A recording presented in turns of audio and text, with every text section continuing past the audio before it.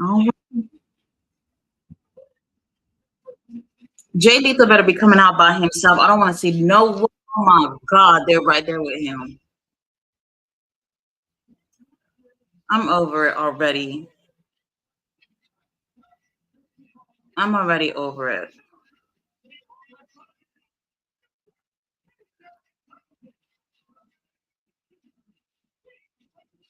Yeah, yeah, whatever.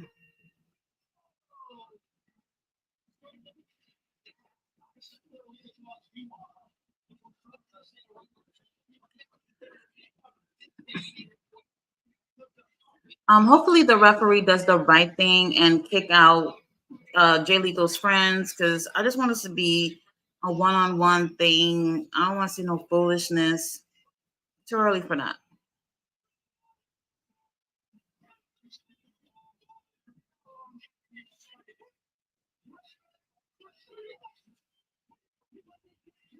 Eddie, he always ready for a fight.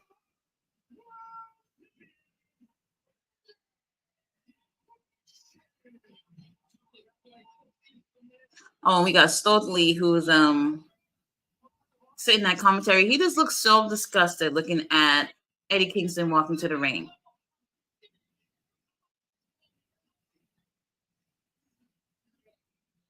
I don't know if you guys read these comments that they have during the pre-show, but it is absolutely insane. Some of the things these people are commenting, like they have no filter. They got nobody watching the chat to see what people are posting.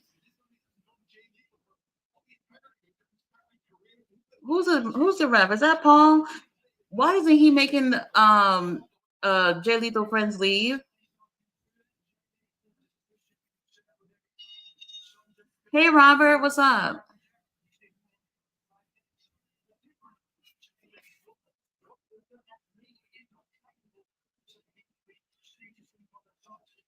I thought we were gonna get started with Claudio and Buddy.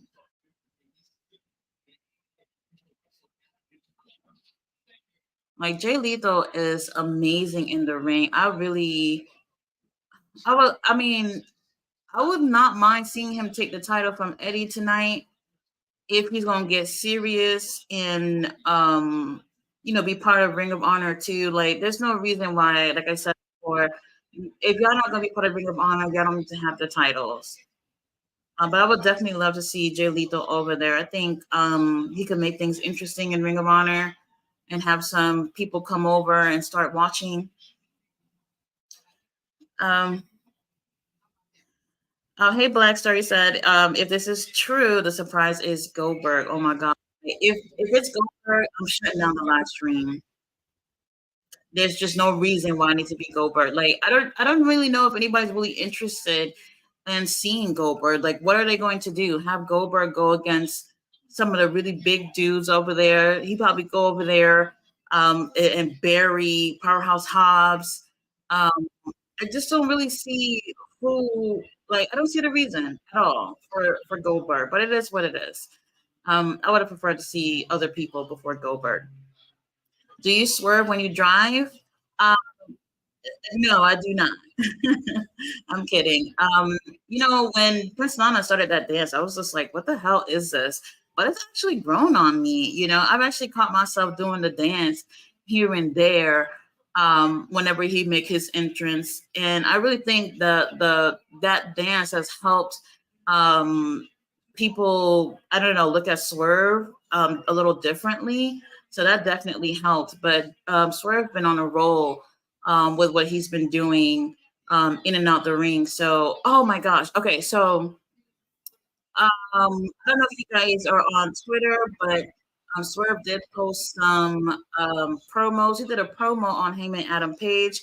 So Heyman had attacked him at pro wrestling at the Wrestling Revolver show, and after he had attacked him, they did a promo after the show or whatnot, and it looked like it was really, really cool. I don't know why AEW.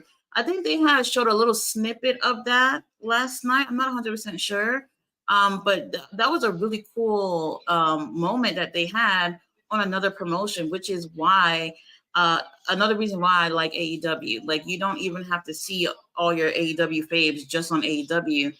You can see them in other places. So it's cool. Um, I mean, they're already annoying me right now with Jeff Jarrett. What's the other dude name? Sanjay. Like I'm over it. I don't mind seeing Jay win it though. But Eddie's actually had some really great matches since he's won the title. So I'll be cool if he retains it too. Uh,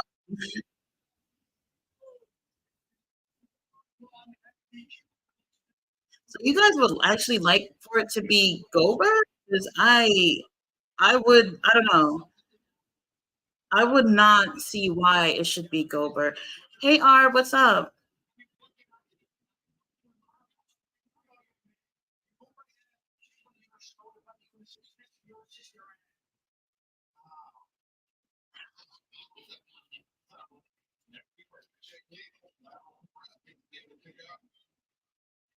Hmm.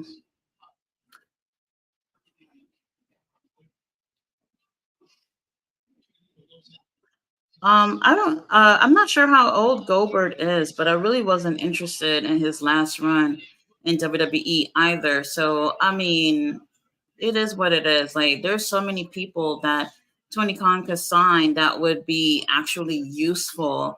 And I just don't look at Goldberg as being that type of person. I don't know.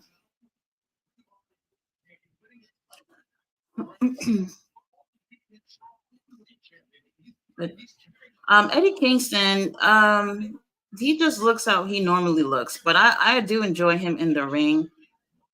He's one of those New York wrestlers that I really do enjoy. Like AEW got a lot of great New Yorkers on their roster. I know some people don't necessarily like Eddie. It took a while for Eddie to grow on me. Something about him I just couldn't like gravitate towards, but he's cool people. I like him. The other day he had a promo on Ring of Honor. He's calling out a champion, but he didn't call them out by name. Like the promo was really cryptic, where you couldn't really tell exactly who he was talking about. So I'm not sure, but I doubt he was talking about MJF. The only other option would have been Shibata, but nobody has anything mean to say about Shibata. So I don't know. I didn't really get that promo.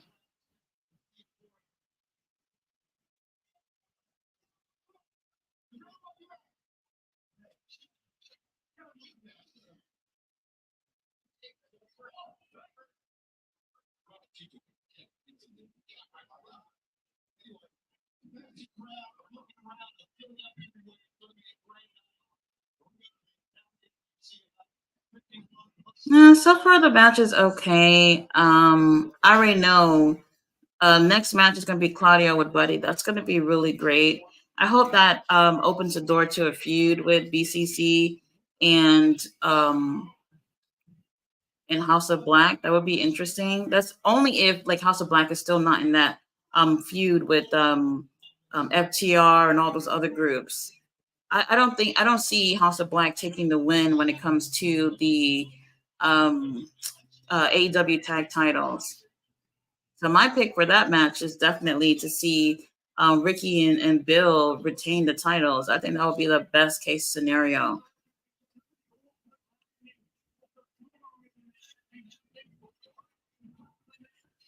Oh, and then I seen that Ronda Rousey, she had her debut match on Ring of Honor last night, and I was like, oh, I hope that's not her that they signed. I'm not surprised that she was on there because she does got a feud with Athena and Billy Starks. They did have a match at Wrestling Revolver, I think on Thursday. So I get it why she's there because Ring of Honor often they have other indie wrestlers come on their shows, especially when it comes with the women matches. So I'm not surprised about her being there, but I don't want her to be the one that's signed. Like I don't know, I don't like it. Another one that I hear people talking about is Dolph Ziggler being the one that is going to be signed tonight.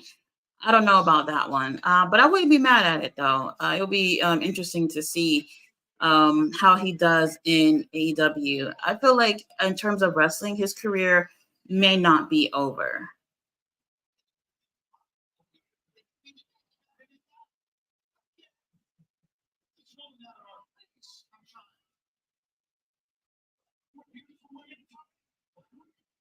Let's see.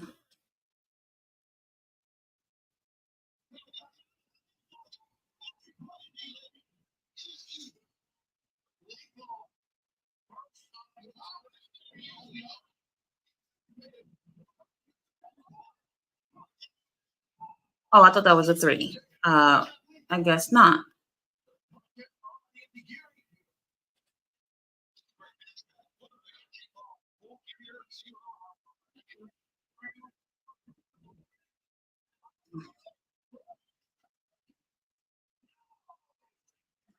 All right, let me take a look here at the comments.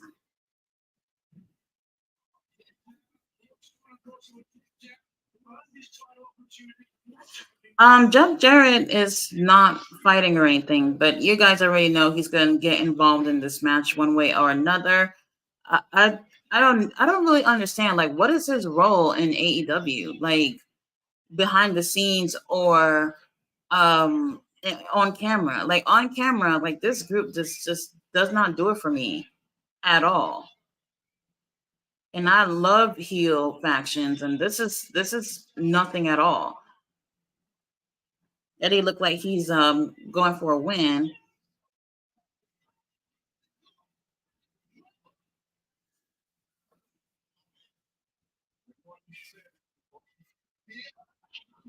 Double clothesline. Let's see.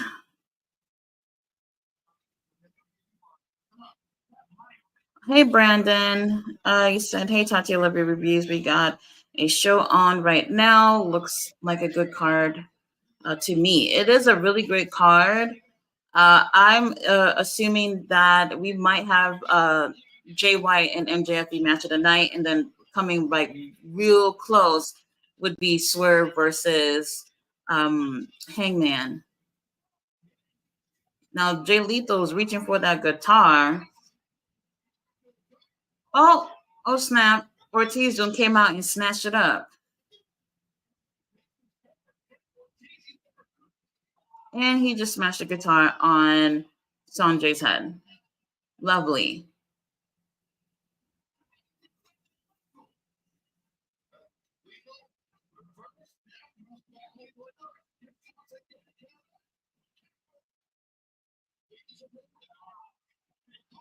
I know he ain't gonna win with this that.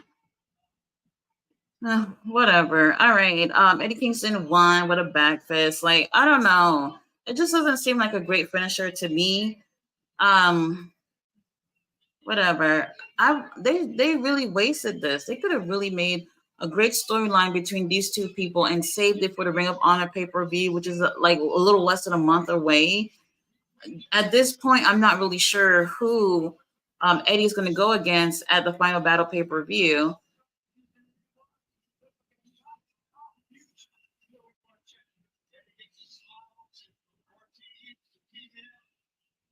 Oh, Ortiz up in there. He better not attack Eddie. That would be crazy.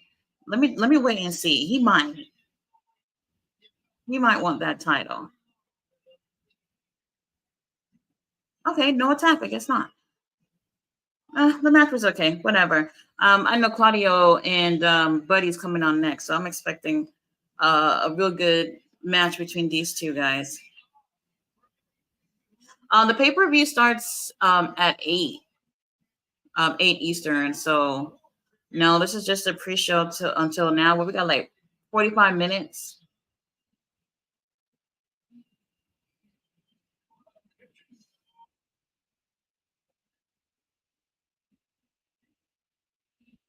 Oh no, Eddie gonna grab the mic. Here we go.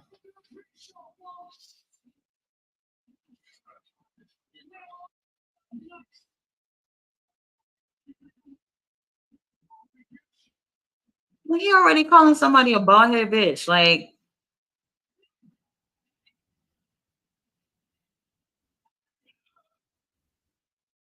I don't blame him. Stokely is annoying. Um, you said Claudio Castagnoli need to leave BCC. Seriously? Um, I don't know. I like them together. What I like about BCC is though, even though they're a group, they still got their own thing going on individually. So I don't really feel like the group holds them back from anything. Especially not Claudio. Definitely not Claudio. Yeah, I see they have the LED boards around the ring. Yeah, that's different. That's one of the first things I noticed. Um, he said Ziggler's clause isn't up until December though, right? Oh, I'm not sure. I'm not sure. So if that is the case and he were to be signed, then he would be on the last pay-per-view, which is World's End.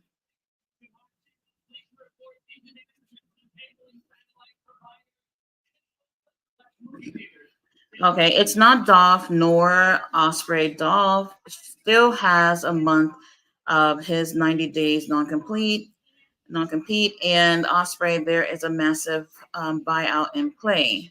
I can't wait for Swerve versus Hangman.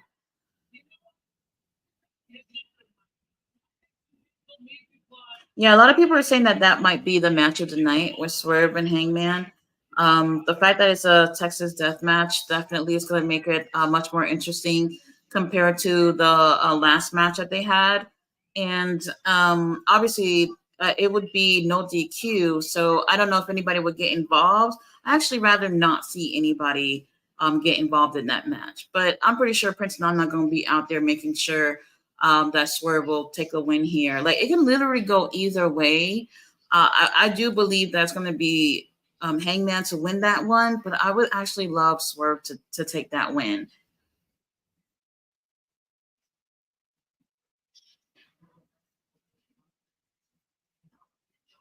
Now we got them showing the John Moxley and Orange Cassidy. I'm going to be 100% biased. I want Moxley to win.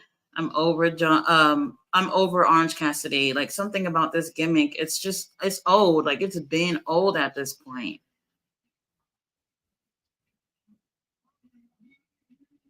And I never really found it to be cool or anything. Some people thought it was cool, but I don't see it like that at all. And I'm surprised we're not getting Billy Yuta and Hook on the pre-show. We're not getting it at all. That's I predicted that would be the match that would be added on the pre-show, but um, they pretty much wasted our time with Eddie Kingston and Jay Lethal. Like I said, Buddy Matthews and Claudio. I believe that's going to be great. Like they put that together like literally very last second. Oh my gosh, did y'all see the ratings last night? SmackDown and Collision. SmackDown made 2 point something million and damn, what's the exact number? Collision did 200,000 something views. What the hell? That's literally like 10% of what SmackDown did at the same time. Like that is absolutely insane. Like I was not expecting that to be the case at all. And smart for Tony Khan for not opening his mouth and saying anything this time around because he would have looked like a dumbass seeing that y'all only made 10% of views that SmackDown made. Wow, I'm actually blown away by that. And, personally, I don't feel like it was a bad show. I do think Tony Khan do have I don't know, like Collision to me I prefer it over Dynamite. Something about it feels great. However, this is a night before your pay-per-view. Y'all should have been doing so much better in terms of these ratings. It's insane. Tony Khan's gonna have to put the pay-per-views on Sunday nights because he can't afford to have Collision and Rampage going head to head with SmackDown. And like I said, he should have put Rampage that first hour and then put Collision after that, so it didn't have to compete the whole way through with SmackDown. I mean, can somebody give Tony Khan my freaking number, because this guy doesn't have a clue. I don't know. He has some really great stuff going with AEW. He's messing it up with making a lot of mistakes here.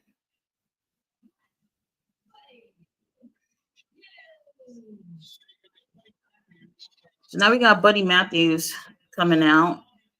Claudia already done came out. I love House of Black. They're pretty cool. They just need a story, something to make them more interesting. Hey Hanson, what's up?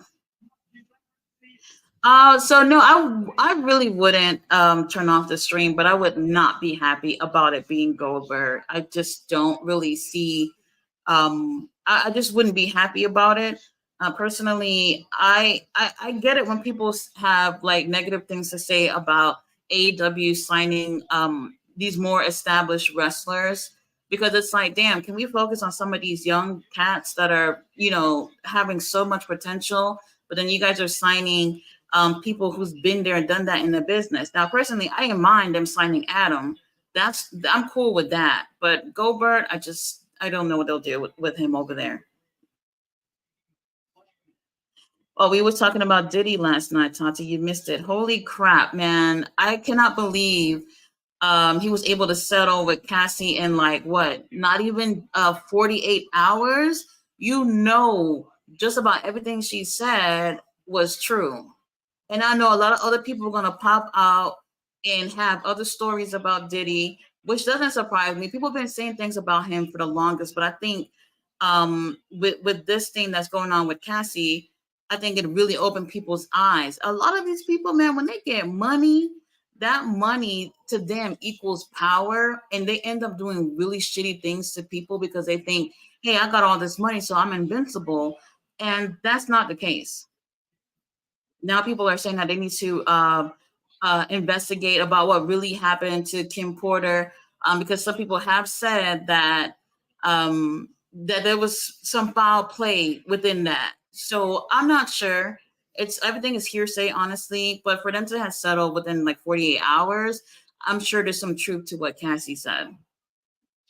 But I'll watch the replay and see what your thoughts were on that.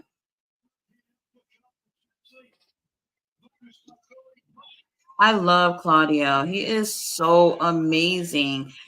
He's improved with the promos, I think, since he's been in AEW. Honestly feel like, Claudio's one of those people that WWE dropped the ball on. So much potential. I just don't know what it is. Like they could have made him so much bigger there. And I can see Claudio's definitely happy in AEW for sure.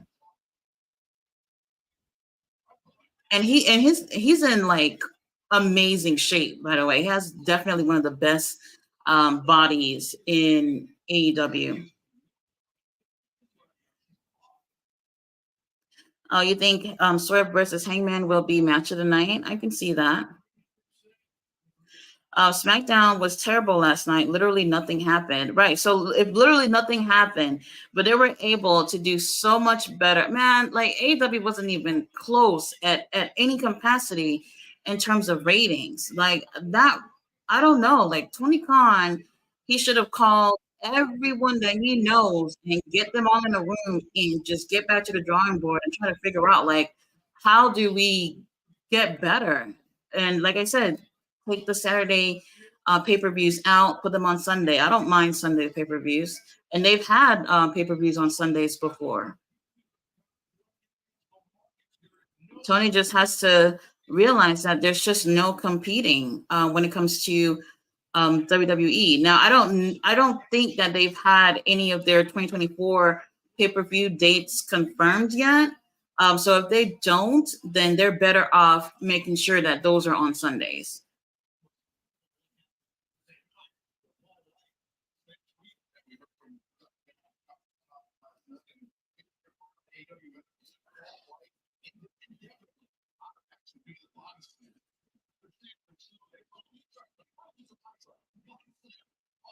Mm, If it was me, turn Collision into a pre-show, that's what I would do to make that the buy-in. Collision was interesting, and the way they ended Rampage last night, all that stuff should have been on Collision, but because of the order of how they had the shows, um, I don't know. I don't even know how Rampage did in the ratings either. Like I said, it was right after SmackDown, so maybe more people who were watching SmackDown had went to go tune in onto Rampage right after that. But I can't imagine that it was that much better. So far, we got a great match with Claudio and Buddy.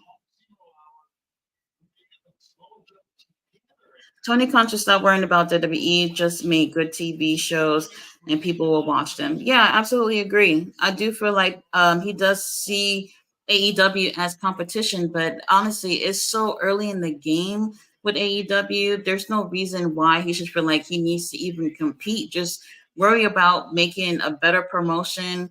You know, getting a really solid fan base, and the viewership, all that stuff will come. If you're looking at yourself to compete with the big dogs and you've only been around for like what, about 5 years, you're not going to get far. And that's what's Tony's problem right now. Buddy Matthews. I don't know, something about Buddy that I feel like we're seeing a little bit more with Malachi and Brody. I heard some rumors about Buddy possibly leaving. I don't know what WWE would do if that would be the case. Like if he were to be leaving AEW to go to WWE, I don't see them using him right. I would actually stick around in AEW and just try to make House of Black a bigger, better faction.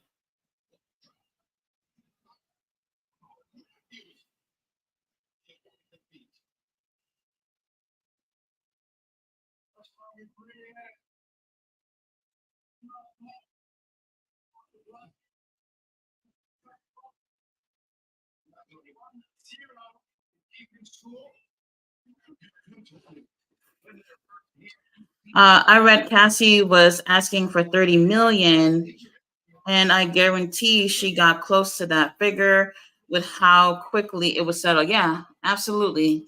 It must have been real, real close if she didn't get that 30 million.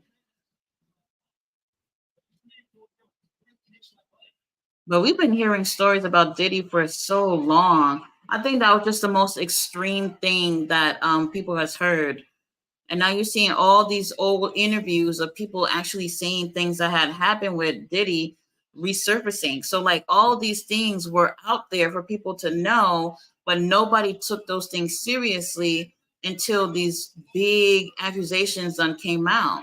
So, yeah, I'm pretty sure she got a whole lot of money. But this is also another thing when it comes to people who are domestic violence victims. When they do situations like this where they sue for money, whatever, people feel like they can't take them seriously. What is money going to do to help you that gone through all that trauma and all that stuff? Like, I don't know. I don't know. If she got paid for all the bullshit she went through, then good for her, but that's not going to do anything. I've been through domestic violence myself. I don't think any amount of money would make me feel better at the end of the day. But this whole thing's definitely going to open a whole new can of worms for Diddy because a lot more shit's going to come out. And also a lot of other women, maybe even men, are going to try to get some money out of that situation, seeing that Cassie done got a payout just by filing a lawsuit.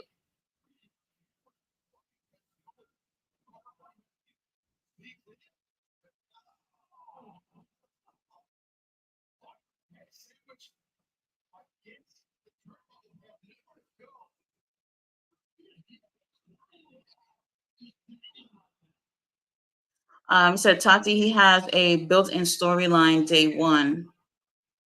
Hi, Will. What's going on?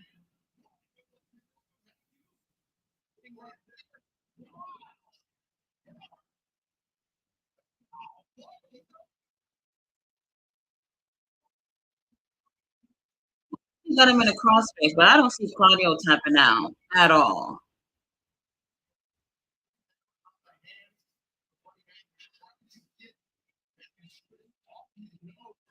No, you said it wrong. You got to drag the Matthews part. Got it.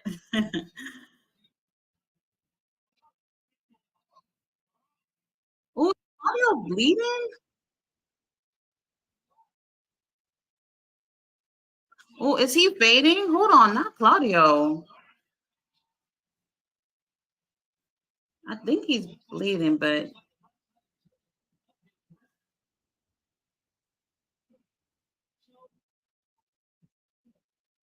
damn, Claudio is so freaking strong.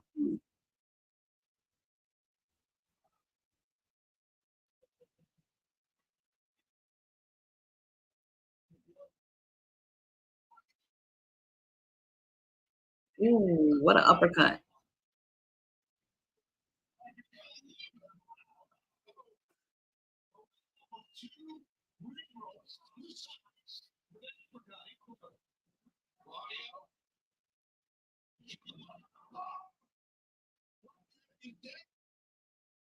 Go for a sharpshooter.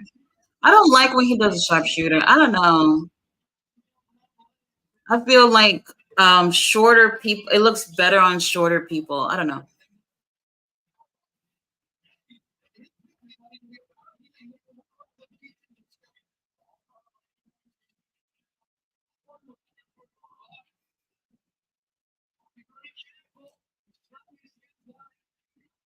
Man, Claudio letting him get to the ropes. Like, come on, bro. Lock it in. Wow, buddy tapped. Okay.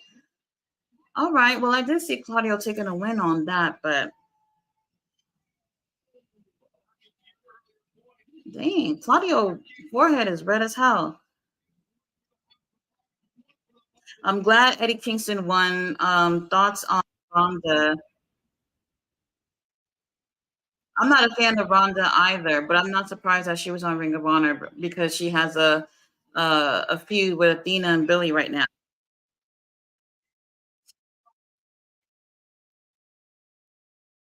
Okay, what we got next? Oh, tag team, Ring of Honor tag title is going to be next. If they don't try to squeeze in another match, knowing like when it comes to AEW, when it comes to their pay per views, they're gonna have you sitting down all damn night. So I won't be surprised if this goes maybe after midnight or close. That's just a little too long for me. Well, they look like they might shake hands. Let's see.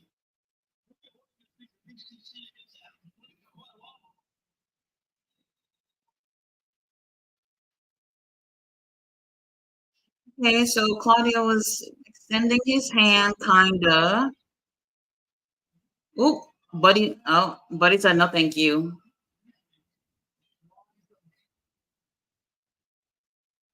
Okay, well, hopefully, like I said, hopefully that leads to maybe. Oh, Claudia, you can't see me. Okay, weird. Hopefully they do get some kind of feud going on soon. I would like to see that. Great match. Damn, these guys are in such great shape. It's hard not to look at them. Let's see. Oh, you said everyone is saying Will Ospreay. Well, so what I'm hearing is Goldberg. That's what even like on the chat for the pre-show, it's a whole bunch of people saying Goldberg names in the chat. So I'm just hoping that's not what it is. Don't let the police get you twice. They missed the first time. They don't miss the second time. If you're referring to Diddy, then absolutely. Oh, Buddy. I'm talking about Buddy Matthews versus Dominic. I don't know what would happen with Buddy's going to WWE. I'd rather him stay. This match is good. Claudia, Buddy, both great in the ring. They are. I like to see more Buddy, especially since Malachi and Brody are tagging. Who do you want to win a TBS title match? I think Julia is going to win, but who do you think should win? Julia's my pick. I think she should win. I'm not too fond of Chris Statlander in terms of her as a character. She has a lot to work on with that, but she's great in the ring. I don't think it started off so great when as soon as she won the title. It took like a month or so before she seemed comfortable in the ring. Because remember, she had been gone for like I don't want to say a year, but somewhat close to that. So we didn't see her for quite some time. So it took a while for her to get comfortable.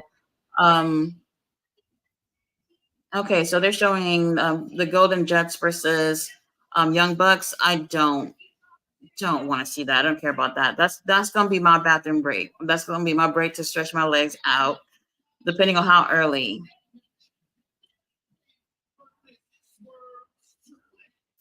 Let's see. Glad Buddy Matthews got a PPV chance. Well, kickoff show. Yeah, I agree.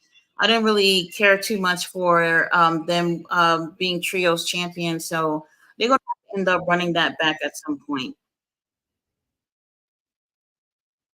There's nothing wrong with financial compensation. She and others will have to deal with their trauma for the rest of their lives. Why should they have to pay for the wrongdoings committed against them? Yeah, I see what you're saying. I'm someone who's been through that situation. I could understand, like, I don't know, like personally, me, I've never thought about, oh, let me sue that person. That money, that person don't got a dime anyway. But um, to me, I don't know. Did he obviously have the money? So taking advantage of that, why not? Why not let him lose? Whatever it is that he loved the most, which obviously is money. He's a businessman. He makes a lot of money. So I can see why not. She's obviously lost a lot dealing with this guy. And, some of these things that she said was absolutely um, really difficult to read. I always tell people, uh, I understand if someone who have never went through domestic violence, they might not believe everything that they're hearing or seeing.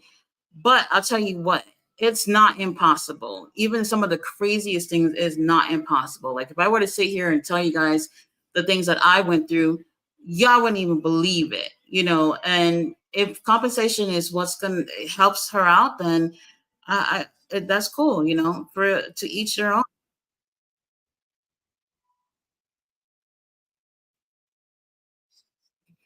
So we got about another 20 minutes. So this next match need to come on.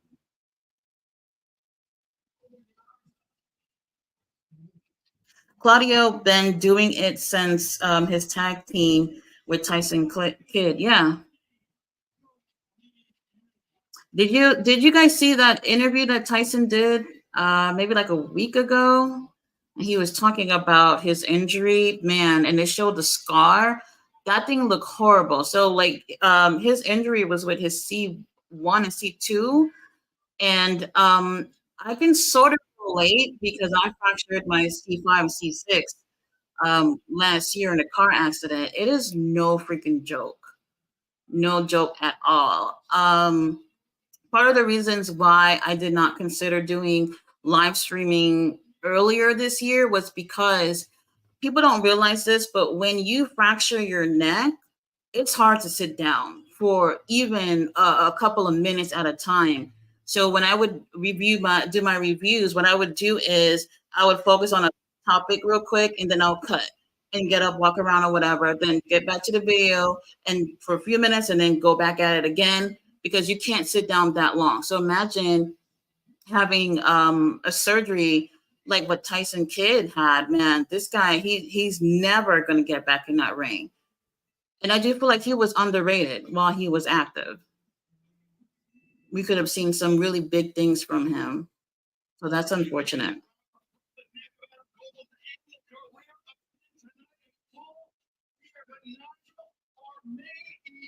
All right, so here's the main event. So now we got the Guns versus MJF and Samoa Joe. I don't necessarily care for this because I want neither teams to win the title.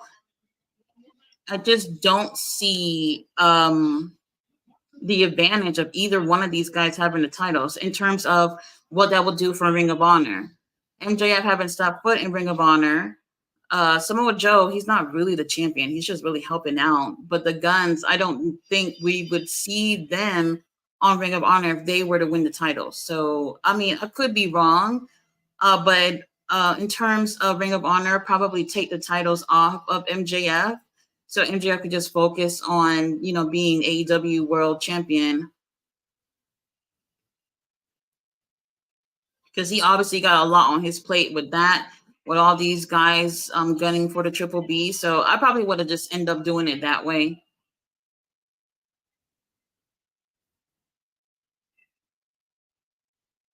Well, the guns are coming out alone. That's great, but let's not be surprised if Juice Robinson come out of the blue during this match, especially after what happened last night.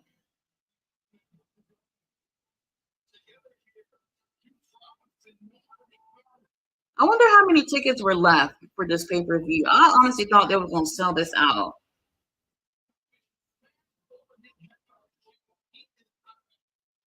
The guns have improved a lot, though. When they had won the tag titles, they were like nowhere near ready at all. That was so weird, really weird.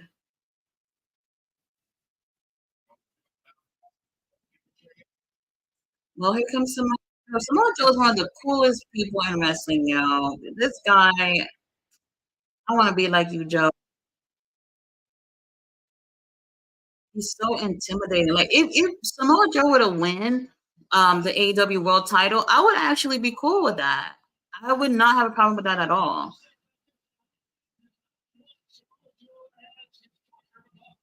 The only thing with that is that we won't be seeing those squash matches that we've been seeing these past few months with him with the TV title, Ring of Honor TV title.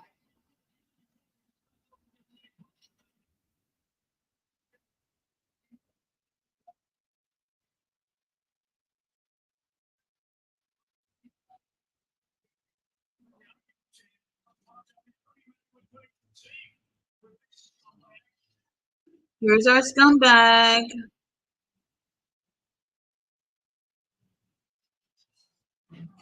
Yo, what the hell? Ugh, hold on, I gotta add. Okay, thank you. How you gonna have an ad popping up as soon as the champion comes out? Oh, 365. So today is 364 days of MJF being AEW World Champion. So tomorrow would make it a year. He's definitely gonna win tonight. What is that? Purple and yellow on his robe? Okay, Laker colors.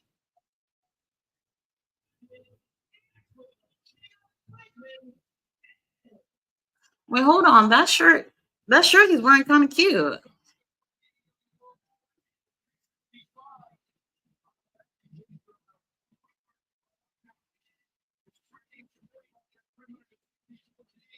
Look at Joe clapping it up for MJF. He don't give a damn about MJF.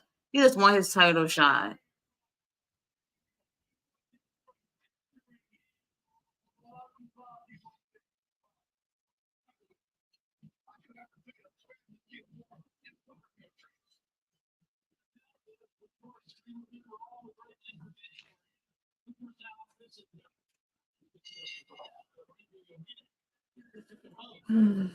All right, the bell has rung. Let's see what's up.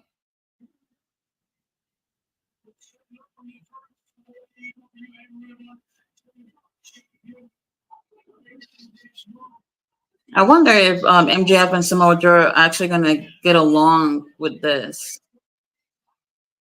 That would be a miracle. What if they end up getting along with this match, and then it's MJF and Samoa Joe having their little bromance, just like how MJF had with Adam Cole? I don't see that happening because Samoa Joe ain't that friendly. But that would actually be cool to see a softer side of Samoa Joe for a little bit.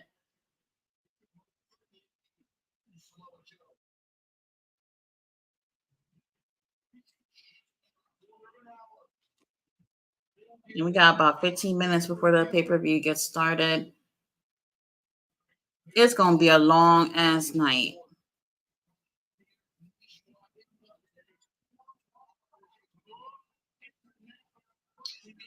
Um, no, wait, hold on.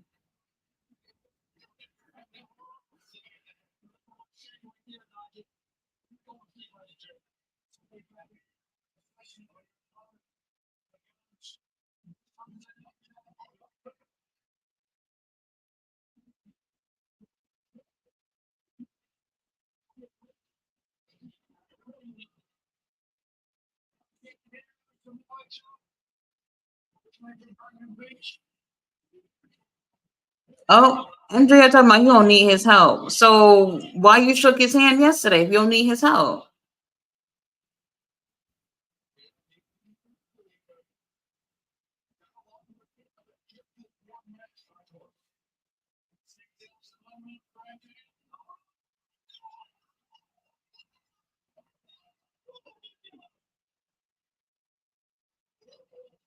Joe is so cool.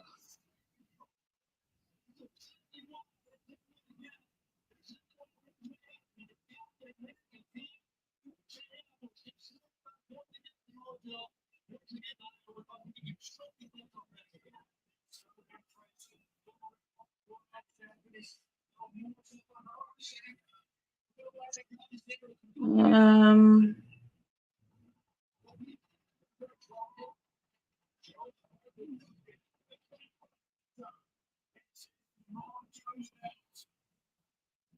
I know Joe not gonna come out here and show up and show out on MJF.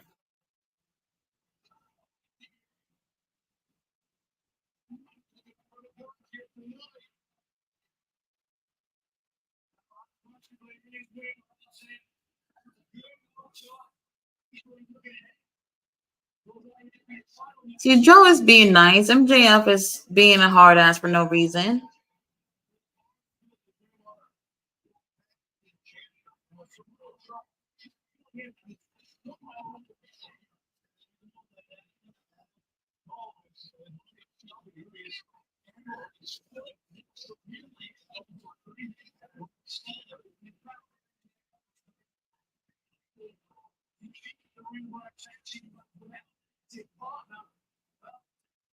This is annoying.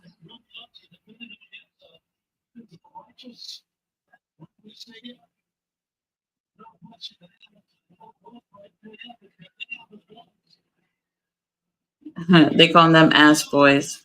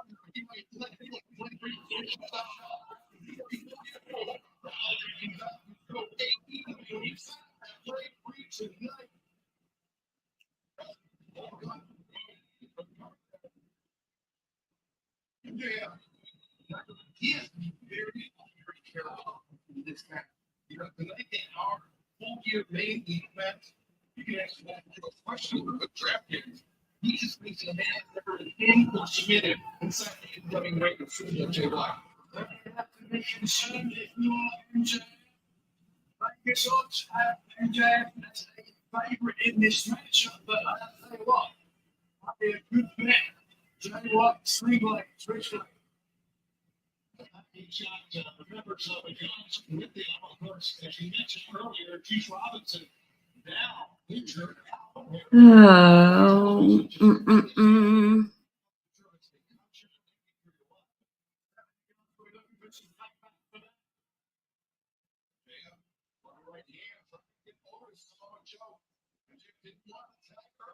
Come on, go for the tag. Oh, guess not.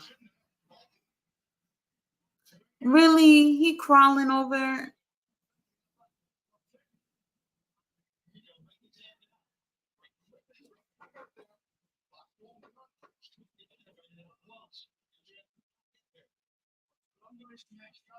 Well, that was horrible acting with MJF acting like he couldn't tag him.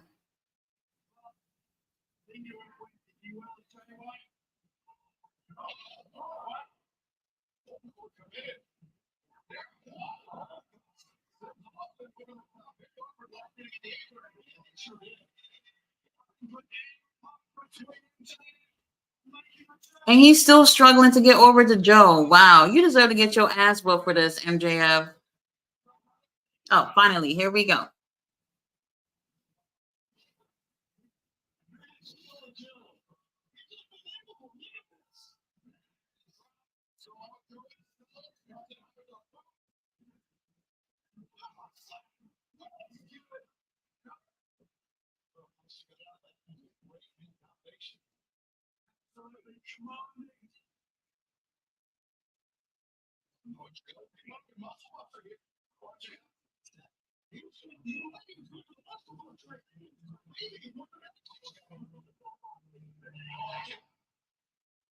And JF rather do the muscle buster. Hmm.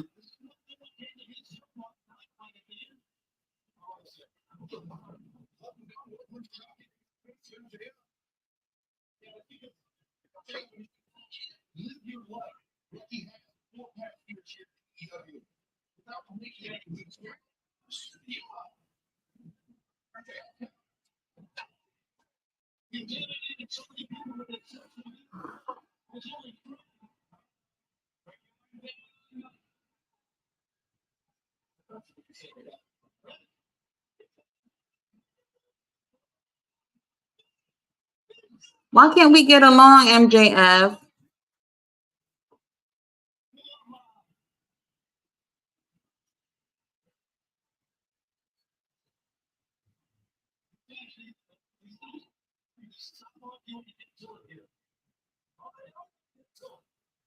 Could you imagine if Samoa Joe would have went for a kangaroo kick? Lord have mercy.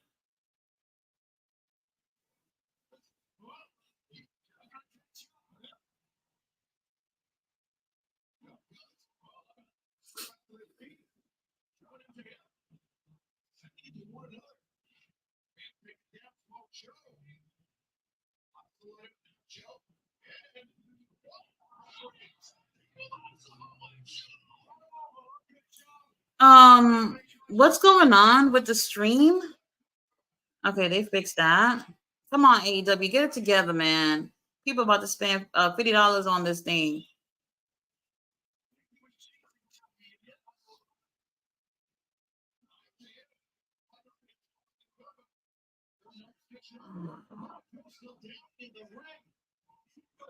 All right, I'm trying to sign into this Bleacher Report shit. I don't know what's going on. It's being really annoying right now. And I don't like to use them because Adam Cole. Adam Cole about to come out in a wheelchair. What's up? Oh, he on crutches. All right, close enough.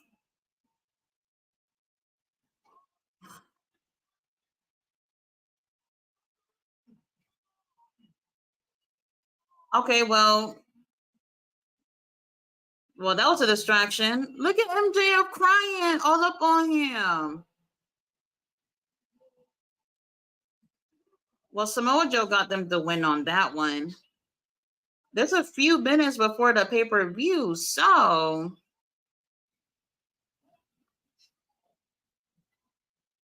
you should be thanking him, MJF.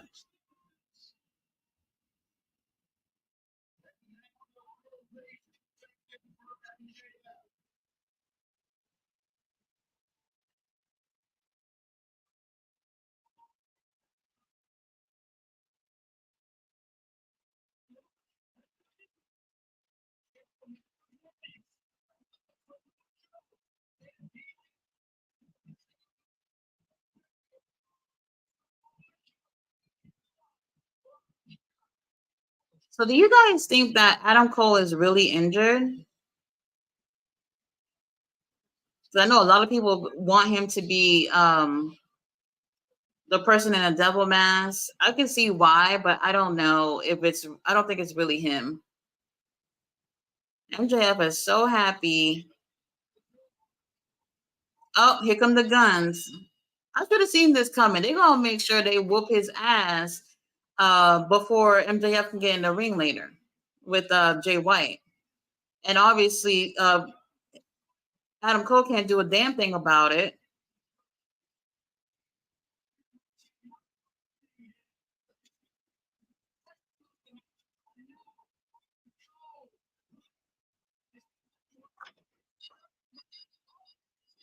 Where did Joe go? He been left. He probably out the building by now.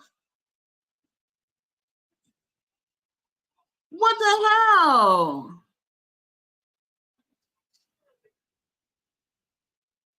Yo, Adam Cole, you're not a real fan. You could have really literally got up in there and do something. Your leg is fucked up already anyway.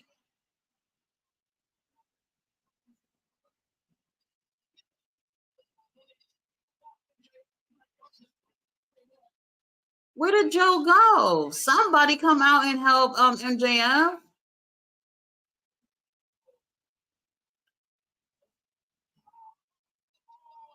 Wow. I should have seen this coming. Okay. Adam Cole is so useless right now.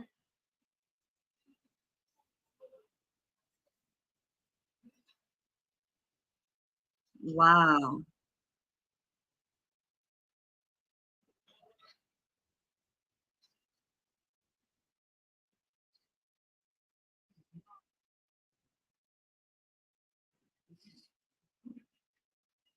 Wow.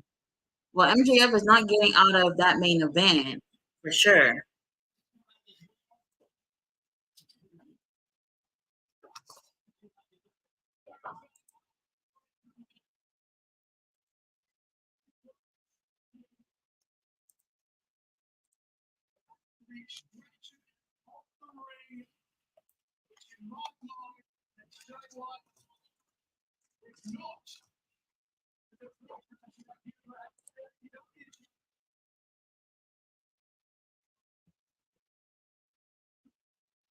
Pre-show wasn't bad or whatnot, but the since the pay-per-view is gonna be like 5 hours or whatever, he got a little time to rest up that leg before the main event actually come on.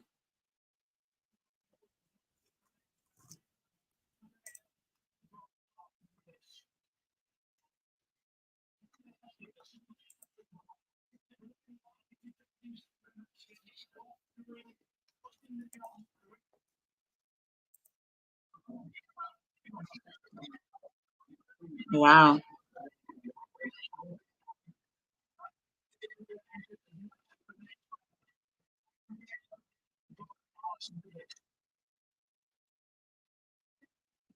I mean, like you're talking about, they asked for this. I'm not sure how, but he should have known that something was going to happen, especially with the guns being out there.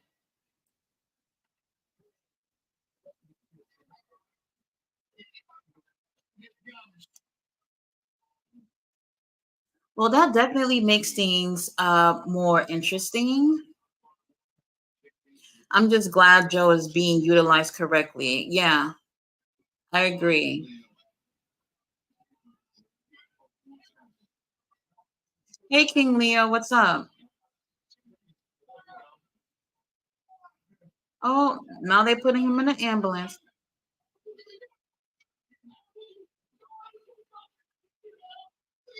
Wow, what is up with this drama? Don't let them take my championship, Adam, please. No. Ugh, I want my heel MJF back.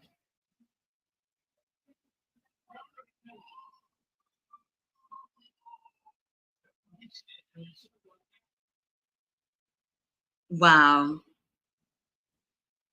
Adam, you were better off staying at home. It would have been the same thing because you couldn't do nothing at home, and you definitely couldn't do nothing over here. Well, at least we got a little bit of drama for the pay per view, but oh my god.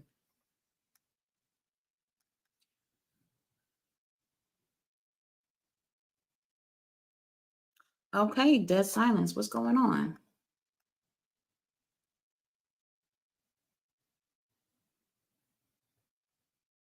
Well, it's 8 o'clock now. So we got our pay per view whenever that stream's gonna come up.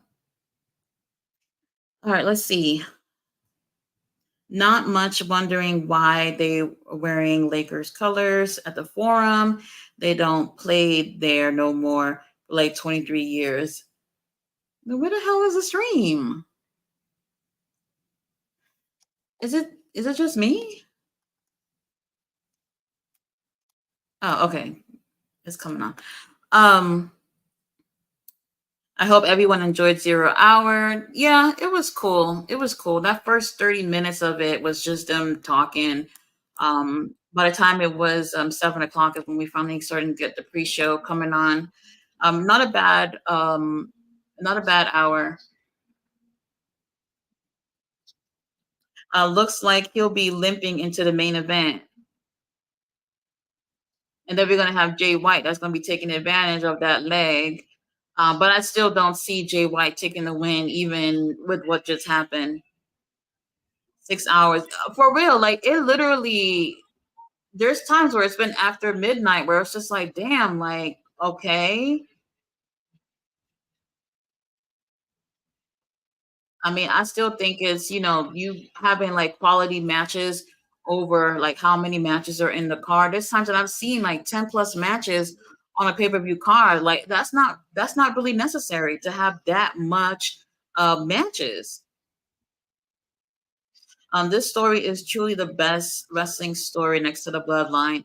I would agree. I am getting a little tired of the bloodline thing because I feel like we just hit a corner, and I don't know what's going on with that, but we need some better stuff with that storyline.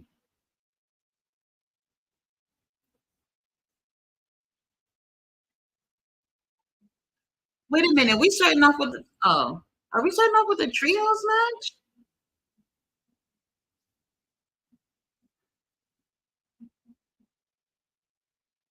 Oh, it looks like we gonna no.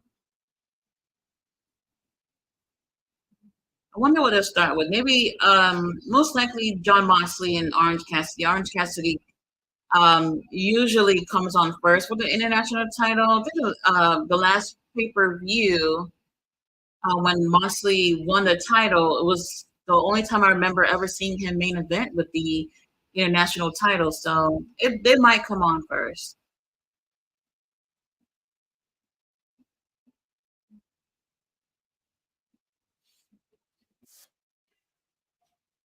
Oh no, MJF fake injury angle. I'm not sure on my pick now. I said MJF easily wins. I think they're just gonna make it look a little easier for Jay White.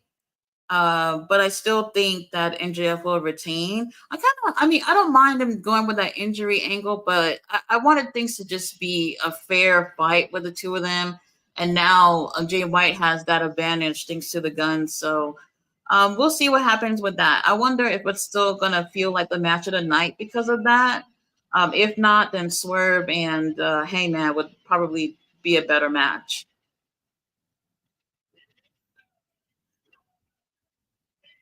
Hey, ballet dancer. Oh, so you're in the UK and it's 1 a.m. Holy shit. I've we're so used to America having these pay-per-views come on at a pretty good time. The only time I've ever really stayed up to watch pay-per-views is with New Japan. New Japan pay-per-views usually come on like 3 in the morning. So I would try to go to bed early and then like wake up like 30 minutes before. And sometimes I don't even get a chance to make it through the whole show.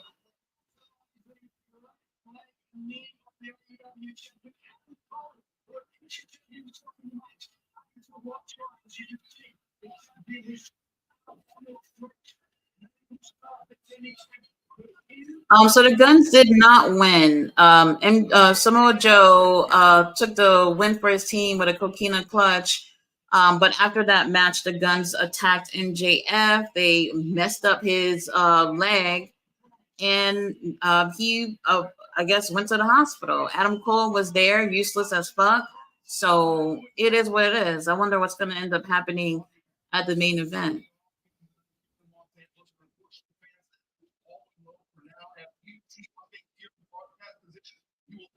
Now, Excalibur talking about we're gonna wait for updates on MJF. Ain't nothing wrong with him. He all right.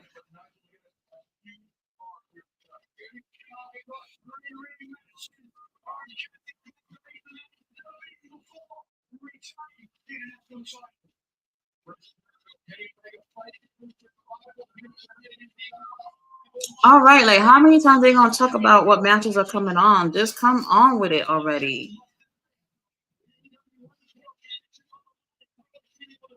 That's what the pre-show was there for.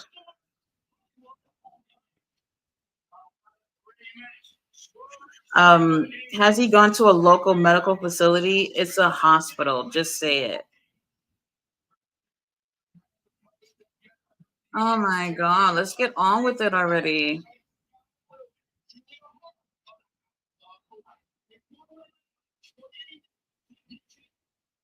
Well, that ladder match is going to be good. I know it's going to be good. That's what happens when your champion is out till January. Oh, I forgot about the signing thing. I wonder if they'll probably put that somewhere in the middle of the card.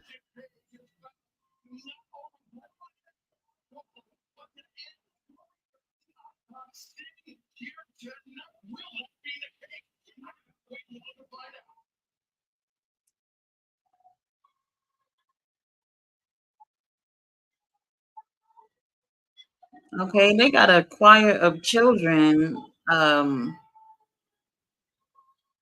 They're is that Christian theme? I think. Wow, I just now getting it. They got a whole bunch of kids, pretty much singing Christian Cage theme. I guess he's their daddies too.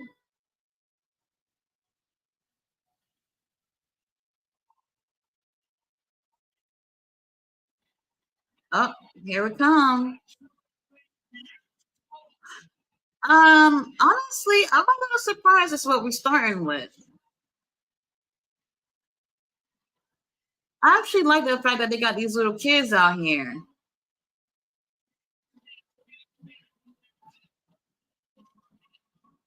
Christian looks so good.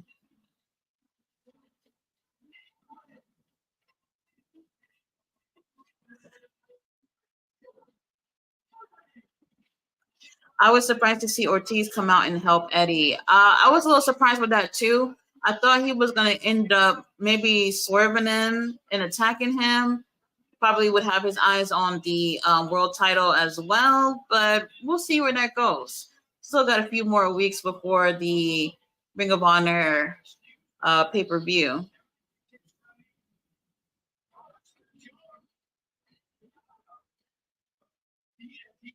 I'm going to be watching until 4 or 5 a.m. Then after pay per view media scrum, LOL, guessing there is one at this pay per view. Yeah, definitely going to have a media scrum after this. And since they're in LA, it's probably going to be a long one too. Oh, here comes Ric Flair. He's had quite a career. Definitely one of the most legendary wrestlers of all time. But I just do not like this man, and he wearing black and purple, my colors. Oh, anyway, I don't know. He's a shitty person, I think.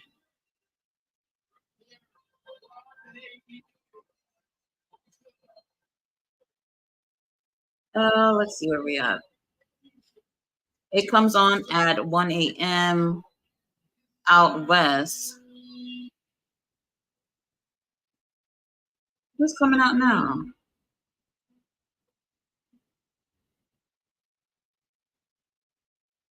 Thing is coming out.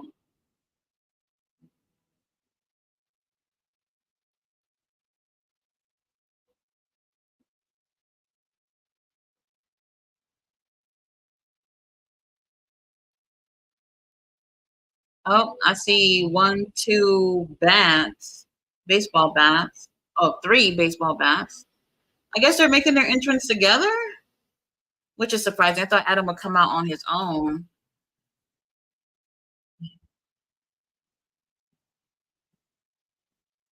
Oh no, they're coming out together. Oh, they're all wearing white and black. Okay, that's cute. I like it. Oh, they even got Darby a jacket too. That is so nice of them.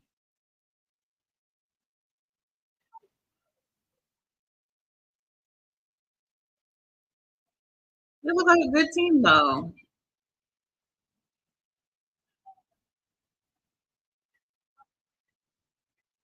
Oh, wait a minute. Adam got face paint on too. I didn't even catch that.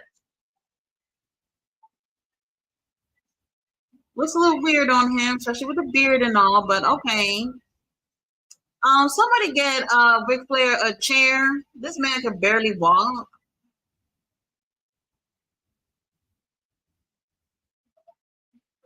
Is that Steve?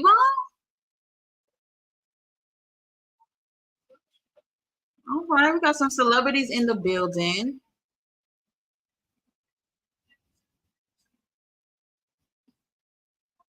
I like the jackets though; they're cool.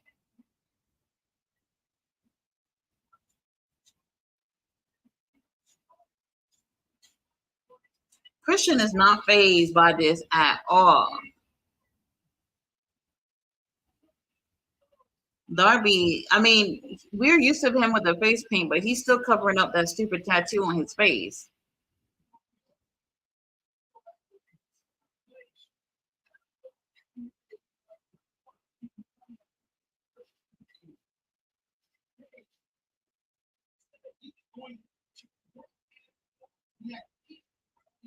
So yesterday they were in the same arena for Collision and Rampage, but they had the crowd so blacked out, like you literally couldn't see past the first few rows. I don't know if they did well with the tickets or whatever, but now you can actually see the crowd with the pay per view. Look at Nick Wayne.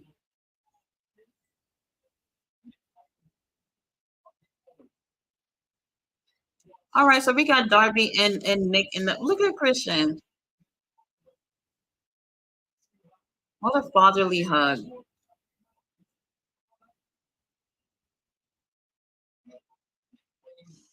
You said why is it hard to find my YouTube channel? I'm not sure.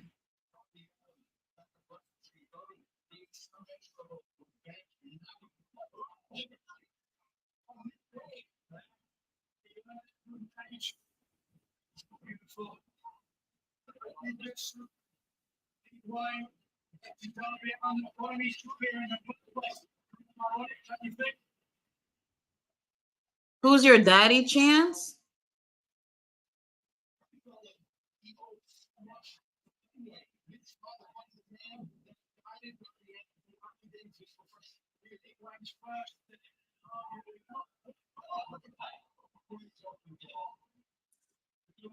Well, Darby don't have that brace that he had on like 2 weeks ago.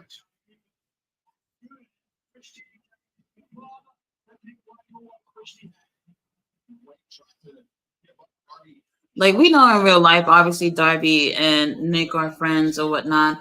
Like, how cool is it to get your friend into the same company you work it into, especially you 18 years old, in a match with Christian and Adam Copeland and Sting? Like, I mean, Nick Wayne, 18 years old, like that's insane.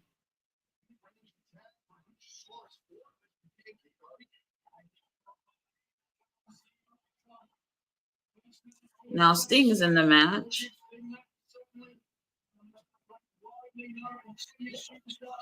I'm so curious as to who's gonna be his opponent for his retirement match. So far, it's not easy to tell who that would be at this point. I wouldn't be surprised if it wasn't a one-on-one match either. So if he would have had like someone like Darby or Adam by his side, kind of like with Ric Flair having his last match with being partners with shit, what was his name? Andrade. Okay, here come Adam in the ring, Christian in the ring. Let's go.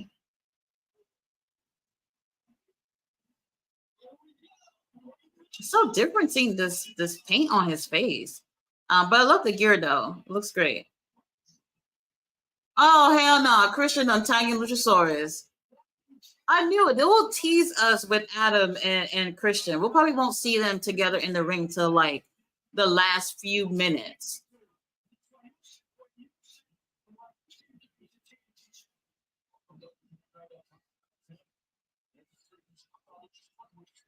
Well, Luchasaurus is a freaking beast. With him winning the TNT title, it just really wasn't his time, unfortunately.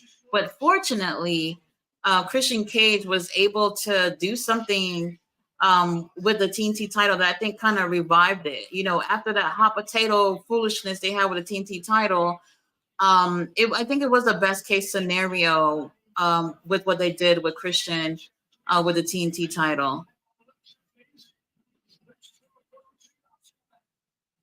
But you know, Luchasaurus, he's young. He'll get it again at some point.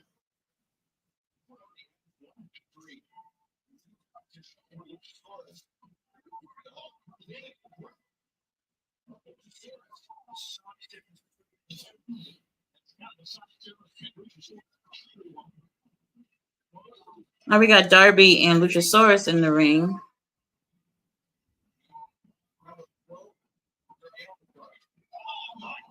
Damn. I love how fearless Darby is, but like something about him. Oh, Christian done snatched him up. Something about Darby, like when he's in the ring with these bigger guys, pretty much the whole roster is bigger than him. Oh my god. Luchasaurus done slammed him onto the apron. Oh my god, he looked like he could be dead.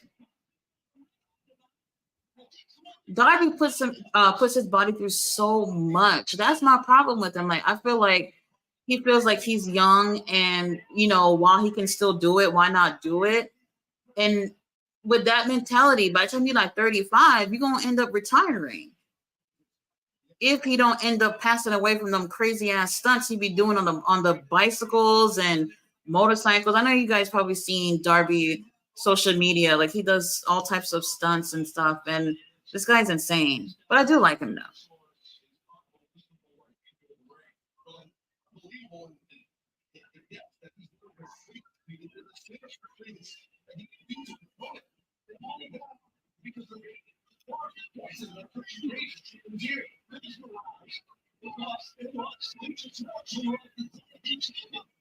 Goldberg versus Wardlow. I actually would like to see that, but I feel like I would like to see Wardlow win in that match. At this point, when it comes to AEW, I'm a little bit more for these younger talents going over. So I wouldn't mind them having that match, but I want to see. I would prefer to see Wardlow go over in that situation.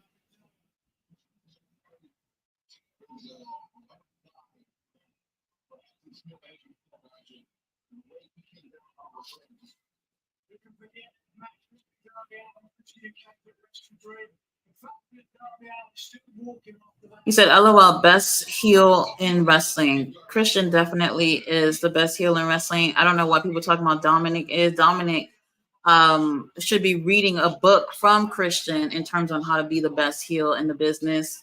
He definitely. I mean, I don't mind him as heel, but he's not the best right now. He said, Sandman, I was trying to pull up on a different device. I finally found it.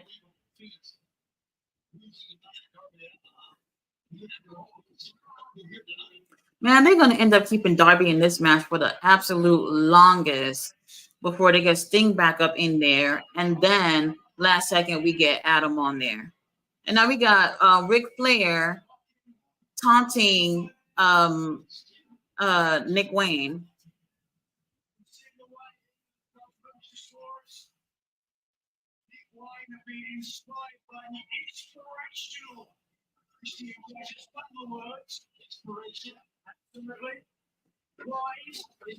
Nigel is calling Christian Cage inspirational.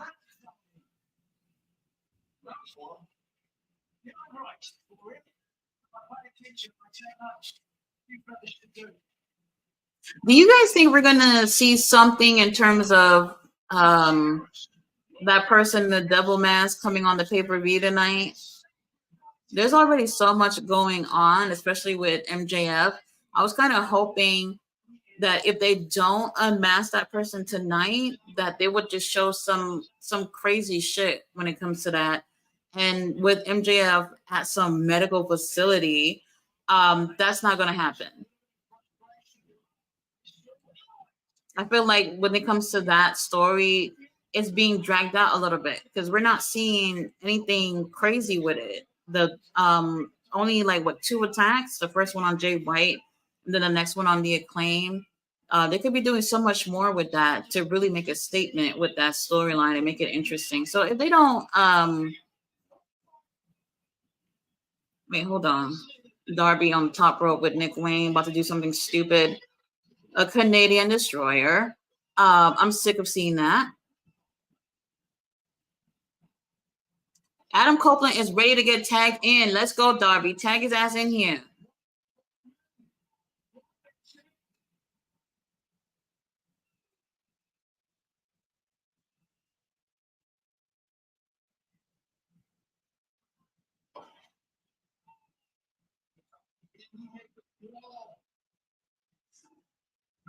Rick Flair, aka Mr. Helicopter.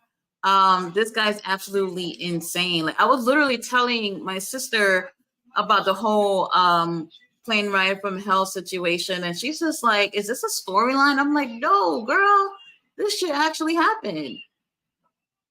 Oh, and here comes Christian attacking Adam from under the ring. Who is that? Oh, that's Sting. Sting too old to be running after people. Like,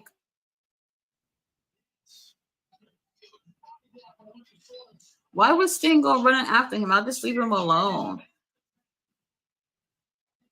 Dang, Darby is literally scratching and clawing his way to tag somebody, and none of his teammates are over there.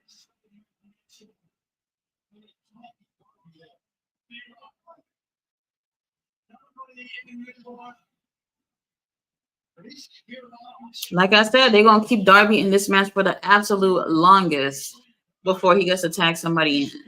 And most likely he's gonna end up tagging Sting before Adam.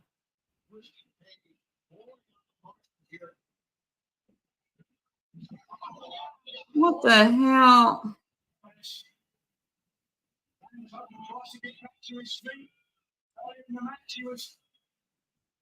Look like Christian getting ready to spear Darby. Oh, and he doing it just like how Edge would do it. Edge is like, bitch, don't copy me. But Darby ducks, so no spear. Man, Darby got to be like 125 or something like that. Like, I can't even see him like at 150, if that. He is just so small.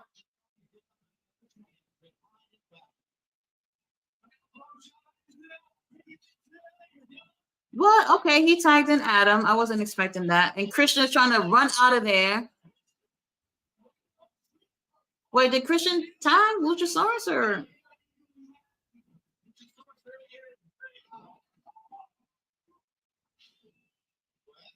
Well, Christian got out of there, so now it's Luchasaurus and Adam in the ring.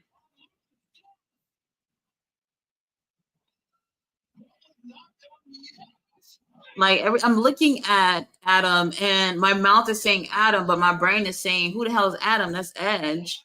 Like it's gonna take a while to actually like get used to that. Man, Darby, you know what? Darby's not gonna waste anybody time. He's gonna be just throwing himself around. He'll be doing the most.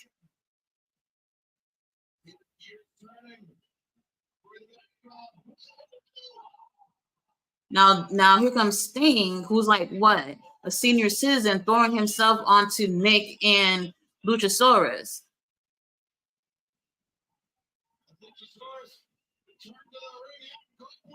Who is a legal man? Isn't it Christian? I'm so confused. Anyway, Edge, Adam looked like he's going for a spear. Never mind. Luchasaurus done caught him up. Looked like he's going for a double choke slam.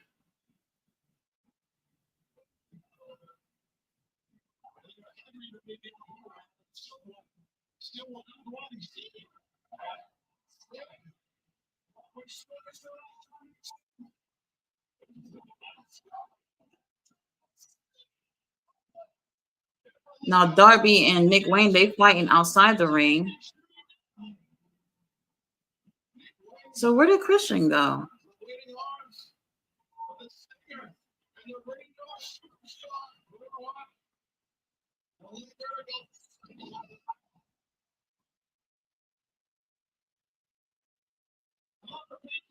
It would be crazy if Christian team were to take the win. Like, I wouldn't be surprised if they do something to take the win here.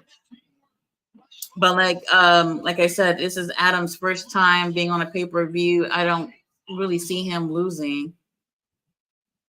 And then obviously Sting being on his retirement tour, so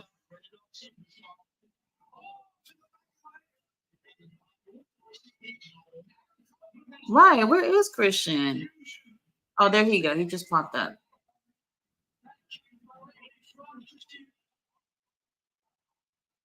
Oh, hell no. Ric Flair done took off his jacket. Come on, Rick. Where is Rick Caretaker? Oh my God! Now Rick is hitting up on our stepdaddy. What the hell? Oh, Christian gave him a low blow.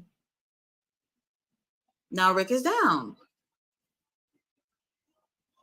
Don't boo him. He ran up. He wanted to fight. So it is what it is. Now, I know somebody in the audience is like, what you shocked about?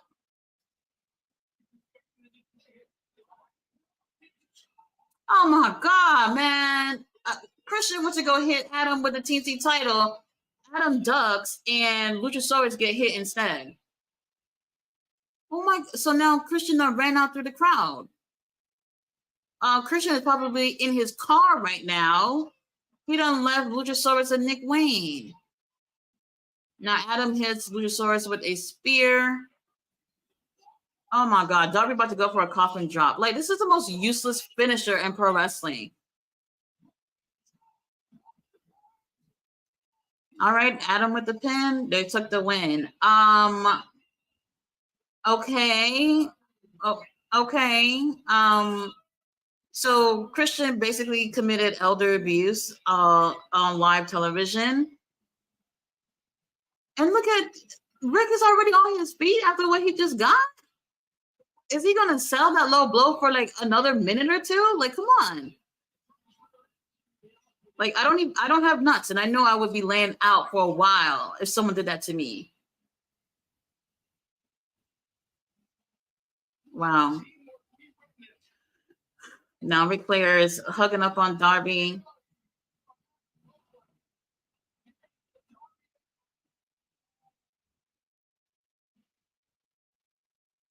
I mean, the match was all right, I guess. Whatever. I obviously the storyline's not over with Christian and Edge, but um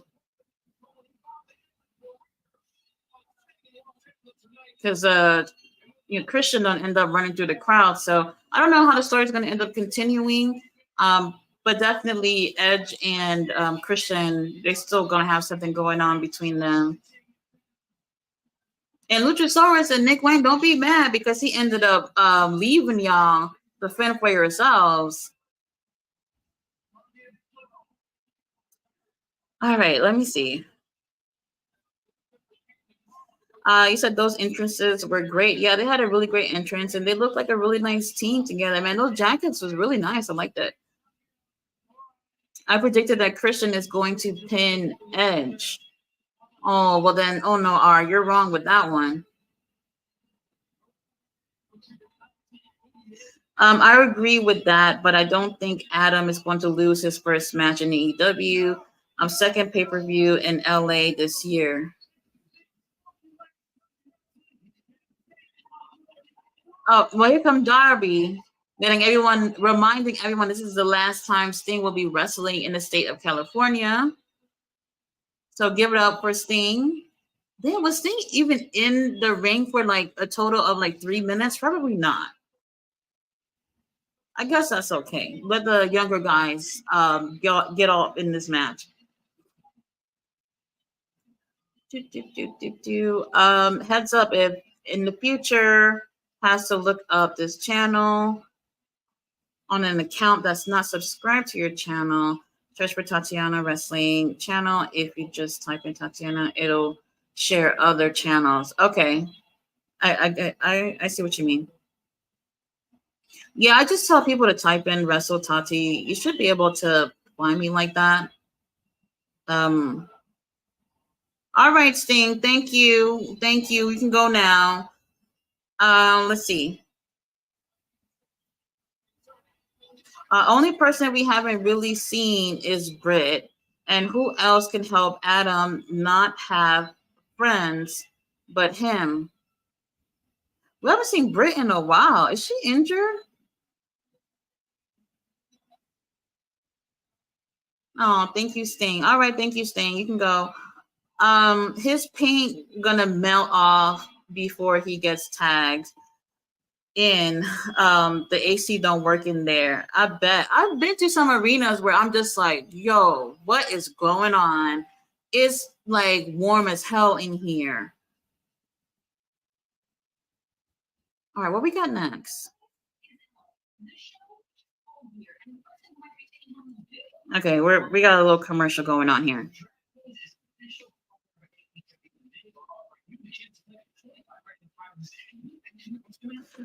That's what's gonna make me angry. They're not gonna put none of this in the game.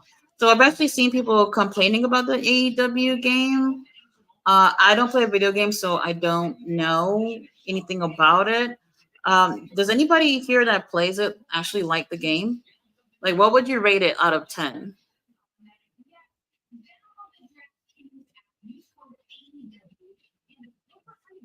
Yeah, Christian probably at home by now.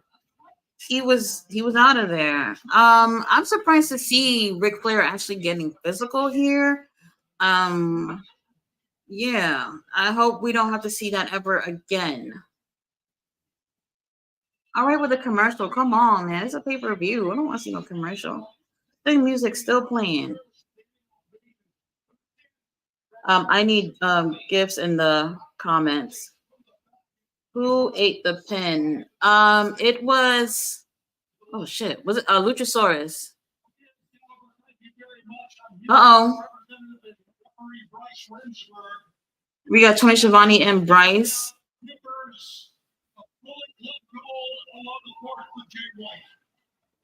What's going on? Okay, so Bullet Club Gold is coming out for whatever reason. I don't know.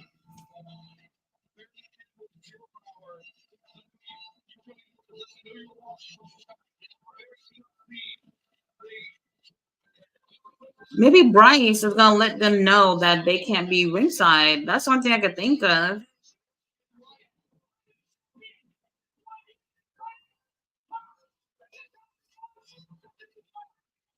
And Jay White all up on Tony Schiavone's face. One of these days, Tony Schiavone gonna snap and start kicking somebody's ass one day.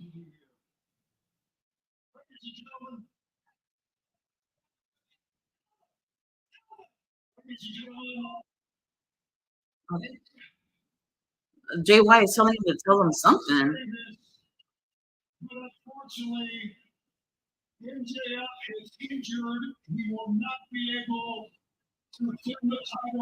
Okay, so Tony's letting us know that MJF will not be able to defend the title.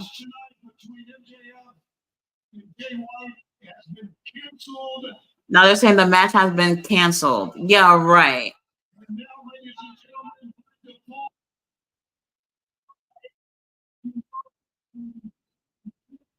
Oh, so right when he was gonna say by default that Jay White is a new champion, here come Adam Cole. Now Adam Cole better not sacrifice himself to defend the Triple B because he is hopping up on here. So there's just no way.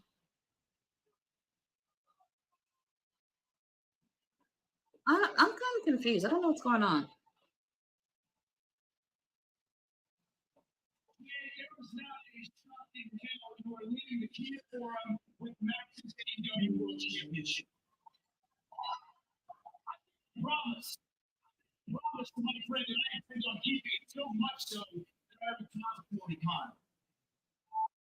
Okay, Adam said he talked to Tony Khan.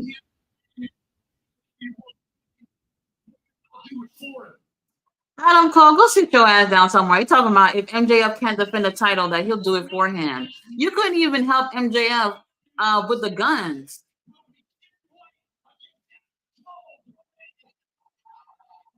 And now Jay White is laughing in his face. I would laugh in his face too.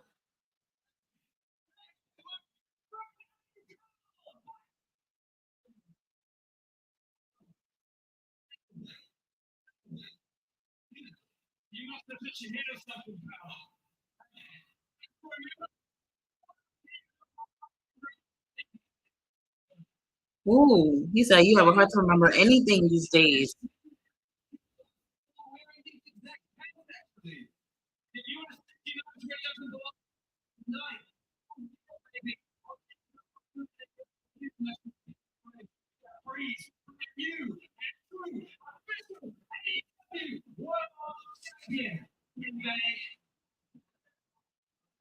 Um, hmm.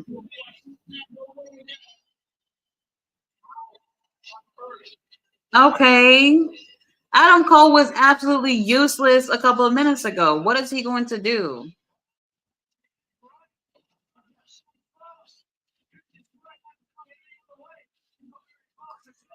Anyway, you said no. Britt been on Instagram going up. I don't think I follow her on Instagram. Honestly, it could be 8 out of 10. It plays like the old games on Nintendo 64. But Kenny is too busy to manage the game development soundtrack. Has so many good songs from the roster.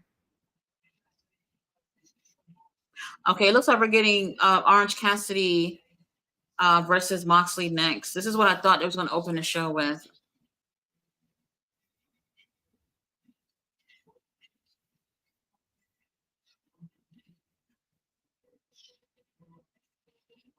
All right, guys, place your bets. How many minutes into the match will John Moxley be leaking all over the damn ring?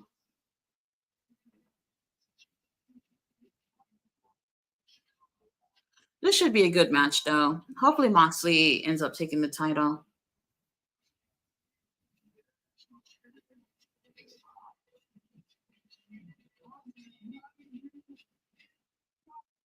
Damn, we're like about 40 minutes in and we only have one match? Hmm.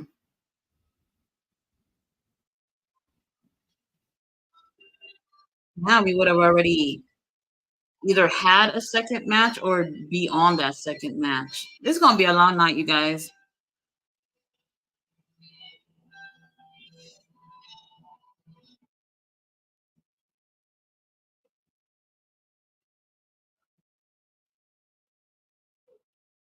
Who's that? Hook?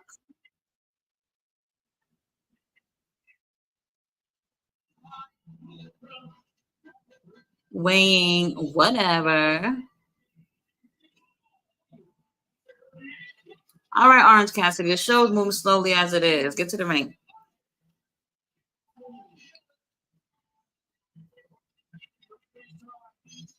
Well, if Hook is coming out there, then Willa Yuta is definitely going to be ringside.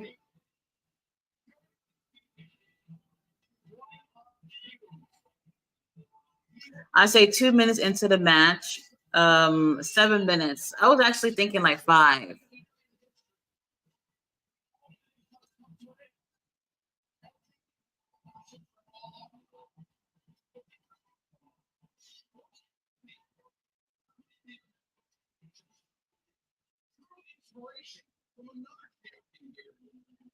All right, here comes Moxley. Yep, he's coming down with Willa Yuta. Is he limping or something? What's over his leg? Why are you walking like that?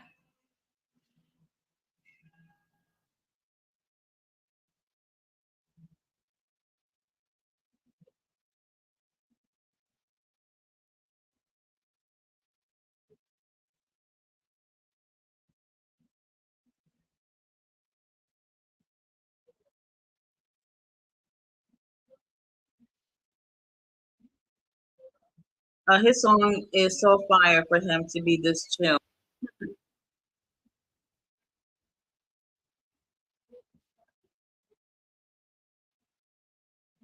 Damn, is he walking to the ring or is he walking back to the back? Like, where's he going?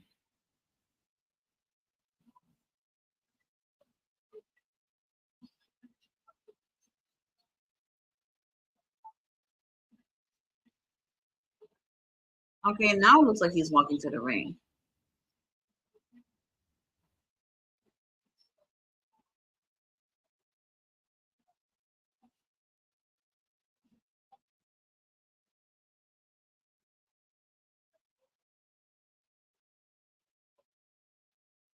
Okay, Adam Cole ripping off that leg brace cast at start of match. He's not injured and has been the double in the match. Well, if it turned out to go that way, that would be really interesting. But the whole him being the double in the mask thing wouldn't be unveiled tonight. It would have been at some other show for sure.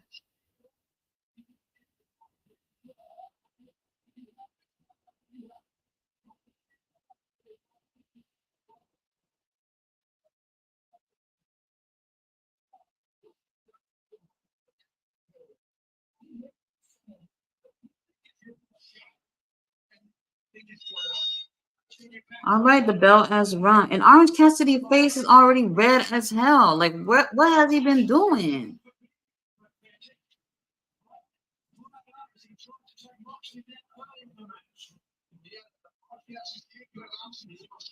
John Moxley not gonna be playing with you, Orange Cassidy.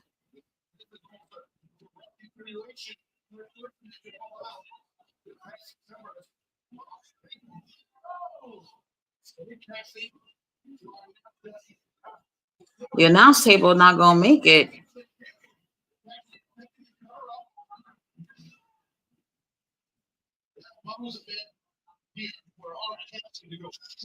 Moxley must love Charlie Sheen so much. He loves being Rick Vaughn.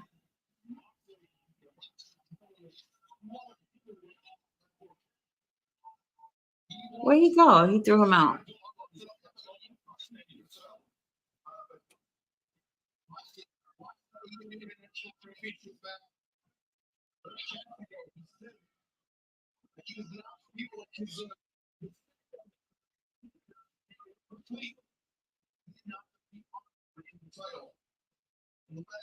I'm so glad I ate dinner before this because I ain't buy no snacks. Normally I have my snacks for the pay-per-views, but y'all don't want to hear me munching all up in your ears, so had to have dinner first.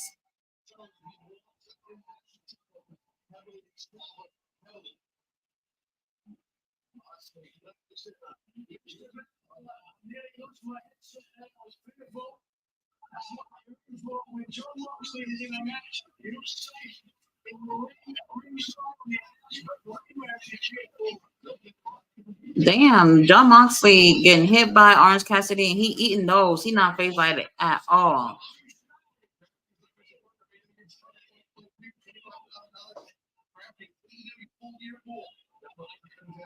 My opinion on what's going to happen, just a prediction. I'm probably way off. Honestly, I'm not really sure if the whole thing with Adam Cole is official. They might tease it to happen, and then out of the blue, here comes MJF with his hospital gown going onto the ring to defend the Triple B. So we'll probably have Adam Cole just ringside, and they'll go ahead with the match, and maybe have Juice ringside with Jay White if Adam Cole's going to be there.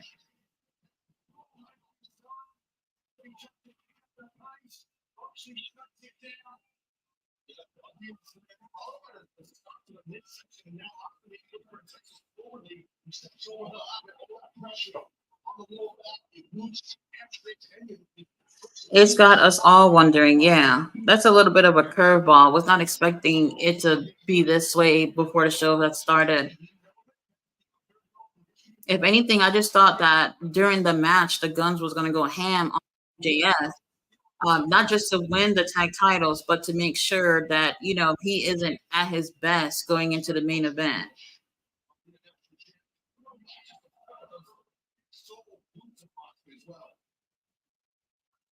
And obviously, MJF was going to be mad at Samoa Joe because Samoa Joe, as soon as he took the win, he just up and left. He got a family to go see, so he was out of there. It's not like he had to help MJF anyway. This was all about him just being there for him during the match. But I thought this was more about kind of having a friendship with the both of them, something like that.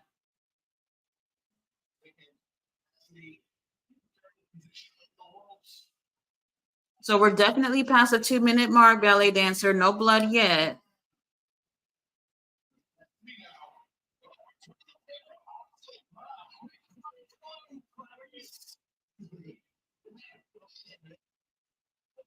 Oh my god, is he like biting on his face?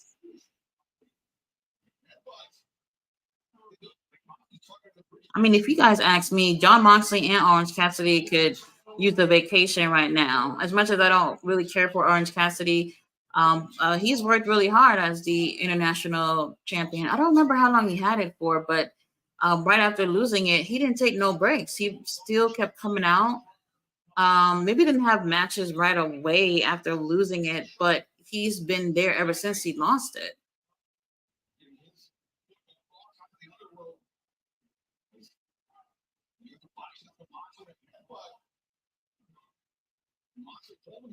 Oh, somebody bleeding. Who bleeding already? We're probably at the 5 minute mark, like I said. Is it Moxley bleeding or Orange Cassidy? I think it's Moxley. I was right. 5 minutes. The match started at 8:42, and it's 8:47. I was right. Like, what the hell? Like, come on. Y'all haven't really been doing anything for you to be bleeding like this.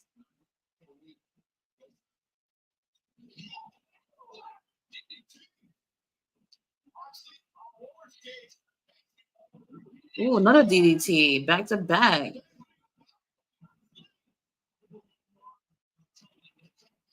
Moxley said, "You ain't gonna beat me, not this easy."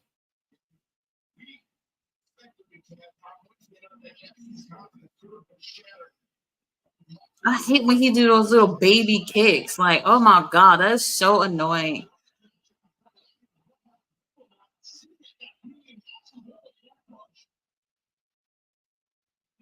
He done kicked him like more than 5 times, and John Moxley is just like, "Come on, bitch, keep coming at it."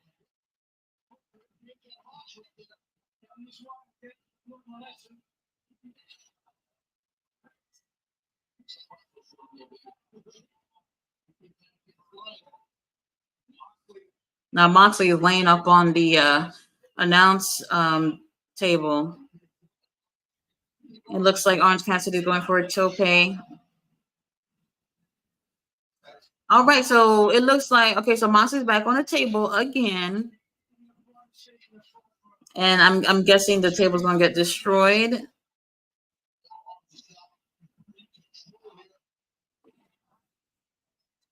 Now the crowd is asking for him to do a third tope suicida, and I guess he's going for it.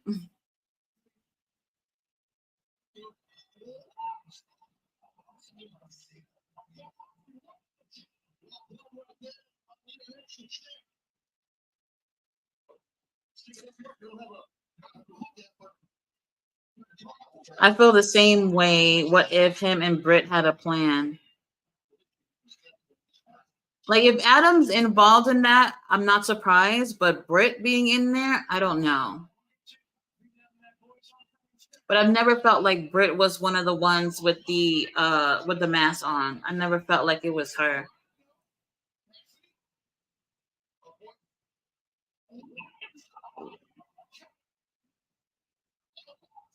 Come on, Moxley, let's end this early. We got other matches to see.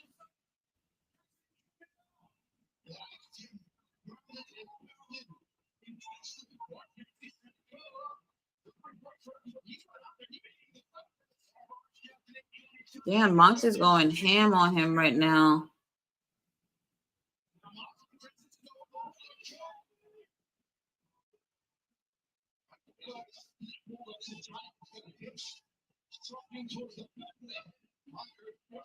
Yeah, there's so much blood all over his face that like he can't even keep his eyes open. And when it comes to wrestling, I'm not a fan of them like wiping the blood off and shit. I'm not a fan of that. But there's like way too much blood all over his eyes right now.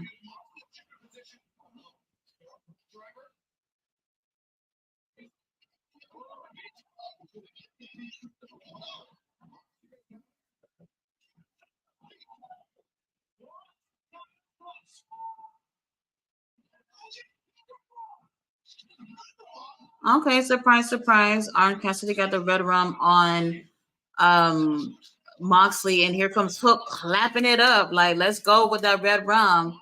You ain't winning with that.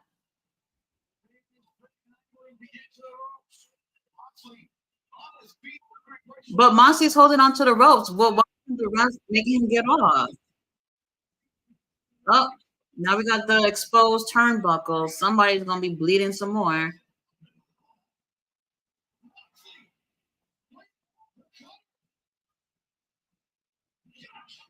Ooh. Hit him with a power driver. That's not gonna be it though.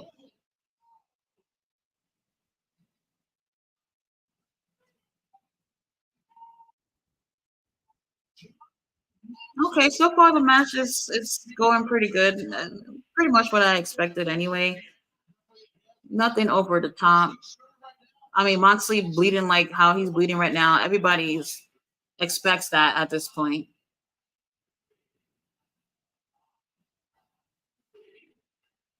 So now the crowd is cheering for both of these guys. It's pretty much right down the middle.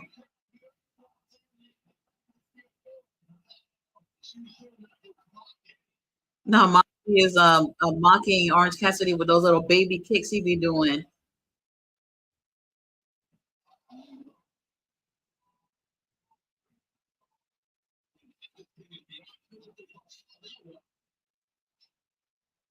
Oh my god! Now Orange Cassidy putting his hands in his pants. I hate when he does this. It's so weird.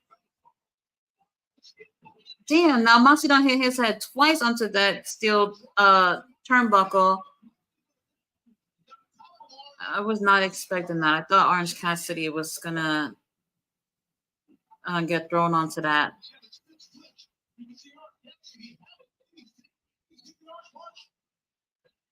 Now Moxley don't know what country he's in. He is just swinging. Damn! Now Orange Cassidy hit him with an orange punch, another orange punch, and he looked like he's going for a third one. What, a third one? Oh, John Moxley said, "I eat those, bitch." Okay, Orange Cassidy. I'm about to say you're not gonna win with a roll up. Here's a fourth orange punch, but John Moxley, damn, a fifth orange punch, but he's getting up on his feet though. Oh my god. All right, number 6. You going for a beach break? 1, 2, 3. What the fuck? Oh. All right. Oh. Well, I was wrong about something. Orange Cassidy retains after 6 punches. Isn't Orange Cassidy hand supposed to be broken or something? Like, I don't know. Damn, man. Oh, I really wanted Moxley to win. Great match, though. Now we got Hook and Wheeler Yuta. They're over there with their besties, making sure they're all right. Damn, man. John Moxley look out of it right now. Someone else just got in there. Who was it? Oh, Trent Beretta. I am not happy about this. I'm not even gonna lie. I really thought Moxley was gonna take the win. Oh, here's Claudio. Claudio done came out too.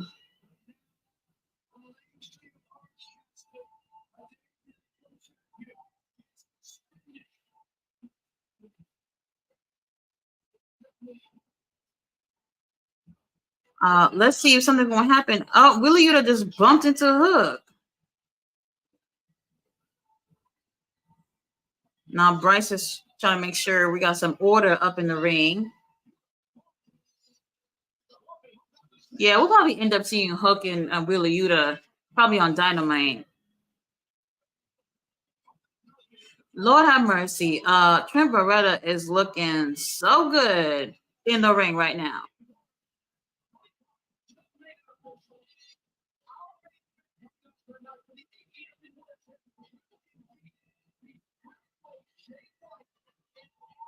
Wait a minute. So Tony Khan just made it official. It's going to be Jay White versus Adam Cole. So for y'all that paid that $50 to see MJF tonight, y'all might not get your money's worth on that. Oh my God, they're really doing this. So Adam Cole will be defending the AEW World Championship, and when Adam Cole loses, everybody can blame Adam on that. Now, at this point, I actually rather see Jay White win. Oh no, wait! If Jay White wins, that's still on MJF anyway. But I don't know. I don't care for Adam Cole. Um, let's see. Let me go back. Man, listen, if you don't have snacks or eat, lol, you're gonna be starved by the time this finishes. Absolutely.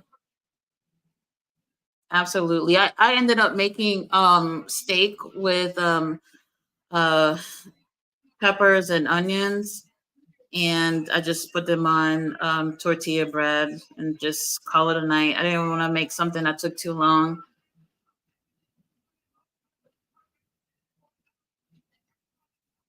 Mark Briscoe, oh my gosh, I love him. He is so charismatic. I love his attitude.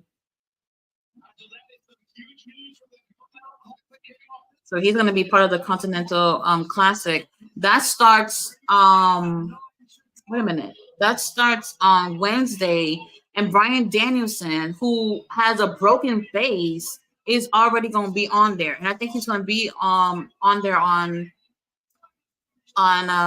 Wednesday. Who was he going with? Not Mark Briscoe. I already got Tony Storm coming out with Luther. Wait a minute, is her sandals? Is it on a platter?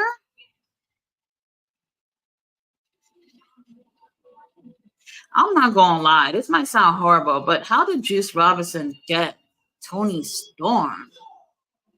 He must be a funny stand-up guy, if anything, to get someone as beautiful as Tony. I don't know. He's really interesting.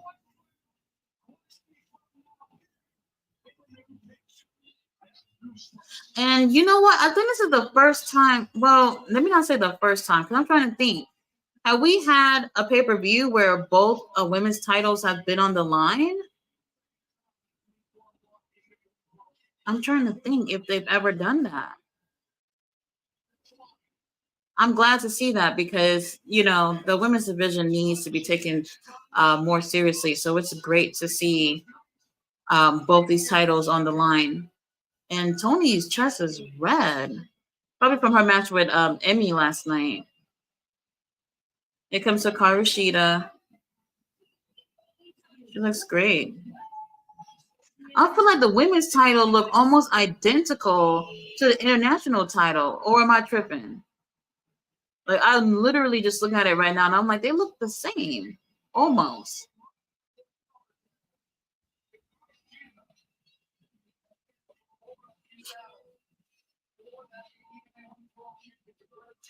Let's see. This was a rivalry I never thought I'd like as much as I do. They do it because they forced to, but now they have good ring storytelling together. Yeah, Moxley and Orange Cassidy. Hey Randy, what's going on? The show so far is good. We're on our third match. Um, First winners were what's his name? Adam Copeland team. The next match we had Orange Cassidy retaining the title. Now we got Tony Storm versus Hikaru Shida.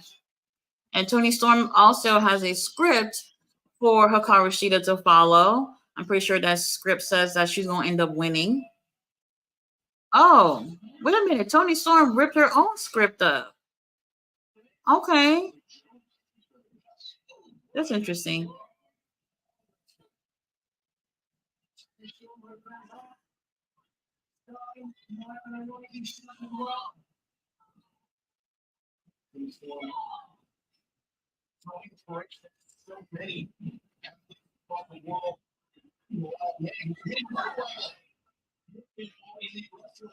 So they also just mentioned about Mariah on commentary. I was kind of seeing that maybe she might interfere in this because she said like if she needed anything, she'd help her out. So I don't know. we'll see if that ends up happening. Now, Hikaru Shida, she puts down Tony Storm's strap from her top, and now she's giving her some chops to the chest because Tony Storm, her chest is like freaking red as hell from her match with Emi Sakura last night. And now we got Mariah backstage watching the show.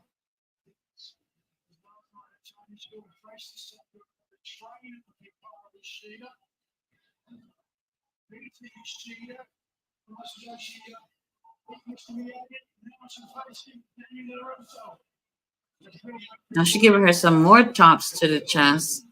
I don't remember what I said for my prediction for this.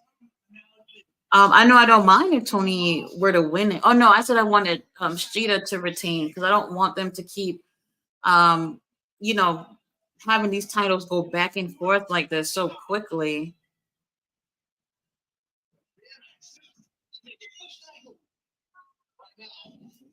What? Chaz is telling Nigel to speak English? Bro, what the hell?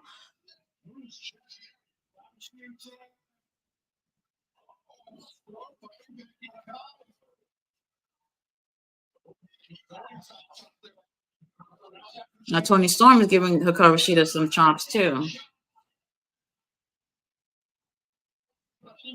Damn.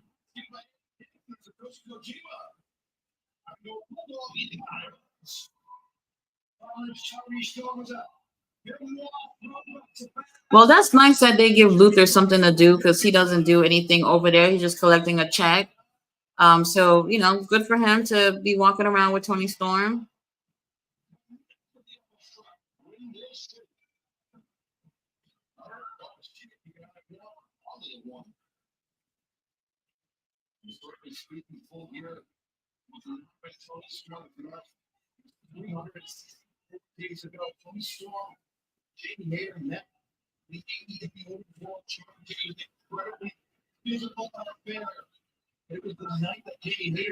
Now they're showing Mariah watching again.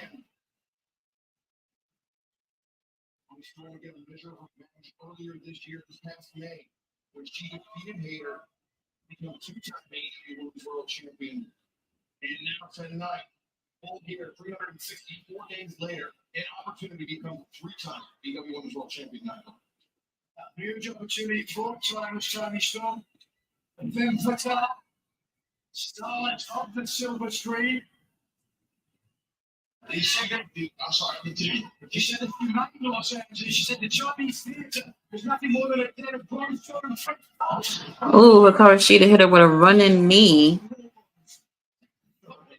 I don't know. I'd rather see Hikaru Shida retain.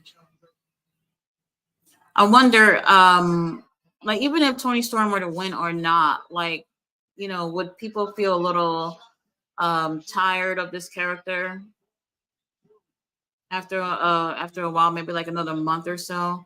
They have to keep it fresh. That's the same thing I feel like with Orange Cassidy. Orange Cassidy been doing this gimmick for years now, and at this point, I don't find it interesting. Well, I actually never really did.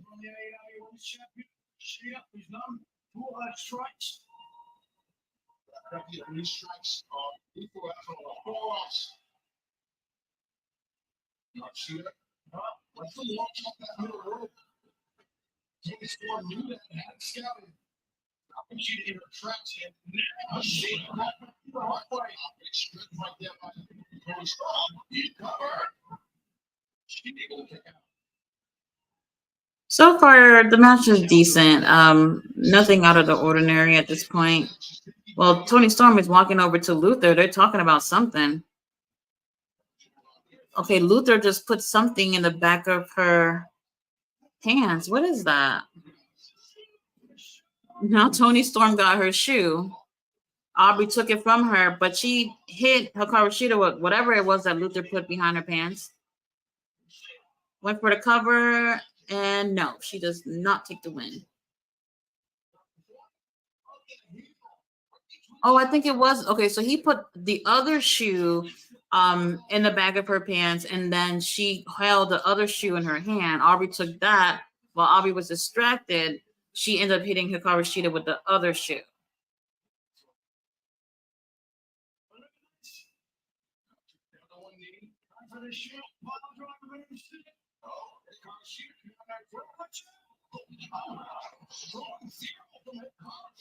Now both these ladies are laid out on the ring. I don't see what else Tony Storm could use to help her win.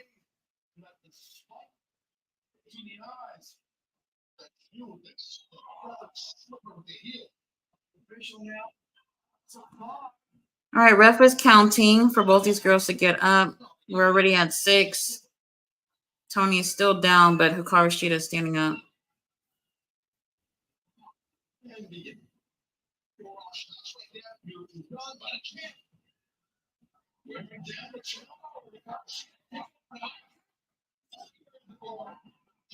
Now Hikaru Shida's hitting her in the back of the head like 10 times.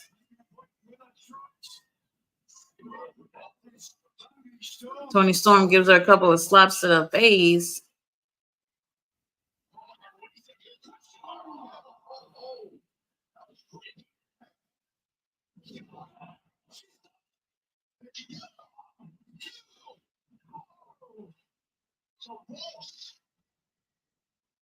Well, Hikaru Shida does a Falcon era, but it didn't really felt like she would have taken the win with that.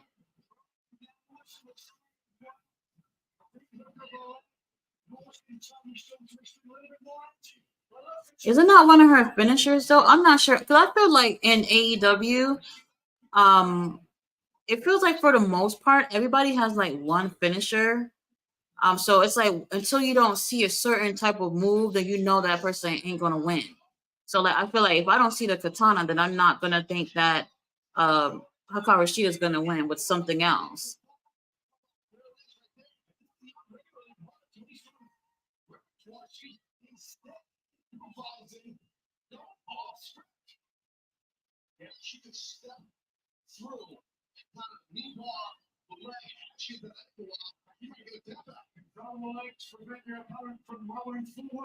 So now Tony got Hikaru Shida in the ankle lock, and Hikaru Shida is really not that far from the rope to grab it. All right, now she grabbed it. But Tony Storm is still holding onto her leg. Oh, she took her boot off. She took off Hikaru Shida's boot off. She about to hit her with it? Wow, so Hikaru Shida gives her an elbow strike to the face, and Hikaru Shida's boot just flew off into the crowd.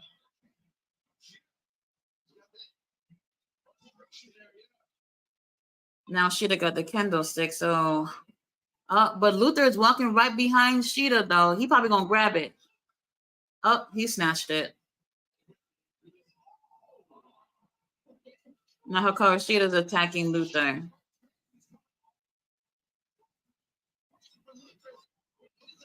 Oh no, now Tony Storm just grabbed a tray or something and put it in her pants. Okay. Not sure what that is, but it looked like a plate, like a steel plate or something.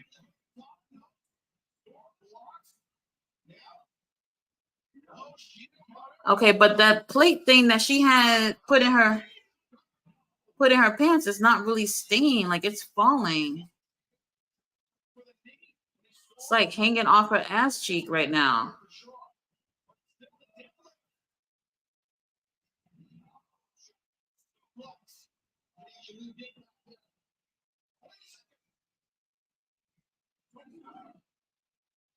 What's going on? Oh my gosh, she went for the hip attack. Okay, so that's why she put the plate. What? Um, Tony won? Um,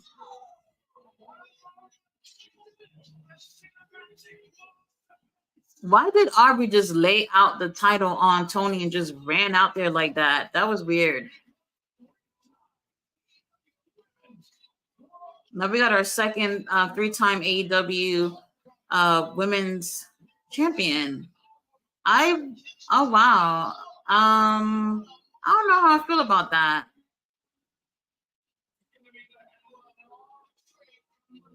Oh wow. Well, the referee obviously did not see that steel plate on her butt. Oh, now here come Mariah with a bouquet of flowers for Tony Storm. I don't even know how I feel about that. I was actually hoping that the title wouldn't change hand. Now that Tony Storm got it, she better have it for a few months because I don't want to see this back and forth shit with this title again.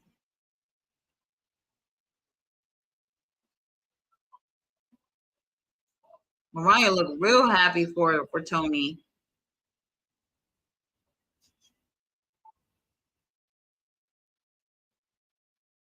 Well, congrats to Tony Storm. That's not what I thought. So this is my second match I was wrong about. You guys, I'm gonna be wrong about a whole lot of stuff tonight.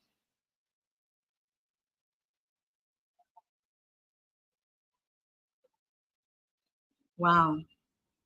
Okay. Tony Khan is like Vince Russo. I'm sort of surprised about this, but it's AEW. We shouldn't be surprised about Tony Khan's decisions. Now she done fall into the arms of Luther, and Luther's carrying her to the back. This is so dramatic, like very dramatic. Now I think Luther is taking out that plate. And Mariah is over there like for no reason because Tony Storm not paying her no mind. Like she just won the title. She could care less about Mariah being there. Okay, so it looks like we have a few people wanting Tony Storm to take this win. Okay, now we have Eddie Kingston backstage with Renee Paquette.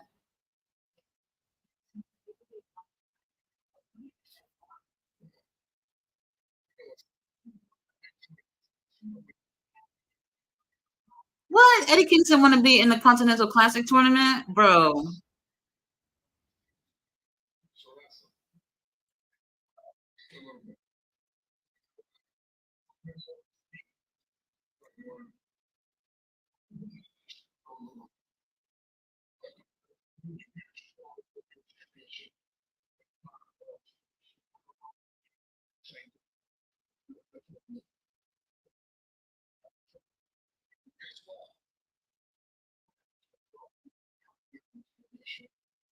Wait, so the Continental Classic, there's a championship to be won at the end of it?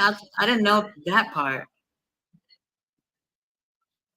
So Eddie Kingston said he's going to be in the tournament, and in every match that he's in, he's going to put both the New Japan and Ring of Honor World title on the line for both of those matches. And by the end of it, he'll end up having three titles, which would include the Continental title. So they have another title? Ugh, I don't know. I don't know. All right, so we got the tag team four-way ladder match coming on. So it looks like a lot of people wanted Tony Storm to win. So let's go, Tony. Don't hate me for loving this. I'm from LA. They have to find a balance. I.e., I've noticed WWE kind of rotates storylines and talent every 2 weeks. Tony Storm should win this match. The belly dancer, you got what you wanted. She ended up winning.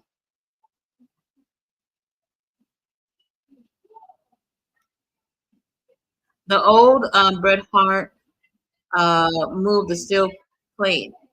I honestly thought it wasn't going to stay. So what she did is she put it in her stocking to make sure it stayed. I didn't catch that at first until after the match.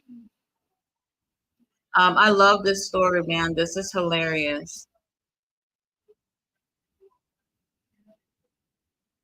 So we got Brody and Malachi coming out first. I think Julia's with them too, right?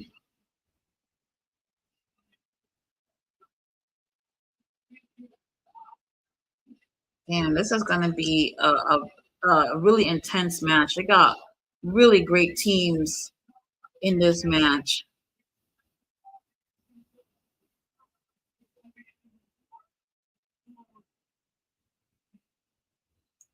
Let's see.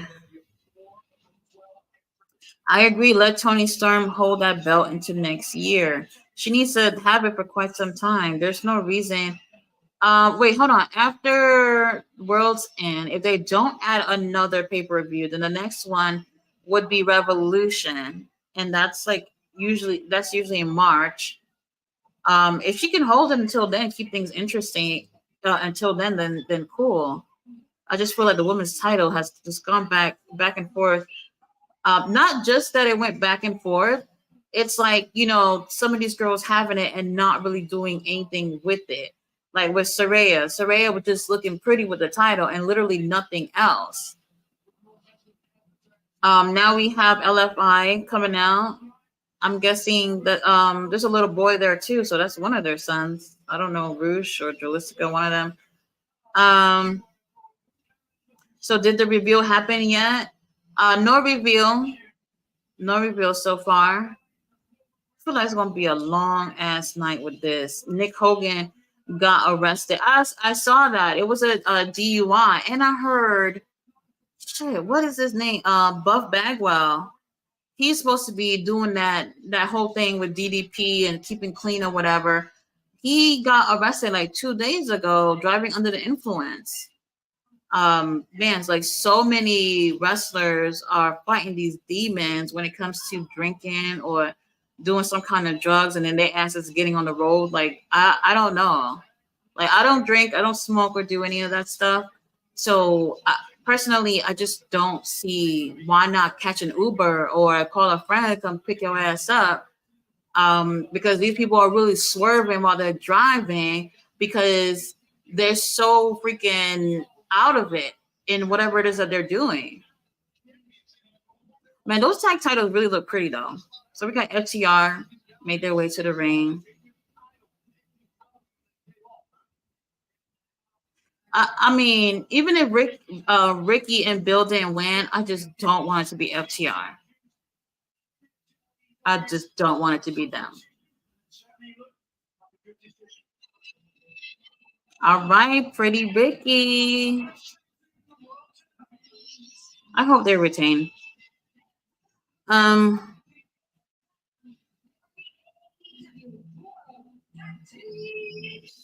yeah. So Nick, like I said, Nick, it was a DUI with Nick. Um, let's see where we at. Yeah, I saw the mugshot earlier too. He did. He does look old. So meanwhile, in my non-wrestling day, I'm watching Kansas versus Kansas State.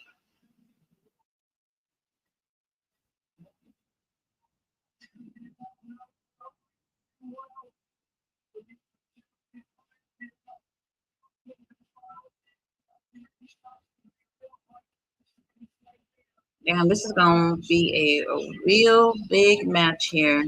Look at Big Bill. I'm so glad he was able to face those demons and overcome everything that he's been going through. When it comes to people having addictions and stuff, it's a day by day thing. You gotta take it one day at a time. But he's doing so great.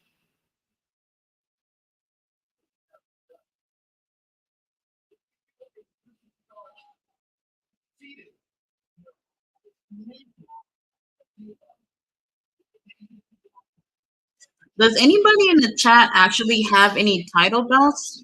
Whether it's WWE or AEW? If I could have one, I would definitely get the old WWE Women's title. I would definitely get that. I've never really liked the Divas title. I don't know, it's like too girly to me. Um, Obviously the big gold belt is another one I would love to have too. I'm not really interested in like collecting titles, but like I feel like hardcore fans would all love to have one of those.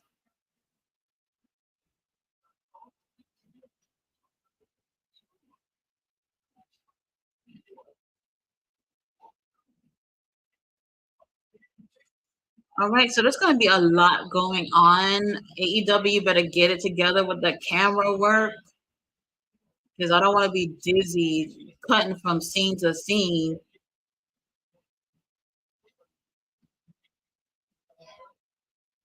I always get so nervous when they have these ladders outside the ring, like so close to the barricade.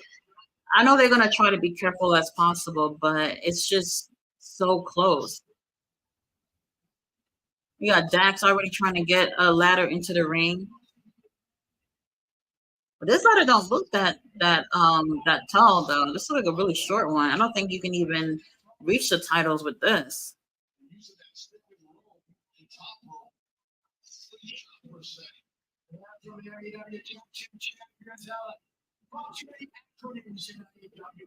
Oh, here come Rouge.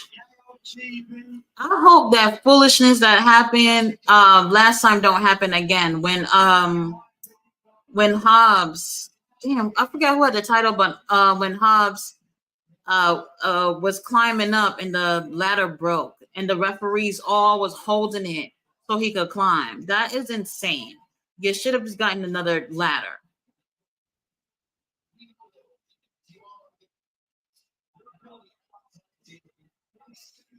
So now we got Cash Wheeler in the ring with Rouge.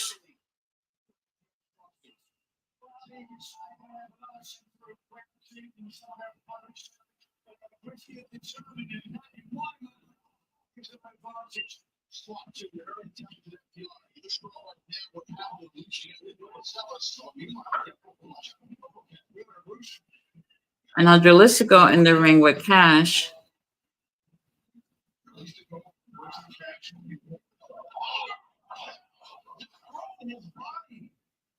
Oh, now Jalisco is the only one in there. That little baby ladder. I mean, I don't know. Maybe they can probably climb on it because the tag titles actually look to be hanging kind of low compared to what we're used to seeing.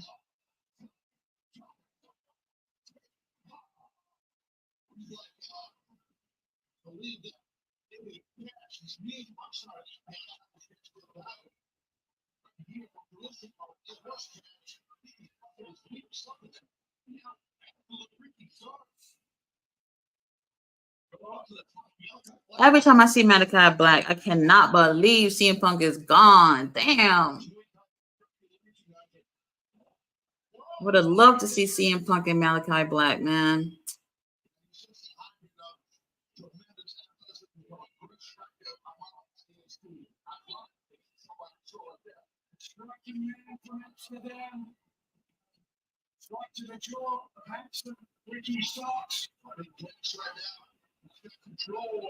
It looks like Ricky's about to do. Who is that? That's not Ricky. Oh, Dax gave Ricky a suplex onto everyone who's outside of the ring. I guess that was all right. That's literally everybody laid out right now. Somebody is missing, I think. Oh, but Brody King got up first. He probably gonna try to get back in the ring. And like Ricky said, like they made a stipulation for it to be a ladder match because Big Bill is the tallest and he'll be able to get to the titles quicker than anyone else. Okay, now they brought a bigger ladder into the ring. That's probably the tallest one. Now Big Bill and Brody, they are staring each other across the ring. They are both climbing up in there. See, they can climb up that little baby ladder and they'll get to the titles. Everybody else, I can't say the same. Dang, Big Bill is so tall. Like even Brody King is looking up at him.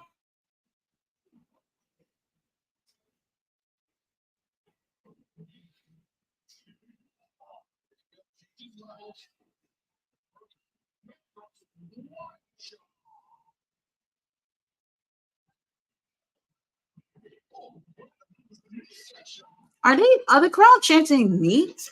Is it meat chants they're chanting?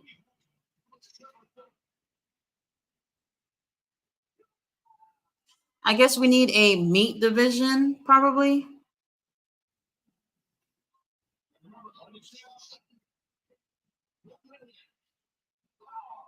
Damn, now Roosh and who is that? Dax. They done came in with the some ladders too. Now they're hitting Brody and Big Bill with those other ladders.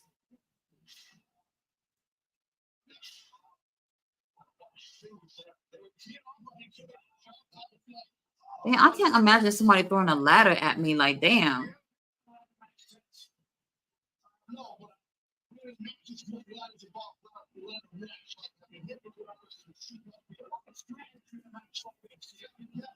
It looks like everybody's starting to get back into the ring. Dax is holding up a ladder and he's knocking everybody out with the ladder.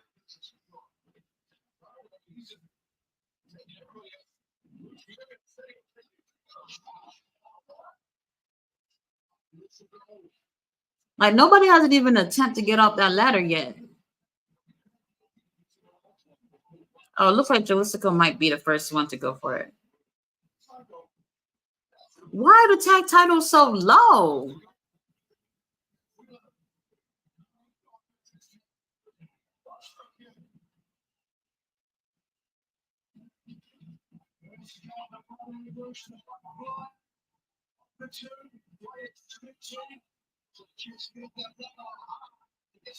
Wait a minute, and the ladder don't even look like it's under it either.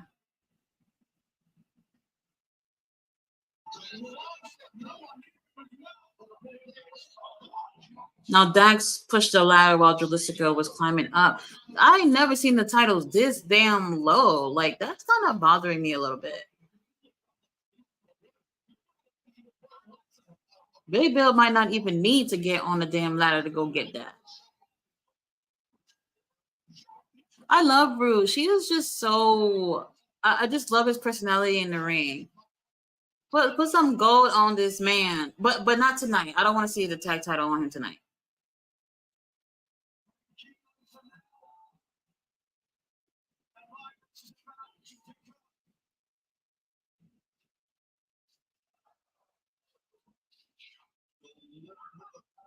I have barely seen Malachi and Brody in this. When they getting their asses up?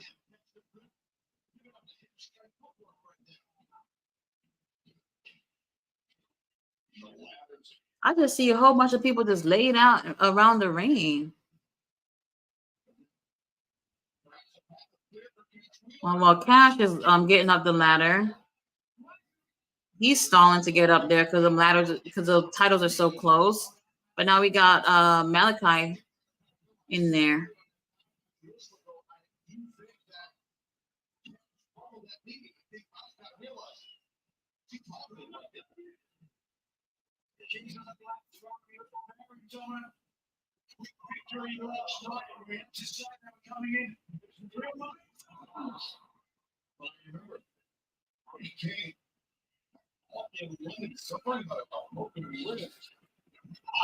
Damn, Malachi done threw the ladder at Dax. Damn. All right, Dax, you can go now.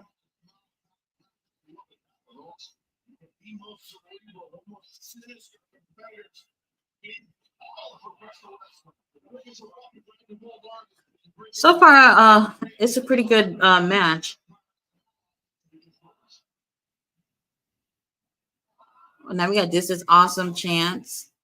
I need to see a little bit more before I start chanting "This is awesome."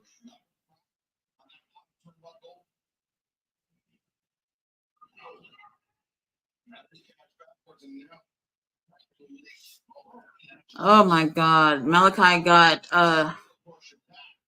Cash Wheeler laying on a ladder while it's hanging off the second turnbuckle. No, the first turnbuckle. Well, here come Dax and Brody. Damn, Brody is chopping Dax.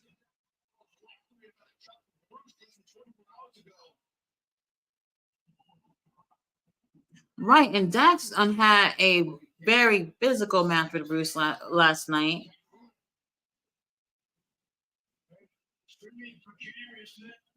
Now, Cash Wheeler is like standing on the ladder.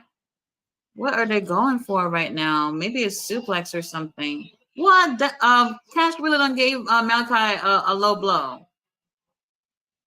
Now they're booing him. Oh my God. Malachi gave Cash a pile driver on the freaking ladder. Y'all can't pay me enough to do that. Now you know Malachi is hurt from doing that too.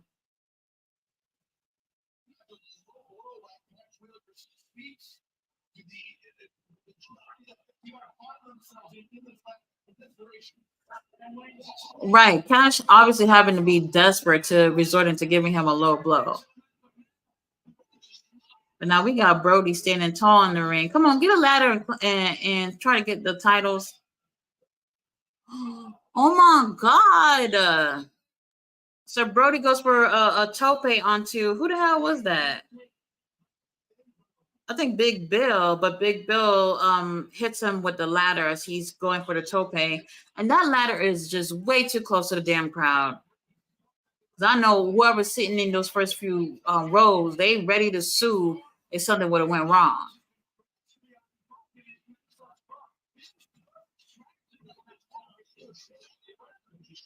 And we got Ricky with a spear onto Jalisco and Roosh. And we've barely seen Ricky in this match.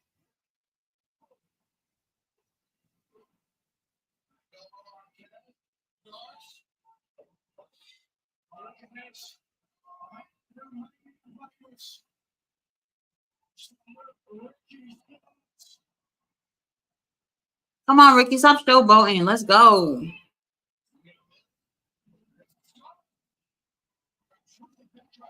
All right, the crowd is cheering for Ricky. I guess they would want him to retain, I hope.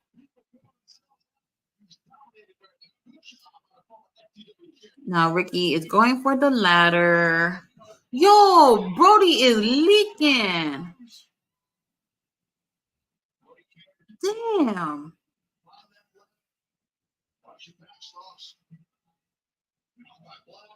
Now we got Malachi and Ricky going at it in the ring.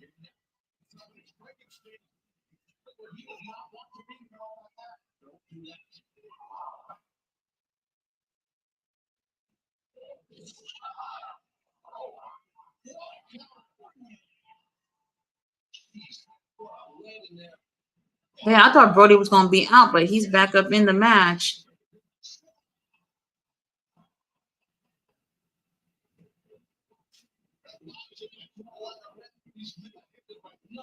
Damn, man. Brody looks so great. Look at all that blood on him, though.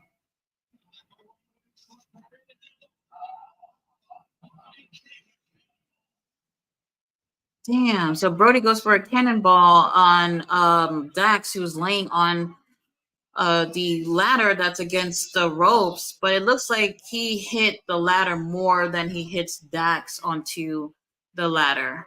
But Brody's up and he got the tallest ladder, so he ready to get up there.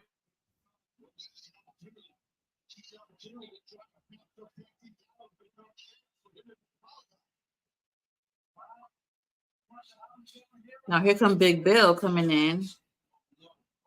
Oh my God, he about to flip him off the ladder. Damn.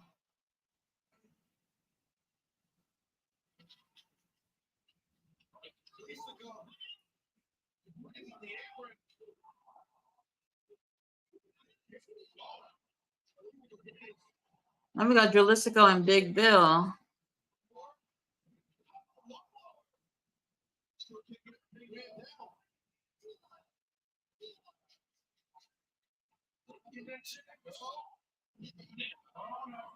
Oh, Big Bill going for a choke slam. Choke slam onto Jalisco, but Roosh is coming in with that ladder. He's hitting Big Bill with the ladder in the corner.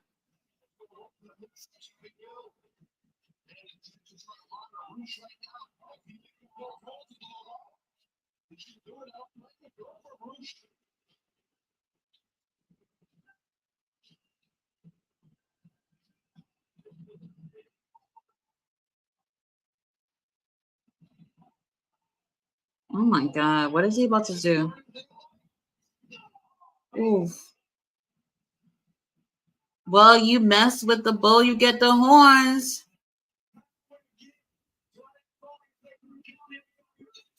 I mean, these ladders look a little flimsy to me, but whatever.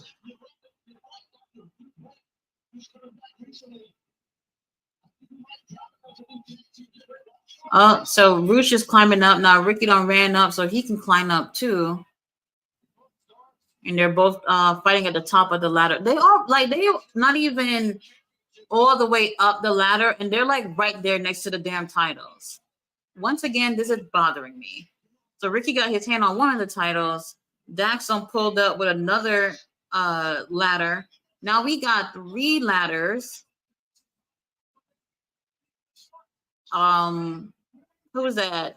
Big Bill and Dax on one, Ricky and Roosh on another, Cash and Dralistico on another.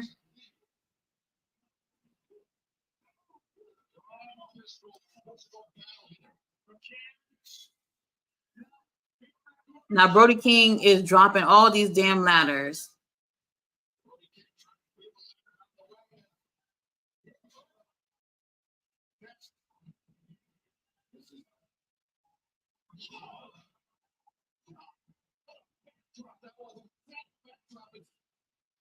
Okay, now Malachi's in there.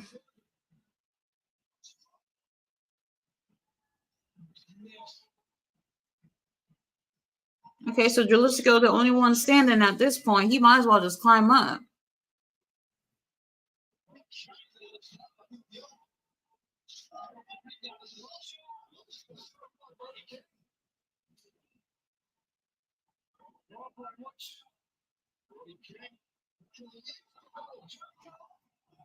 What are they about to do? I don't want to see now one more Canadian destroyer on this thing. Not one more.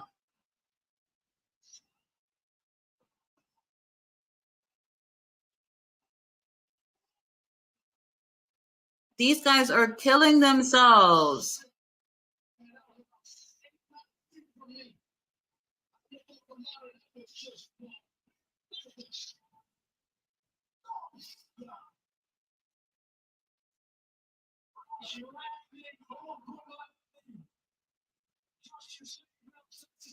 Wait, why they put the ladder back up there? Like, what's going on?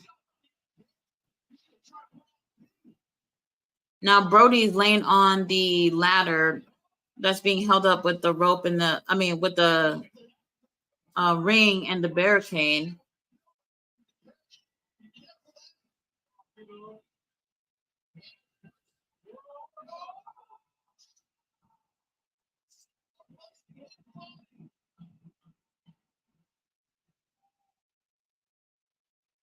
Wow, how many referees are out there?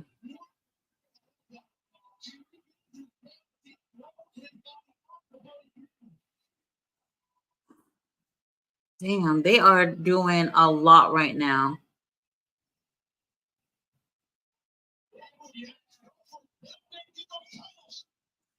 Well, we got Dax. He's in the ring, climbing up the ladder. Everyone seems to be laid out. No, somebody's coming in there. Who is that? Oh, Ricky Starks. To be honest, Ricky, like the freshest one in the ring. Like I haven't seen him go through barely anything so far compared to everybody else.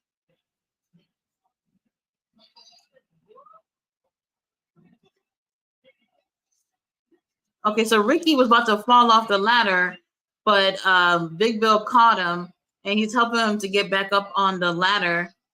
So now it's Ricky and Cash. Ricky just hit the title onto Cash's head, and our boys retained the title. Thank God. Thank you. That's all I wanted. That's all I want. Man, I wish we got a chance to see a little bit more from Ricky though. Um, yeah, I wish we got to see a little bit more from Ricky, but I guess it's okay. This match was great. This is exactly what I wanted for them to retain. Damn, Brody is damn. There is blood all over on the floor. Dax's head is busted too, but he not that bad.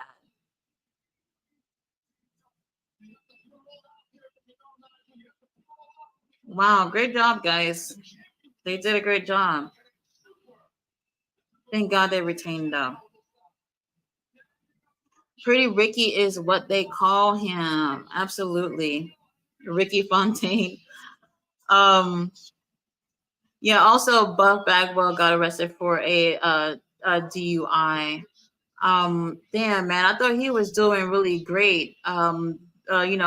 Being partnered up with DDP and all that stuff. Unfortunately, that's not the case. I was thinking about buying the Triple B, but if I don't, then the NXT title is my next on the list. That's another good title too.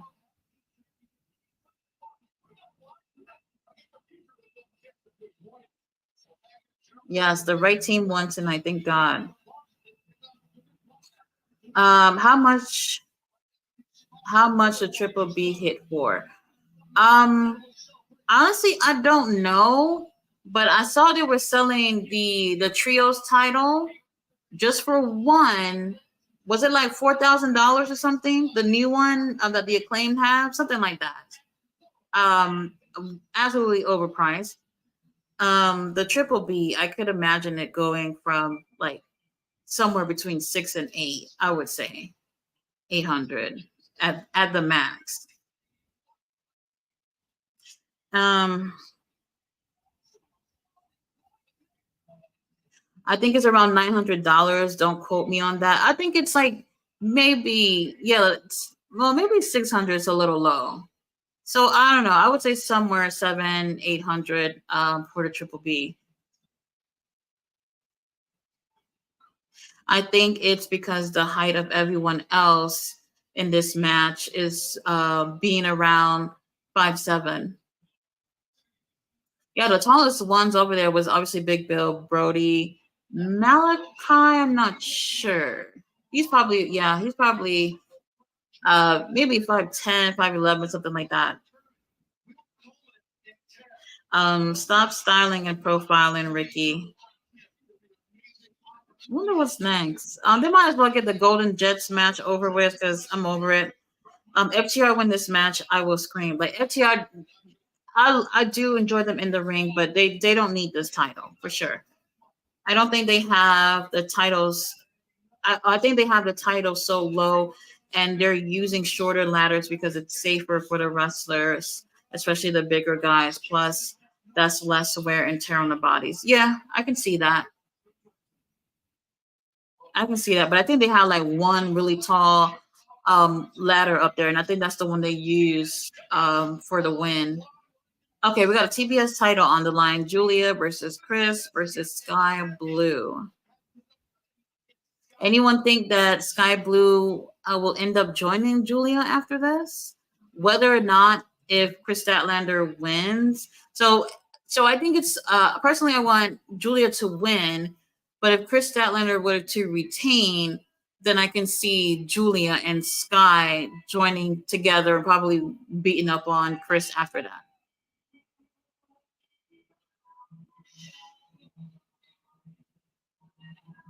So now Julia's coming out.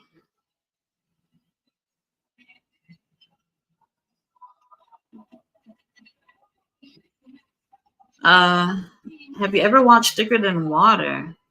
Never heard of that movie before. Who's in the movie?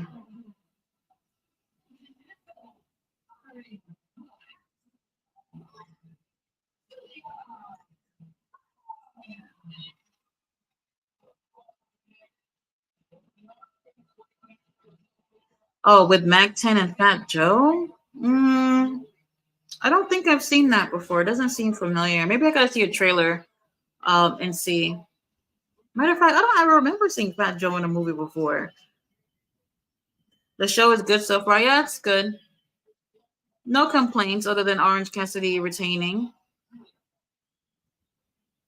So you think she turns? You think Sky Blue is gonna turn tonight? I don't see her taking the win.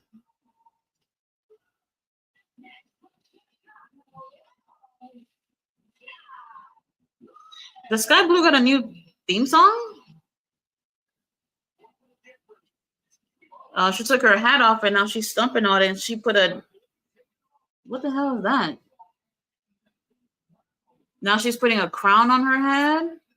Like, is that a crown? It's something. Okay, that's interesting. So she got a new theme song. Um, her gear is questionable, but it looks like she put like a crown with like blue roses on it, something like that. Can't tell. Well, here comes the champion, Chris Statlander.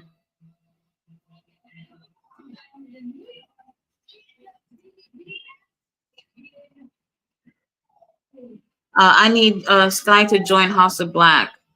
Um, so somebody had posted uh like some of Sky Blue promos. She doesn't have much, and they were saying how they felt like she really needs to work on her promo skills. And after watching that earlier, I definitely agree with her. Agree with that. I don't think she's had much opportunities to do promos, but what we've seen, it's not that great. But I can say the same thing when it comes to Chris Statlander. She's obviously better at promos than Julia. I mean, not Julia, Sky, but she's not that great either. I don't know. I'm more interested in seeing Julia. Julia looks real great here too. Sky blue eye makeup is a little bit more exaggerated than what we've seen recently. So we'll see what ends up happening by the time this match is over.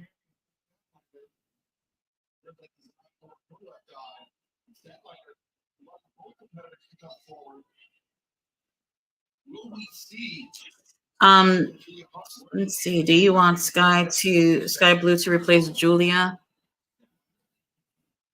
That would be insane if Sky were to replace Julia. Like I said, I don't really find her that interesting. Definitely Julia's one of the more interesting girls on the roster right now. Sky Blue would definitely have to put in a lot of work before we can see her replacing Julia.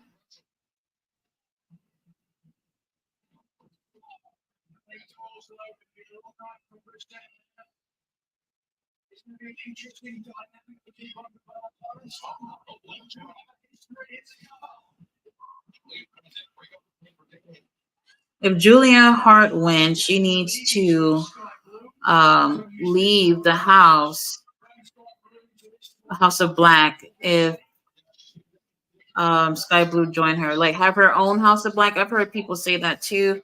Like the women can have their own House of Black. But honestly, I do like Julia in that group.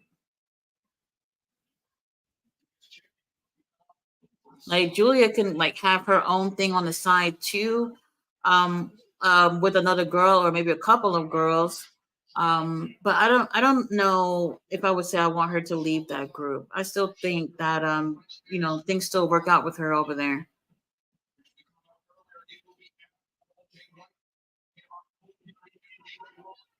So now they're talking about the whole Adam Cole and Jay White thing. So do you guys really think it's going to be them? Or do you think MJF is ultimately going to make it that last second before the bell rings and end up, having his match? I feel like that is more likely. I don't know.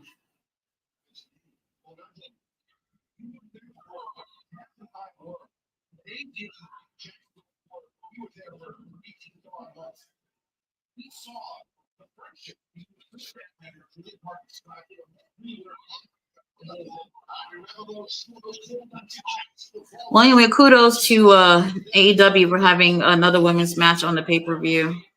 It should be like this moving forward, where we actually see two women's matches on the main card.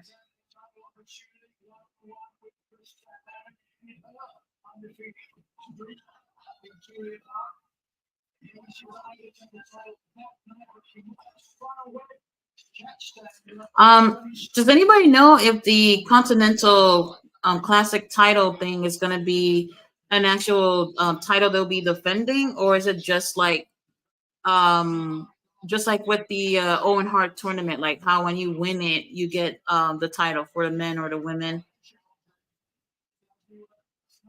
I didn't even know there was a title to be won at the end of this. Now we got Julia and Sky Blue. They both looking at each other. They look so disgusted. Like after this match, it got to be one of those situations where it's like if you can't beat them, then join them type of thing with Sky Blue. Now both these girls are shaking hands in the ring. Julia's holding onto her face. Did Julia just spit the mist in her face? All right, Julia.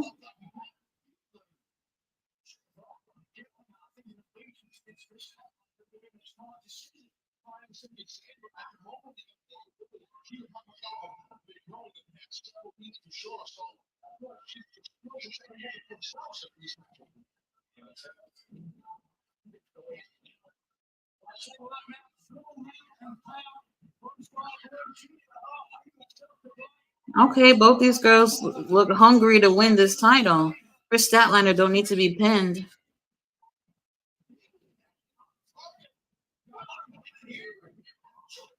Oh, well, here comes Chris coming back into the ring.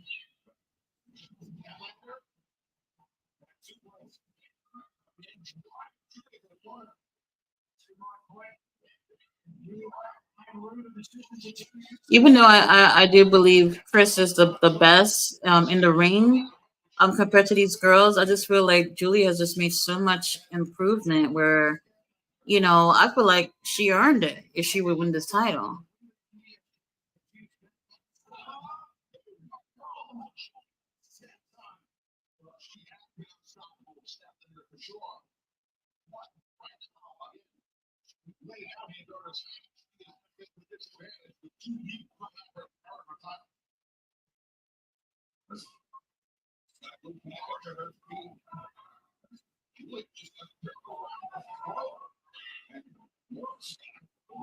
Are the crowd chanting for Sky?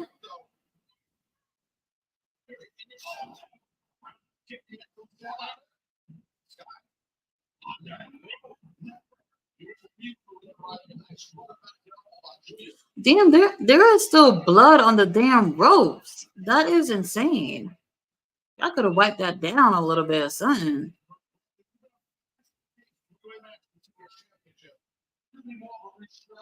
So far, so good. All three girls are laid out on the ring. Ref, he's supposed to be counting how long you gonna wait.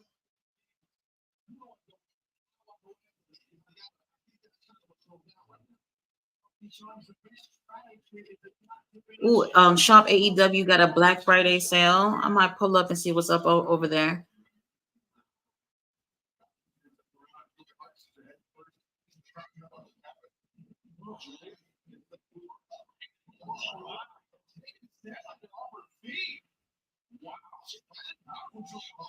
Does anyone know, was Julia an actual cheerleader or done gymnastic or something like that?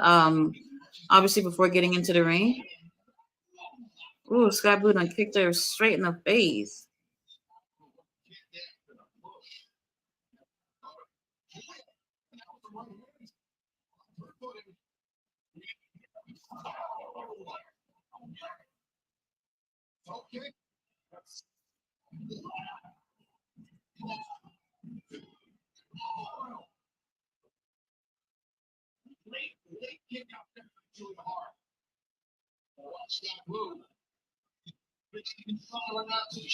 I feel like Sky turns heel tonight, helping Julia win the TBS title and join House of Black. Hey, Frank, that would be interesting. I do see them joining each other, though. That would definitely have to be after the match.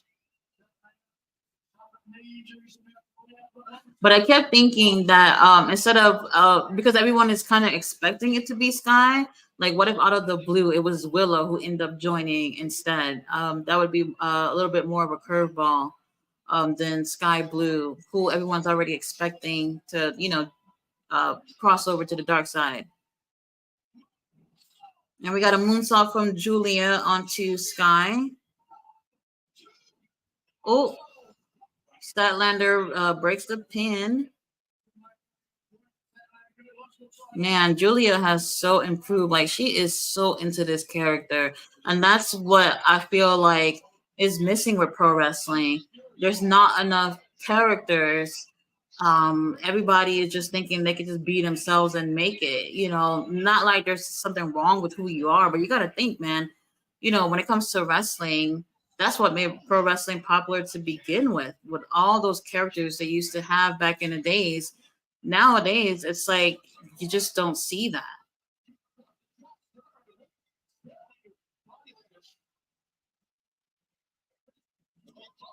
Okay, so Sky Blue goes for a crossbody, but Chris caught her up, and she's going for what's she going for? Never mind.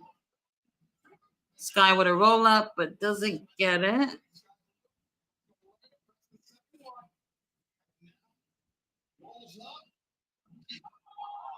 Cold Blue. Oh Lord. Oh, that was almost a three. Oh Lord. Oh, okay. That was way too close.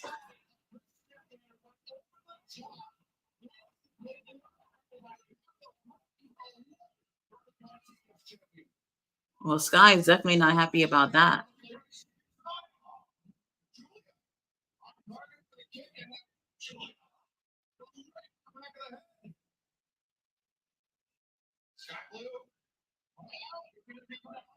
Okay. Julia got the Heartless on Sky Blue.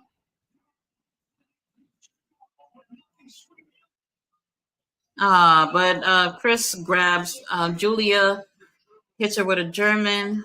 Now she hits Sky Blue with a German too. Okay, another German onto Julia, and another German on Sky Blue.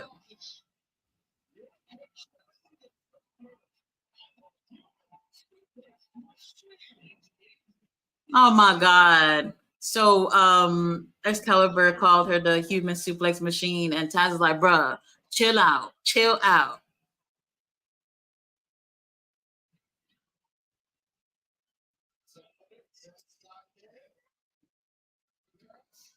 One of these titles gonna change hands tonight. This is the last title up for grabs, right? Oh no, no, no. Except for the main event.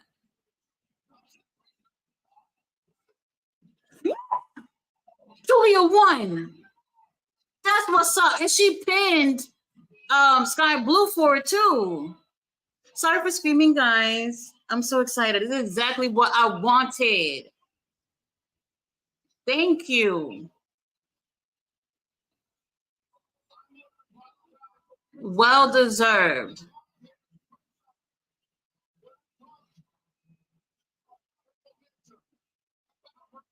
Well deserved. But let's chill out for a second and see what's gonna happen after this because wait a minute, is Sky Blue still in the ring or no?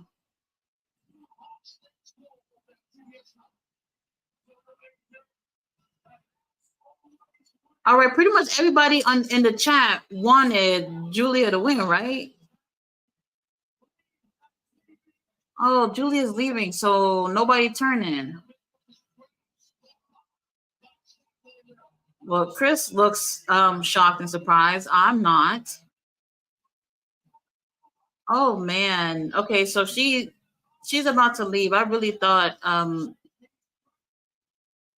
thought something would happen with Sky Blue tonight.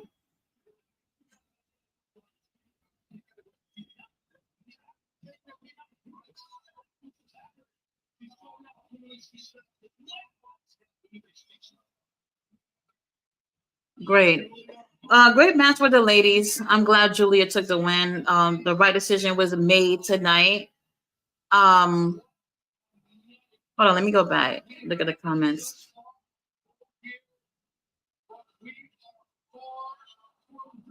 So what's good, T? I'm shocked they haven't announced the new signing yet. Yeah, I kind of forgot about that until you just mentioned it. You said they're making too much eye contact. Adam Cole just had surgery. Didn't Adam? Well, they said Adam Cole had the surgery like a couple of days after that injury. No, like within the same week, something like that.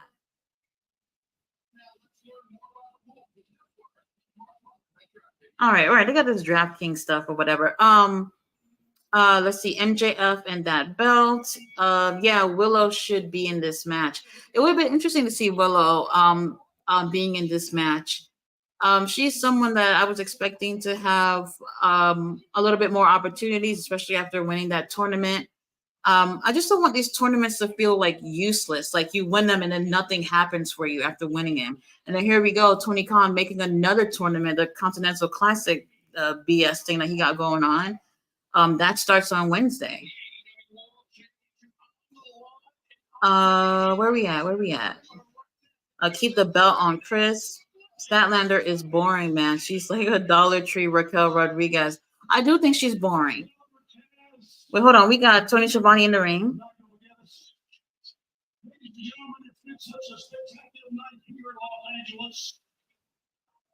He said, I know Tati is happy. Yeah, I'm happy she won. This is okay. Hold on. He got something in his hand.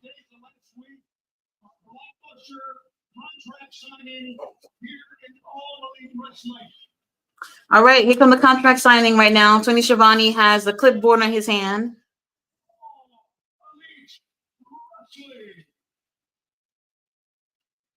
Why Tony look out of it?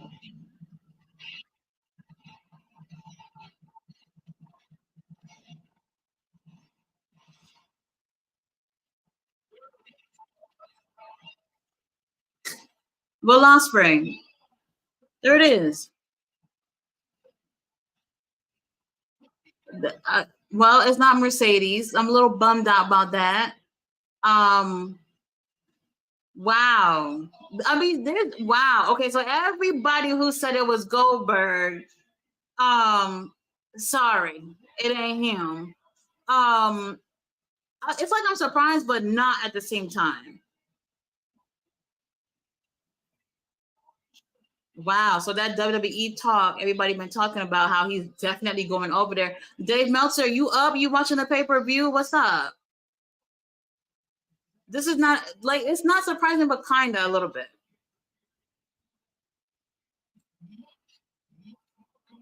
Who was it that was telling everybody that it was Goldberg?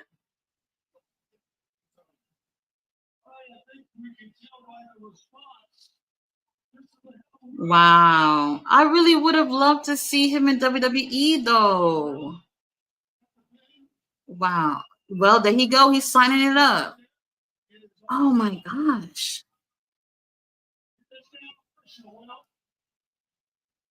It's official.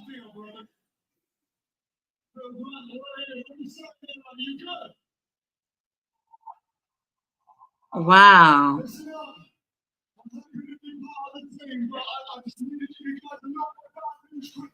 Bad news. What?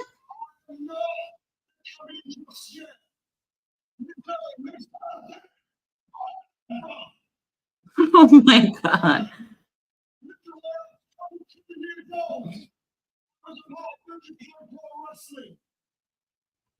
What is Yeah, for 8 years he's been with New Japan. Oh, he says he wants to finish up with New Japan.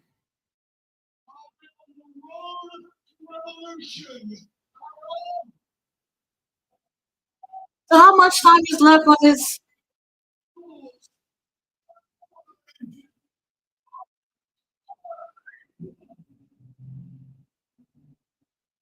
damn, I know WWE feeling some type of way not getting him.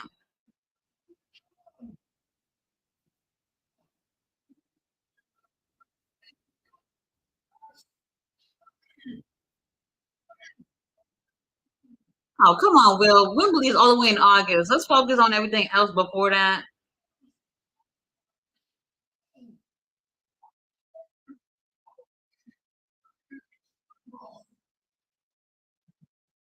Then he said he's gonna show y'all what elite really looks like.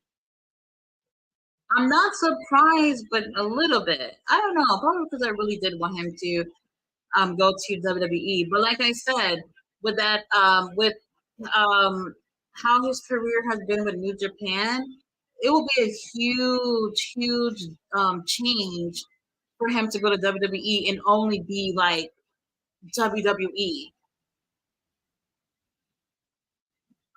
Still a good signing though. You said did Sky get hurt? I'm not sure. They didn't show her after the loss. We did get a chance to see Chris Statlander obviously looking upset and shocked that she lost the title. But they didn't cut to Sky after that. Trish should eventually work her way into the women's title picture. That's how it should have been to begin with. When she took the title off of Jade, I was just like, whoa. You know, she had been gone for quite some time. Oh, we're gonna get Hangman and Swerve next. Yeah, so Chris had been gone injured for quite some time. She goes and take the title from Jade. I personally did not like how it happened that quick. Like she just came, she had like maybe less than 2 minutes or so with Jade after Jade already been in the ring, and then she wins it. It's like you didn't even have any time to prep to show us why you should be champion. But I'll tell you why Chris Statlander ended up winning it, because right before Chris had got injured, she looked like she was next in line for the TBS title. So I do believe that shortly after she had literally got injured, that she would have taken it from Jade Cargill. I don't think Jade was meant to have that title as long as she had it, because it really looked like Chris Statlander was going to be next in line. But then unfortunately she got injured, and they waited out that whole injury before they can give her the title, which is crazy. Some people didn't even remember Chris by the time she came back. Oh, look at Justin. He's wearing purple and yellow too. I don't remember seeing Justin this whole damn show. All right, this is a match everyone has been waiting for.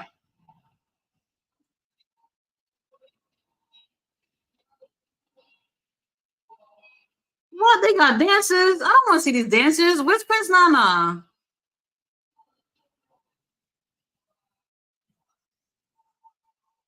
Hey, get it, Prince Nana, get it. Hey, he dancing with the girls, okay? All right.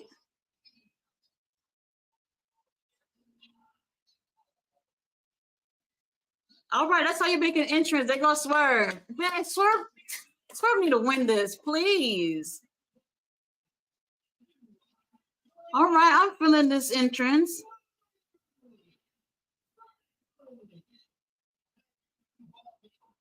All right.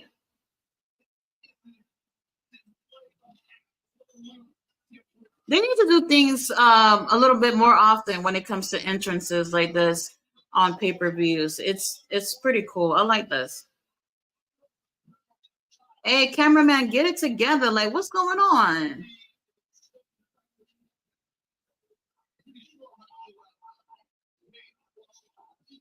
Oh my God.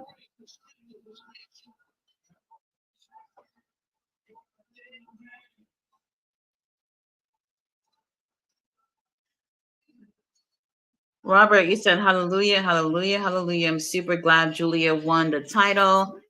Black Star says Goldberg, Goldberg. You already know it was not Goldberg. He always looked that way. This pay-per-view, Black's Melanin. Well, we got a little bit of that just now. Oh, well, hold on. Hangman said, fuck my theme. I'm coming in. Okay.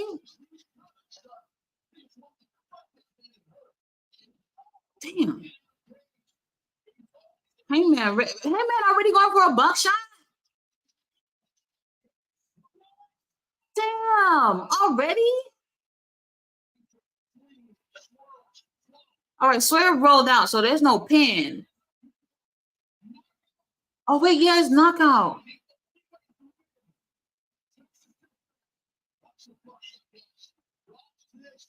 I was not expecting for him to come hot and heavy like that. Hangman means business tonight. I think we're gonna get disappointed when Swerve don't win.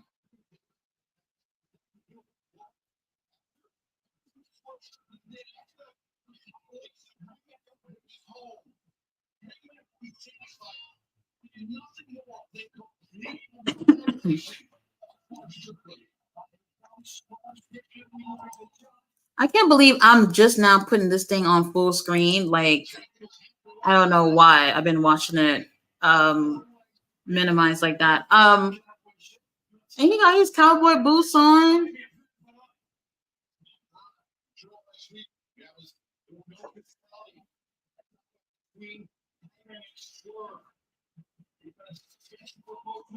He said, "Oh, it's Osprey. It looks like the title shot was the deciding factor. Mercedes going home. I'm a little disappointed about it not being her. I don't know. I'll be salty for a little bit. Okay, so Heyman just brought in duct tape and what is that? A hole puncher? Oh, a staple gun, I think. Well, Hangman, I don't care what you do with that staple gun. Just don't get Swerve in his face, please.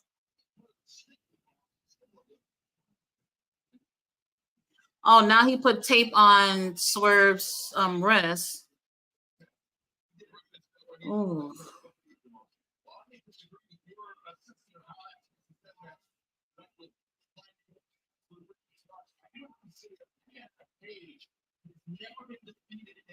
oh my God! Now he got the staple gun. Hey, just not the face, bro. Oh, he stapled his chest. Oh my God. Oh, oh, another staple. Oh my God, it's really in there. It's really in there. Well, it can't be that bad. I mean, like, if you got piercings, then you know what it's like. Now he's stapling a paper on him.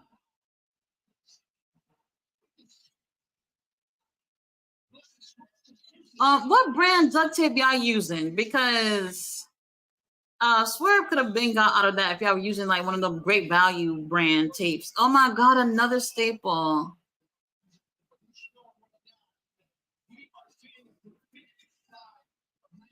So I mean, it looks like Heyman gonna really take control at least the first half of this match. Obviously, he got something to prove. He's upset after what Swerve has done these past few weeks. Oh damn! Now he done knocked him out with a chair.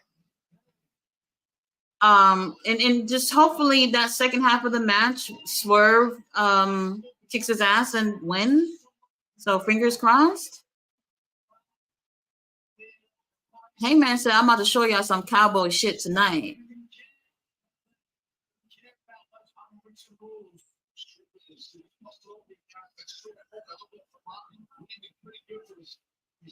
Oh, he got that little drawing that Swerve had ripped up that was on the refrigerator. He about to staple it on Swerve. On his face? Not his fucking face. Swerve. Oh my god.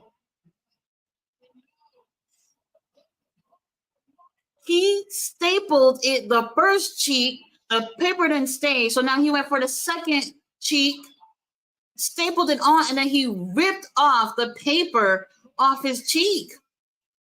Swerve is leaking. This crazy motherfucker, Hangman, is put Swerve's head over his face and let all the blood leak into his mouth.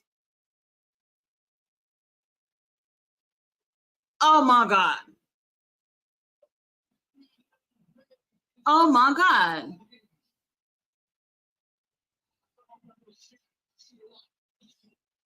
Now, Hangman is getting something from under the ring. What is that? Okay, it's a chair with barbed wire wrapped around it. But yo, Hangman.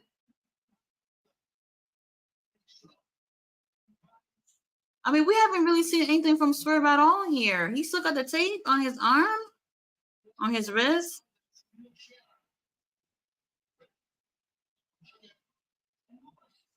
Okay, he was about to hit him with the chair, but Swerve kicked him in the nuts. So, okay. Okay, thank you, Prince Donna. Thank you for cutting up that tape. Oh my God. Okay, so Swerve is leaking worse than Moxley from earlier, worse than Brody King from earlier. And Hangman is going back for a staple gun. Oh my God.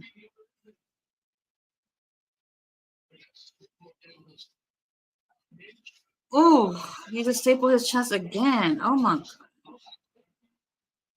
The Swerve is looking at him. Oh my God, look at how the blood is just running down his face. Now he's stapling him in the chest over and over, but Swerve was still walking over to him. And he took the staple gun and stapled Heyman's face. Now the referee is checking him out, checking out Swerve, because Swerve, oh my God.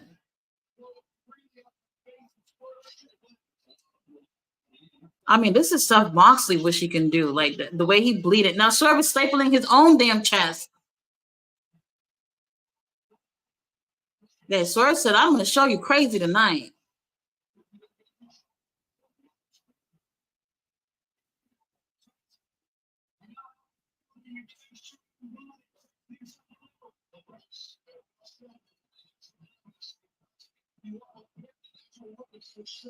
Oh.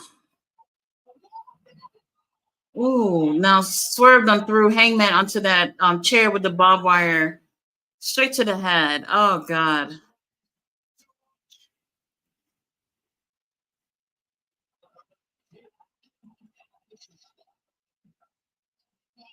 Oh my God. Now Swerve got the barbed wire and he is pressing it against Hangman's face. Ooh. I'm not gonna lie, man. I'm starting to feel a little type of way watching this. I'm not usually that great when it comes to these type of matches, but I really want to see what both of these guys are gonna do here.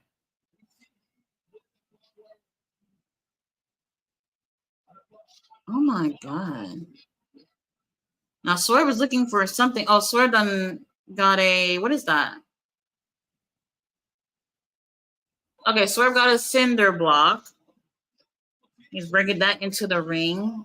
Like even Swerve tape on his arms are just covered in blood. Like, wow.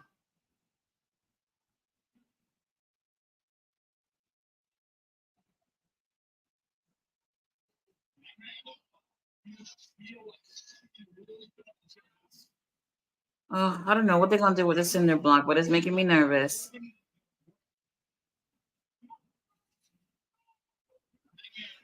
Hangman is punching Swerve over and over while Swerve is holding onto the ropes, but a cinder block is right next to Swerve's foot.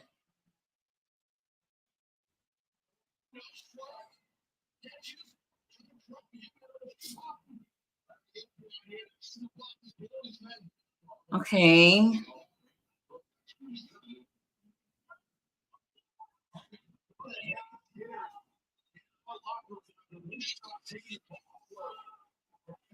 All right. What are they going for here?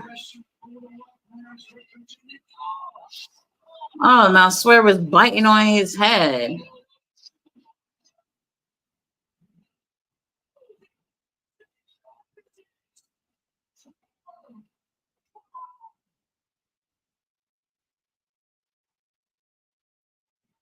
Wow, now Swerve slammed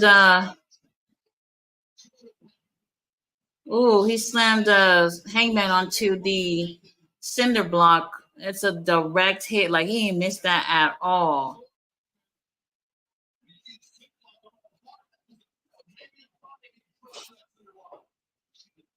Now referee is counting. I think he's on 6 right now, and Hangman is barely able to stand up. Damn, man. Swerve is leaking real bad.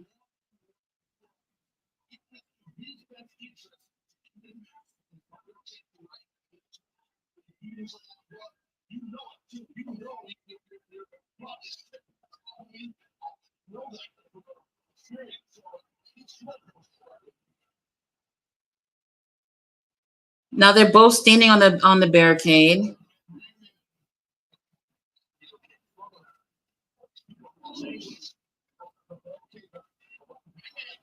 Hangman, what are you going for, Hangman?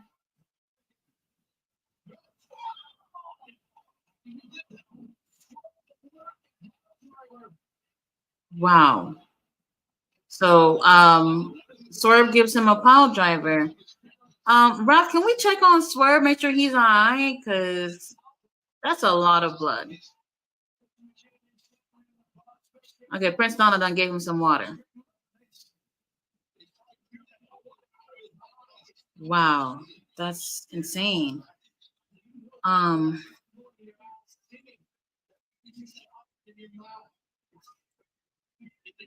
hopefully he's gonna be good.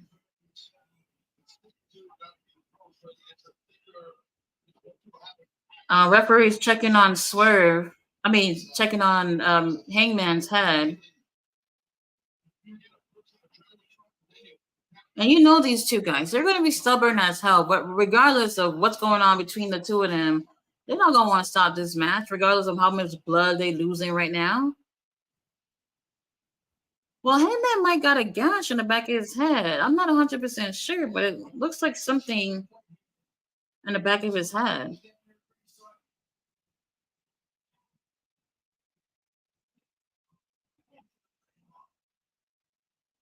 Well, both of them are back in the ring.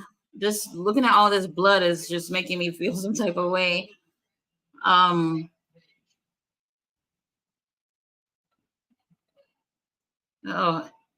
Hangman giving him a whole bunch of blows to the face. Come on, Swerve.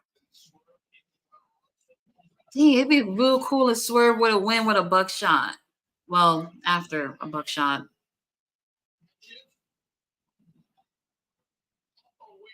I better see Swerve do one tonight.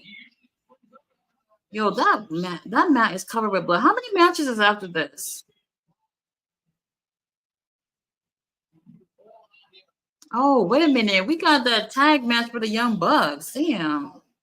Well, that's will be my bathroom break. Oh, now Swerve got some barbed wire in his hand. Probably gonna punch Hangman with it. Nope, never mind. Hangman caught him.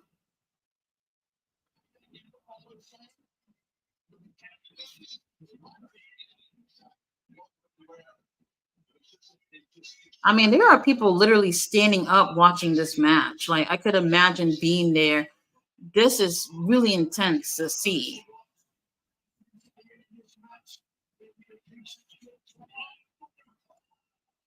Oh, now Hangman got a barbed wire on top of Hangman of Swerve's head. Oh my god! I think he's gonna. Oh no, he's wrapping the barbed wire around Swerve's body. Oh, oh my god!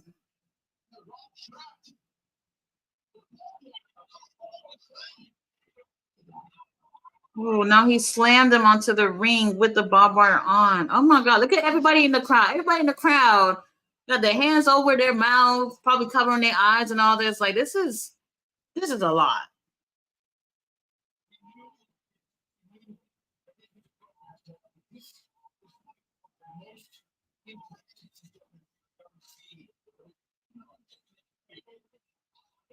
Oh my god!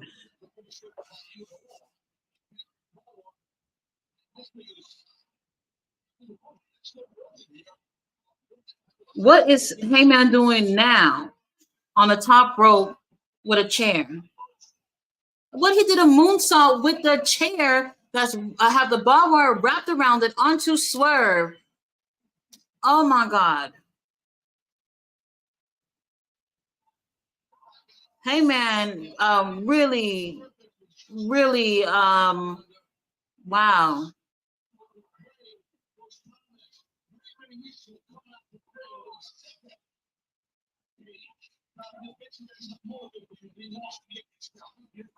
Ooh.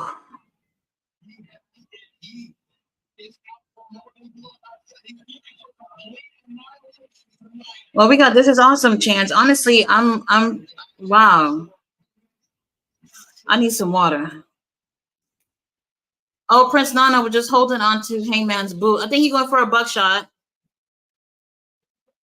Oh no, Swerve caught him.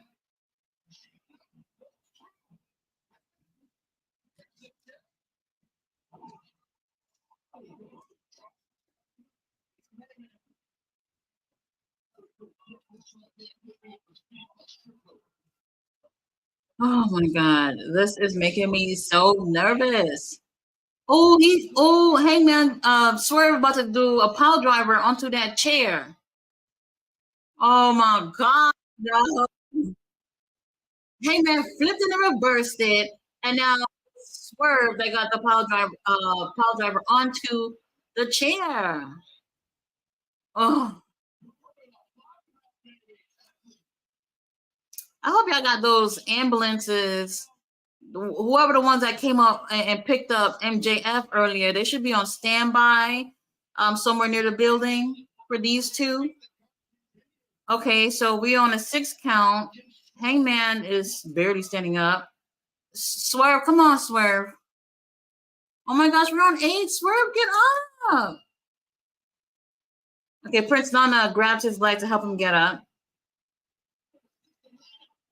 Thank you, Prince Nana. He a real one, for real. But damn, Swerve, it's not looking good right now. Ooh, Hangman done hit him in the back with that chair with the barbed wire on it. I mean, for the most part, it's looking good for Hangman in terms of him getting his revenge.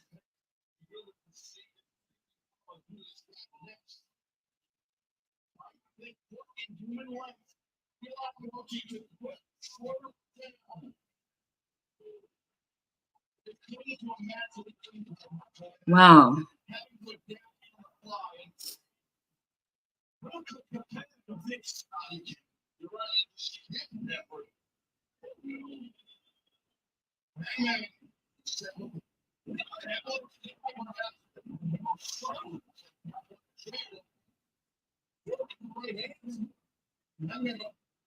Ooh. Now, oh my god. Oh god, this is a lot for me. Okay. Swerve done hit him with the chair, and the barbed wire got caught up in his hair and maybe his face too. Now he just, oh my god.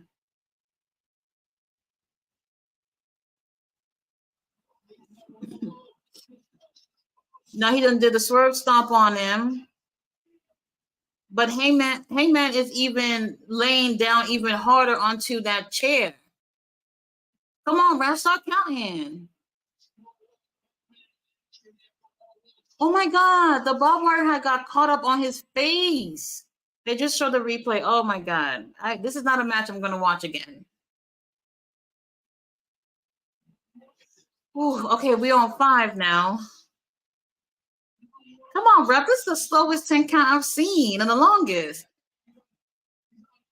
Swerve is on his feet. What number are we on?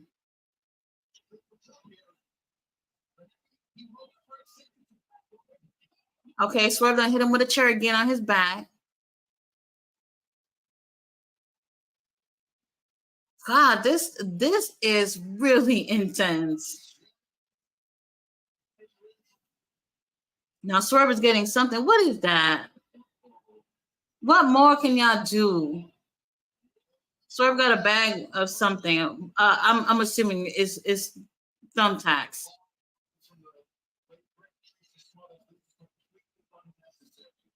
Right, Excalibur. I agree with you for once. This is unnecessary. Oh, what is that? That's broken glass. Oh Lord.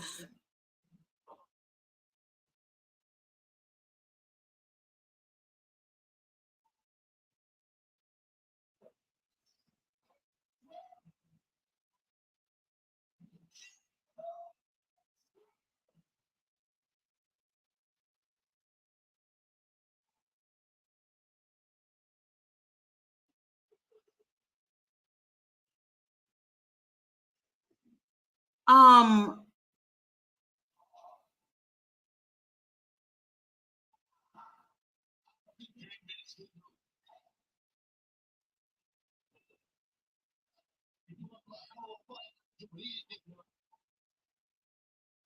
Swerve gonna win. Yo, what the fuck? Damn, man, her man don't got up on 9. Oh, I'm at a loss for words right now. They really putting it all on the line with this match.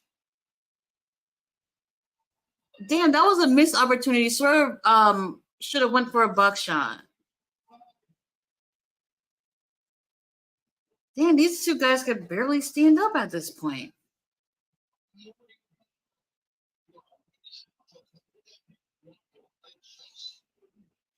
Well, we got whose house, Swerve's house chance. You know what, Hangman? I know I talk a lot of shit about you, but I'm gonna chill out from here for a little bit. Okay, so now they got a plywood with barbed wires all over it. Just brought it into the ring and brought in, I think, 2 chairs. Oh my god. So he's laying the plywood onto both of those chairs.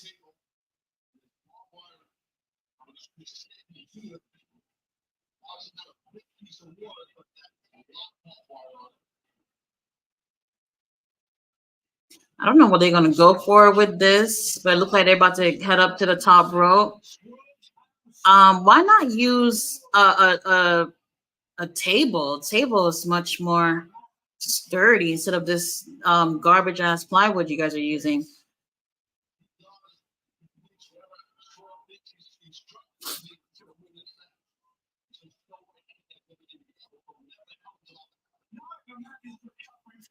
Oh my god, I don't know what they're about to do, but I don't know if I can take any more.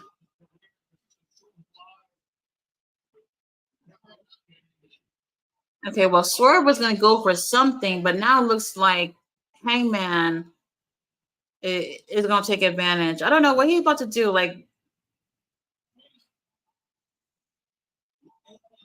oh my god, what are they gonna do now?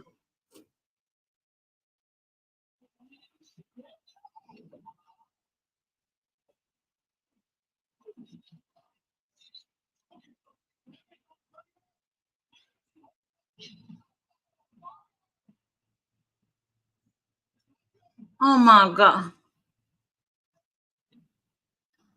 Ooh.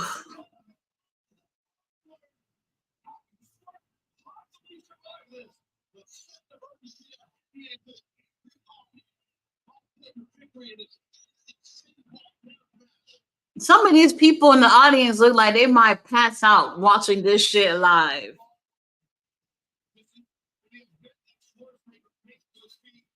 If Swerve wins this, then wow. Fight forever chance. Great. Oh my god. Oh, I don't know.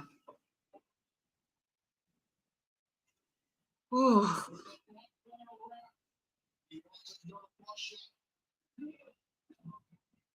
All right. Heyman just went for a buckshot. We got Swerve, who has a barbed wire wrapped around his neck and I think his face too. Referee is counting. He's at 3. Come on, Swerve, get up and finish Hangman. Oh, he might not get up. Um, Damn, we're on 7. Swerve. All right, Prince Nana with another save. Thank you. What would we do without you, Prince Nana? Come on. What he picked? He gets so now he's doing the dance in front of Swerve. Swerve is barely alive. Oh, Brian Cage.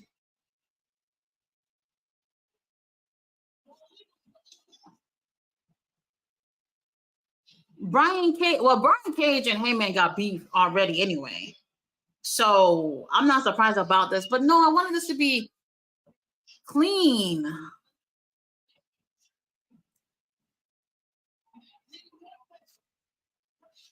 Well, we should have seen somebody come out of this. Obviously, somebody else gonna come out. Okay, no. Okay, so Brian just got a table from under the ring. I don't know if I like this. I don't know if I like it, but Brian is freaking jacked. Damn. Oh God. Oh my God. Okay, so but where is Swerve though?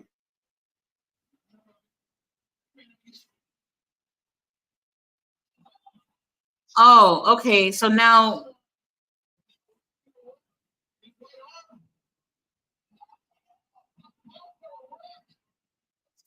Hangman is punching Brian with the barbed wire and gave him a lariat. Come on, Brian, if you're gonna come out here, just make yourself useful at least. Oh, now Prince Nana came in there. Prince Nana hit him with a chair to the back. Hangman not gonna sell it. Nana's running out. Oh my God. Oh, I think he's gonna put Nana through the table. Oh my God, Nana's doing the dance. Like that's gonna save you.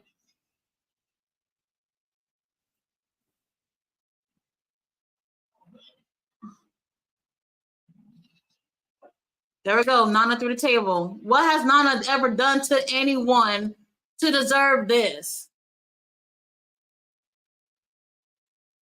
While Hangman out here battling up with Nana and oh well, here comes Swerve. Damn, Swerve done hit him with a cinder block in the back.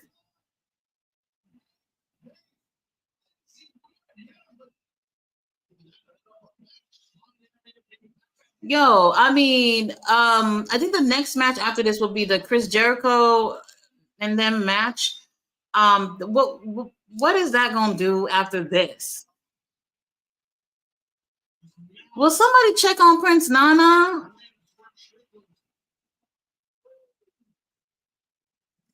Okay, ref is counting. We're on 4.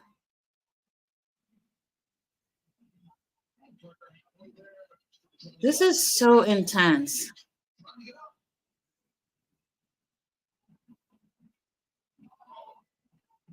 So Hangman starts to get up, and now Swerve grabs a chain from under the ring. He wraps it around his neck over and over again.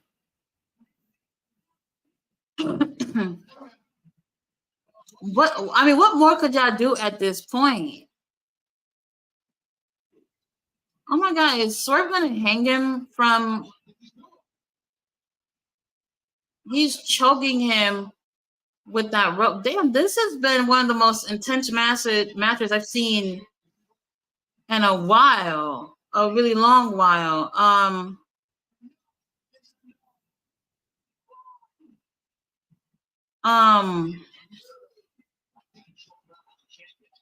um,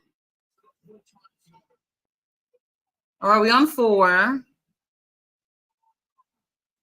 Um, 6, 7, 9. What? 10. Keep your ass down, bitch. Thank you. Yes. Oh, Swerve. Oh my God. Yeah, I barely made it through this match. That's for one. I really thought, hey man, I thought it was going to end up being like a trilogy type of situation. Oh.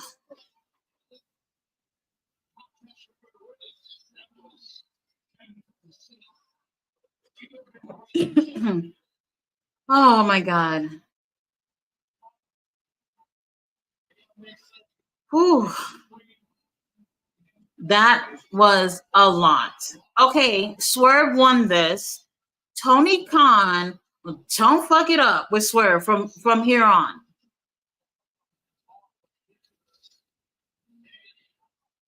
Wow, I'm really surprised though. Uh oh, Brian Cage walking over to Hangman. Oh no, never mind. He's walking over to Nana. Oh Lord,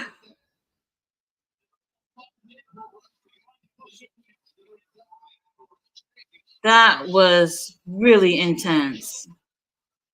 Um, and then we're gonna have Adam Cole in the main event. What y'all gonna do to top this?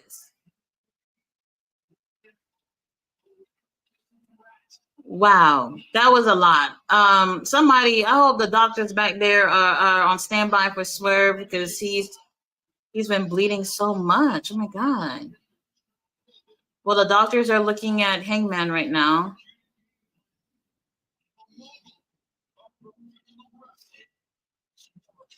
And not only with Swerve winning this, they really need to take advantage and push this guy, put a title on him. But they also got to do something with the whole Mogul Embassy together as a group. You know, um, wow. If I was there, they probably would have had to, put me on a stretcher too. I probably would have passed out looking at all this stuff live. Um,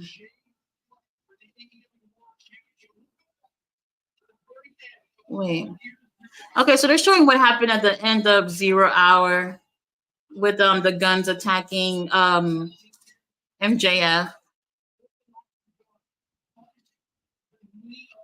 MJF need to stay away from that tanner. Whatever you using to tan with, bro, it's not working out for you on camera.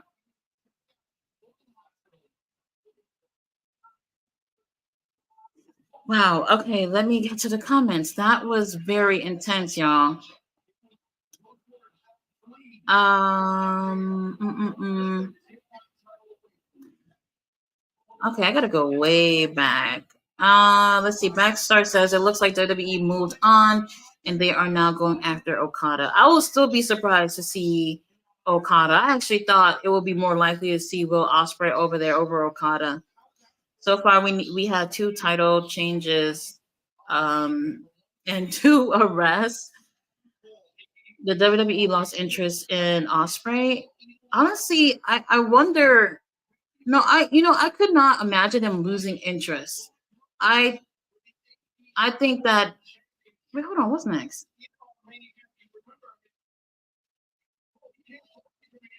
Okay, so the tag team match is next with the Golden Jets and Young Bucks. So I wouldn't know. I wouldn't say that WWE would have lost interest. They would definitely would want him regardless over there. If anything, it's Osprey thinking about the working relationship that he's already had with AEW, or Tony offered him something that he just absolutely could not refuse. But yeah, I would have loved to see Osprey over there. Oh god, that match was a lot. Um,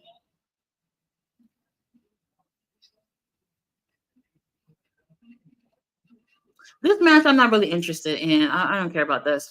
Um, okay, King Leo said, I'm missing this match. I've been waiting on all day. Man, that was really something. I'm never gonna forget that. I'm never gonna forget that. I'm just really shocked that Hangman didn't take this. So I don't know where they're going with this, but Hangman, you got some respect from me tonight. I won't talk too much shit about you moving forward. Well, shout out to the cleanup crew that got that ring cleared up already in like 2 3 minutes. Um,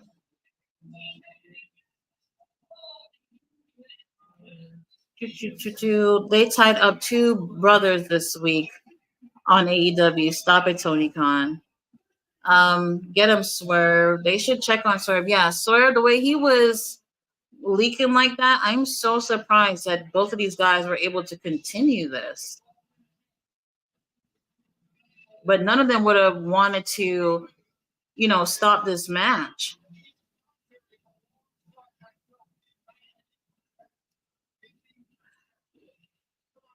MJF is going to be pissed. He got to wrestle in blood the EVP Elite Ego match. I don't even really see what's the point of this. I know they was trying to go with a story, but eh, it's boring. Yeah, those ambulances need to be on standby for not just Hangman and Swerve, but it looks like Prince Nana might need it too. They must be almost sold out. It looks damn near like a sellout crowd.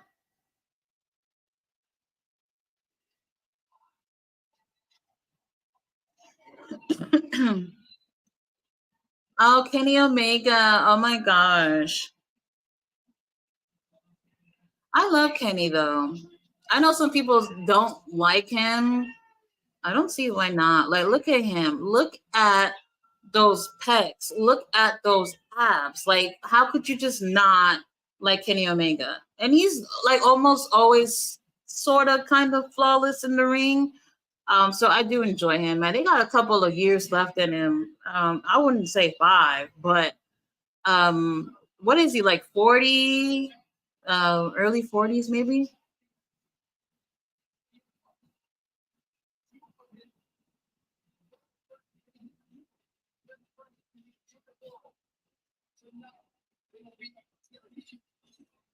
LA gonna be hot if in the hood don't get a victory. LOL. My whole city behind Swerve.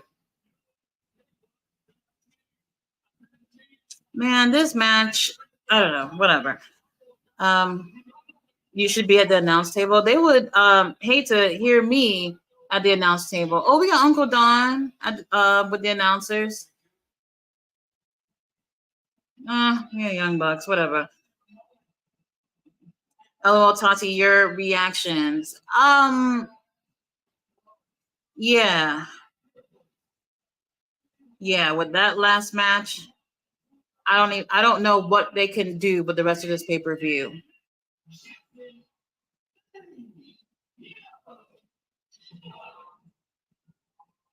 Okay, so after this is the main event, right? I feel like it's so early.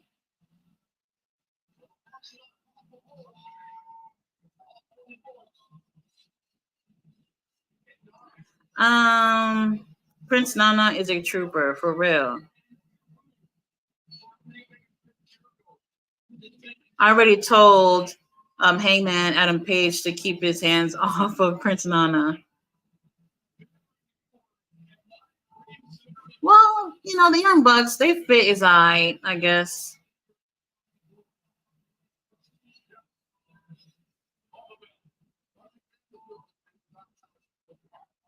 And I think the Bucks said something about this match was supposed to be like friendly competition or something like that. Um, I don't know.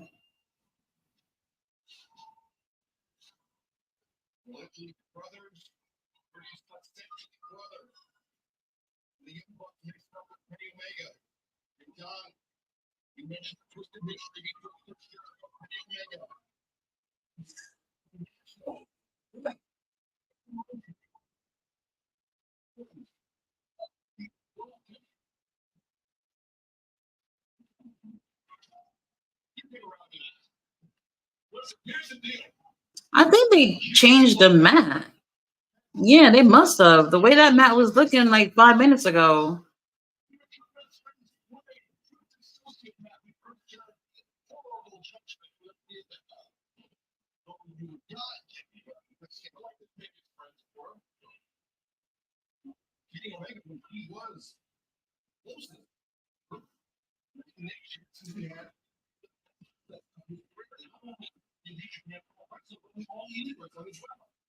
I mean, I'm really blown away about that last match. Like Tony really got to have some good stuff lined up for Swerve.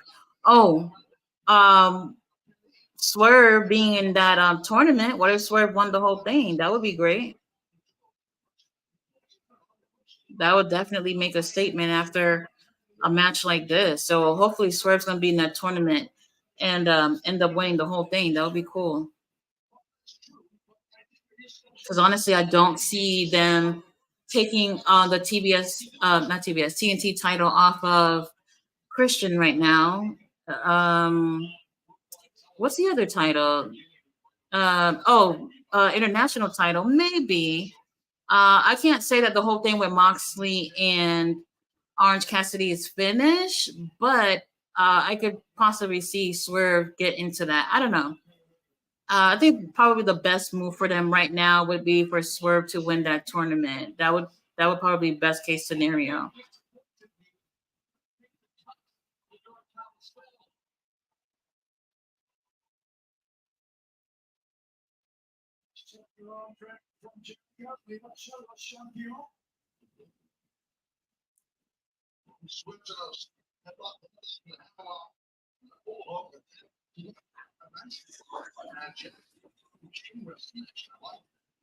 You said they only had about 1,000 tickets left. What? Can't be 1,000. You mean like 100?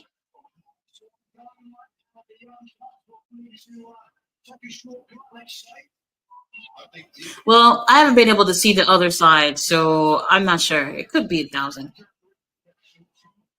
But that was yesterday. Oh, okay. So by yesterday, that's interesting. How many seats did they have for the show though? Because yesterday they didn't seem. Yesterday the crowd was so blacked out that you couldn't really tell in terms of how much people was there. But I knew that it would definitely get more people for the pay-per-view.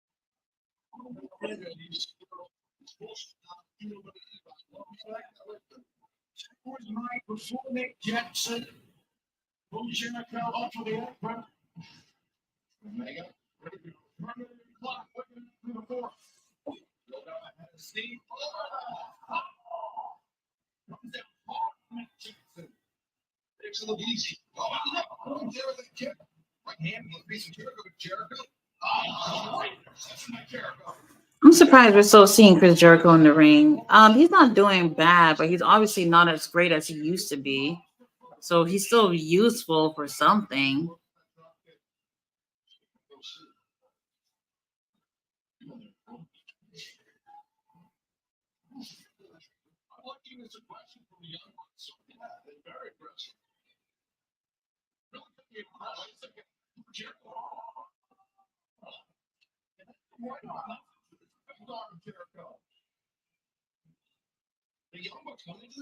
Whatever. You're not gonna be able to do anything remotely interesting compared to what I just seen. So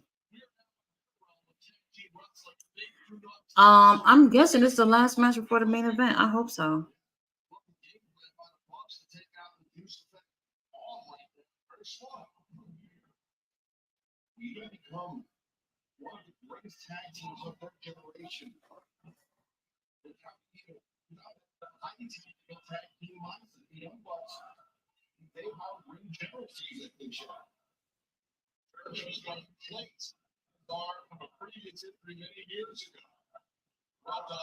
What are they chanting?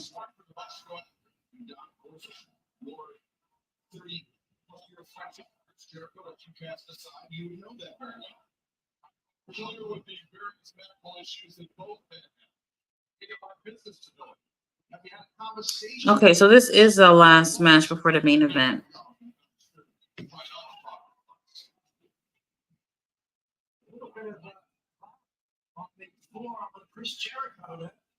Oh, Jericho bleeding in his arm.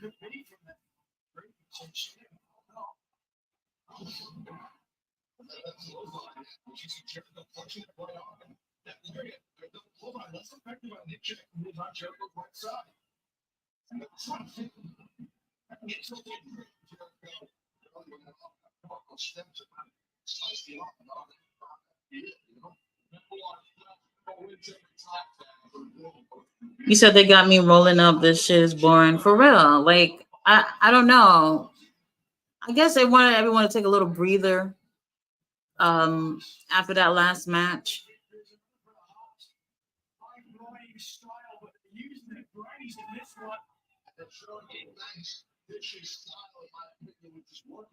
for the most part, the way they have the card going, it was great up until this. This could have literally been right before Swerve and Hangman.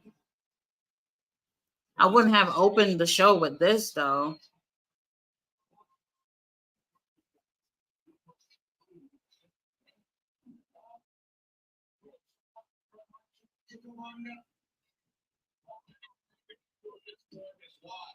The last match was the peak of the evening. Absolutely.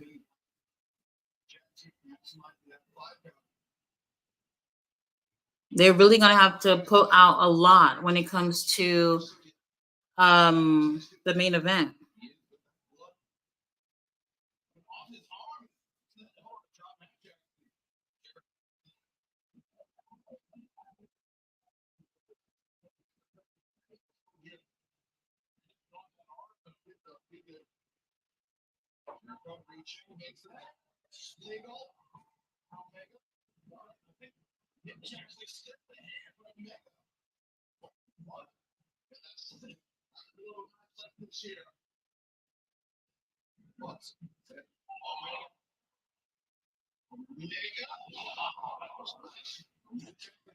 Hmm.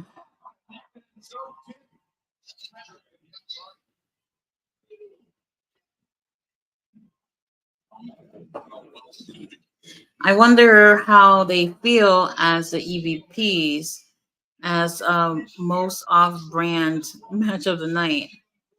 I mean, there's really no build to this at all, and even if there was, it's still not interesting. It wasn't interesting before this match came up, and now after what we just seen, you know, this could have been off the card, and I wouldn't even have noticed if they had taken it off. But it's all right. At least I get a chance to see Kenny for about 20 minutes, so I'll take that.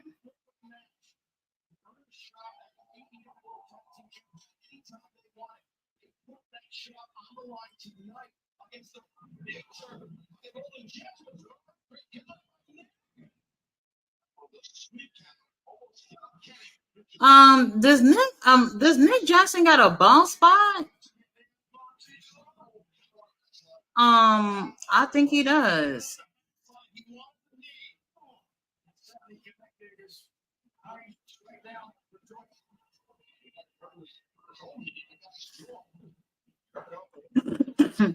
Like this match literally just feels like uh whatever. Like they just put it on just to put it on.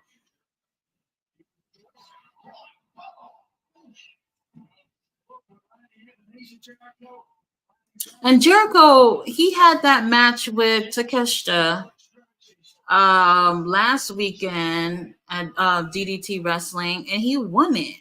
And I'm just wondering, like, why did you need that win?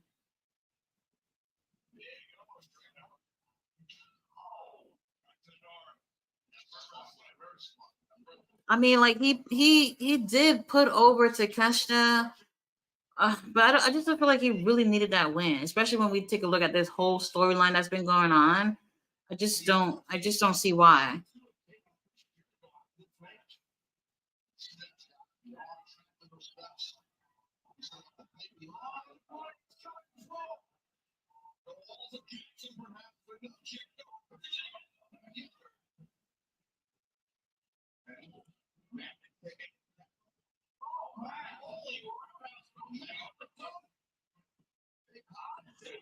Let's see.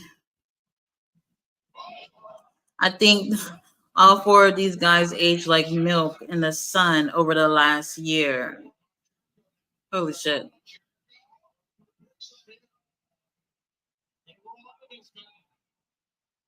Oh, he got him in the wall of Jericho.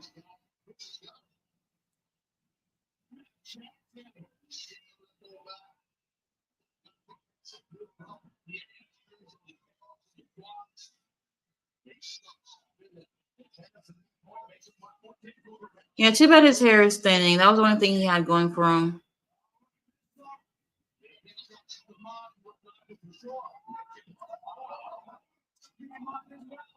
Ooh, Matt was just trying to get in, but Kenny blocked it.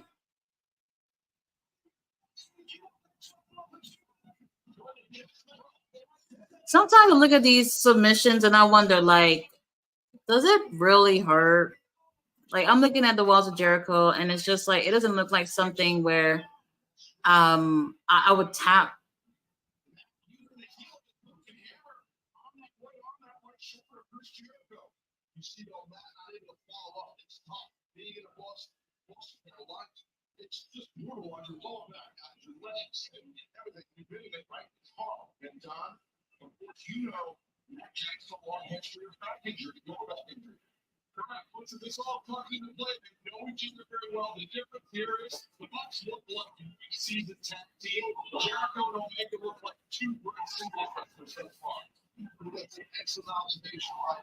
Well, Don Callis just make a point. You know, the Bucks look like a tag team, and Kenny and Chris Jericho look more of just like two really good singles competitors.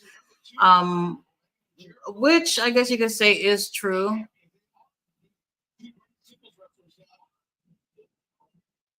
They're not used to of teaming with each other, especially not right before this match.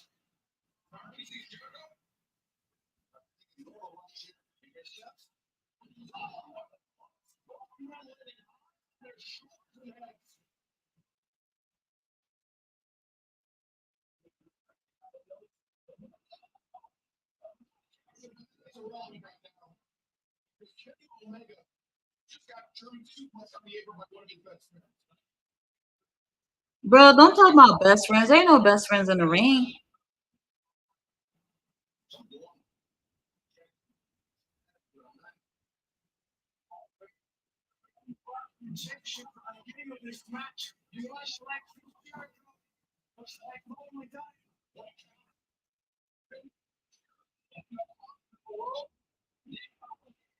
Oh my gosh, I'm so bored. You guys are boring me.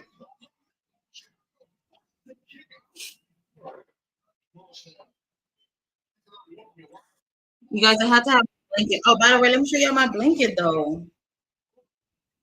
Wait a minute.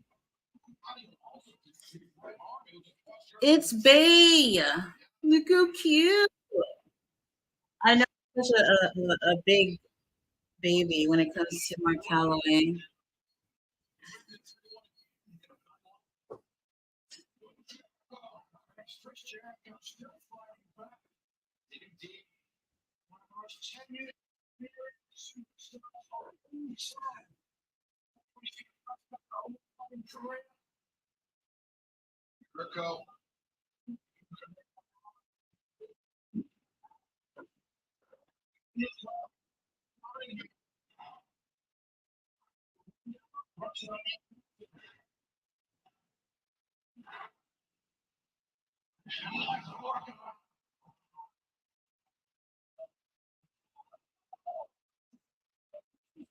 Who is that? Well, one of the Bucks done gave Chris Jericho a low blow,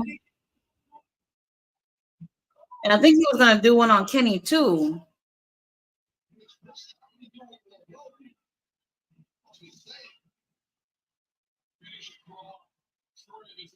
Oh, and he kicks Kenny in the nuts.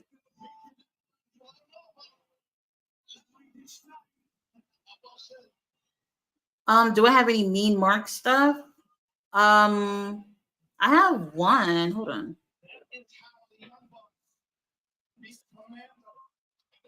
This is the only one I have that I could think of.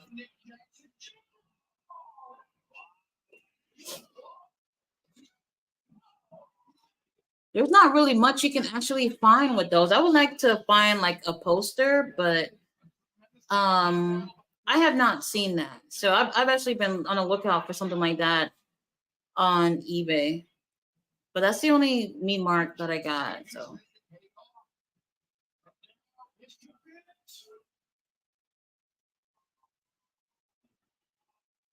they look like they're about to end this off. All right, there it go. Okay, after a BTE trigger, Chris Jericho takes out. Whatever, I'm bored.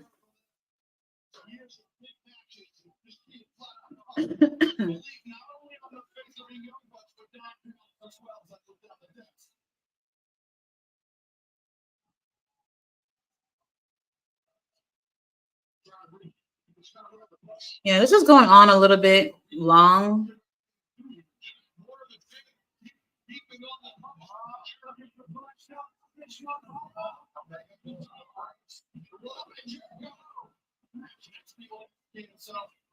Well, how come the bus got so much blood all over their damn pants? Who's bleeding like that?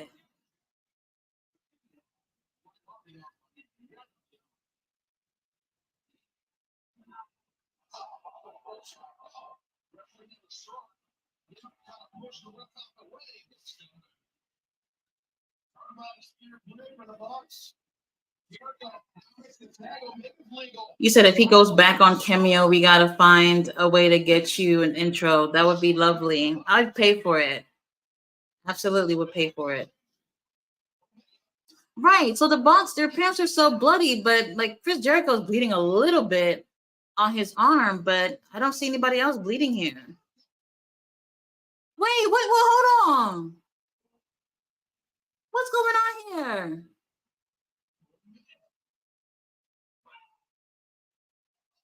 Oh, I thought Kenny was gonna turn on Chris Jericho. Y'all got my attention for a quick second.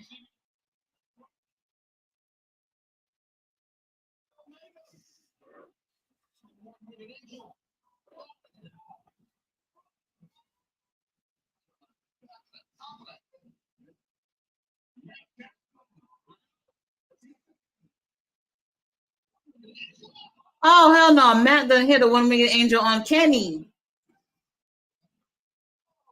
Oh, but Nick was the legal man. But anyway, Kenny kicked out of that.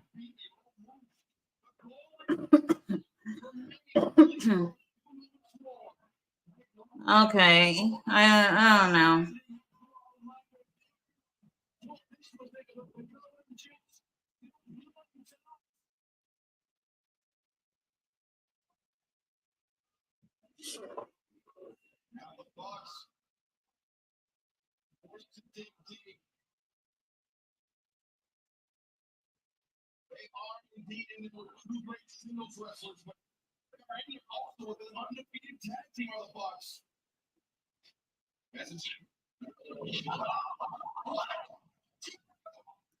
All right, I think it's about to be done here.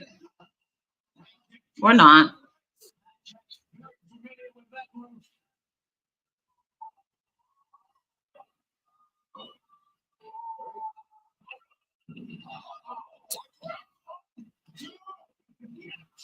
Oh, this is going on too long. Over it.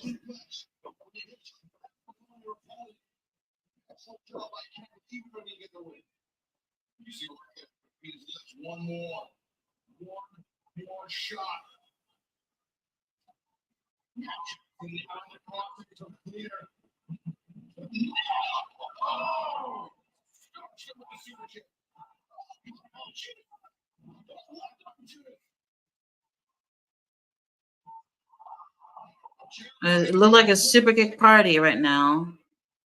Same old, same old.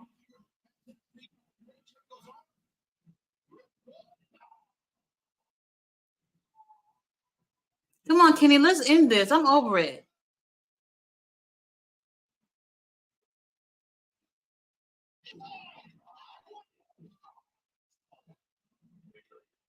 All right. The Golden Jets won.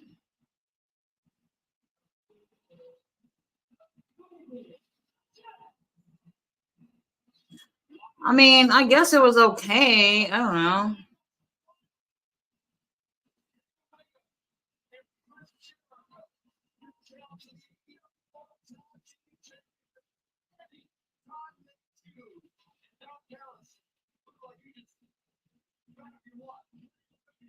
Oh, well, whichever one of the brothers is all mad throwing chairs and stuff. I mean, are you a preschooler throwing a temper tantrum?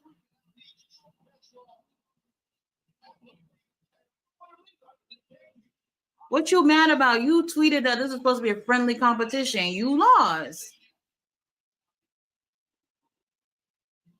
I don't know what it is. I always forget who's Nick and who's Matt, and they're not even twins.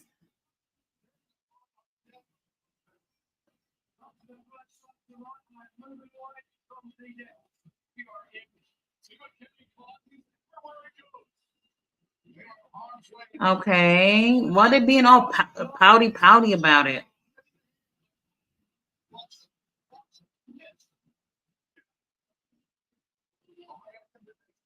You said Jericho is stupid. That match was so boring. You caught up with the chat. I know, right?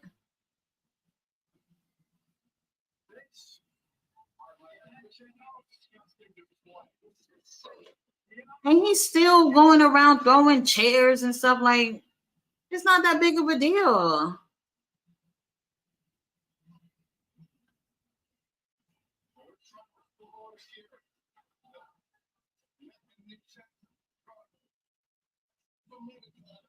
Um, I don't know what's going on here.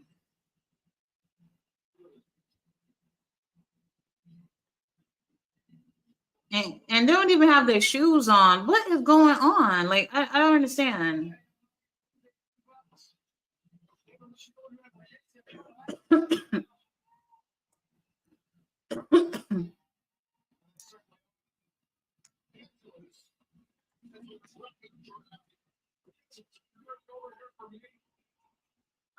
I don't know. Whatever. I'm over it. Did he just hit Aubrey in the face? No, I felt like he kind of gestured like he was going to. I don't know what's up with this childish stuff that they're doing right now. I'm over it.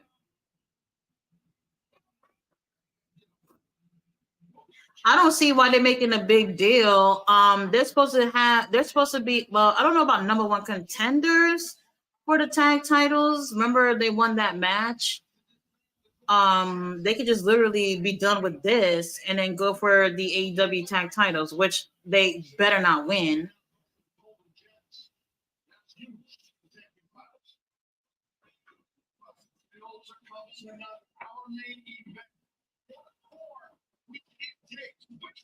Adam Cole versus Jay White.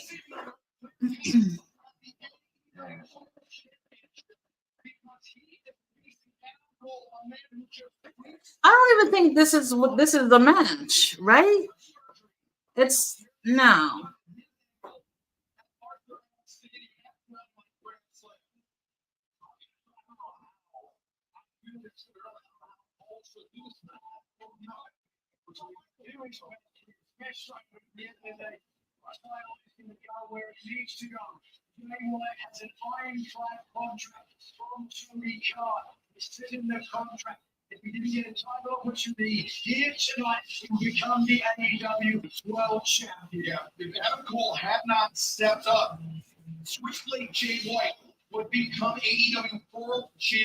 So when have we ever heard about Jay White having an ironclad contract? They just made that up for tonight.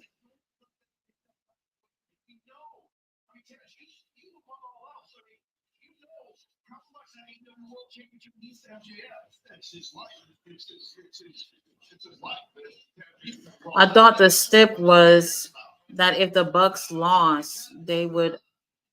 Oh, I didn't even hear about that. I'm not sure. I mean, if that's the case, and that's why Nick and Matt over here acting like toddlers, then I guess I can see why they're upset. But I don't remember hearing that though. Swerve and Adam match took the cake. Yeah,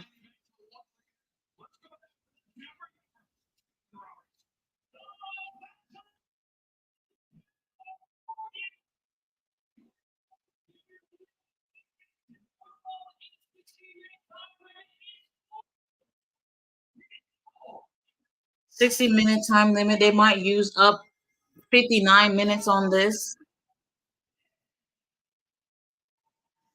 Samoa Joe would have been a better choice for the. he helped Max earlier. Then Max should have should have to fight him for it.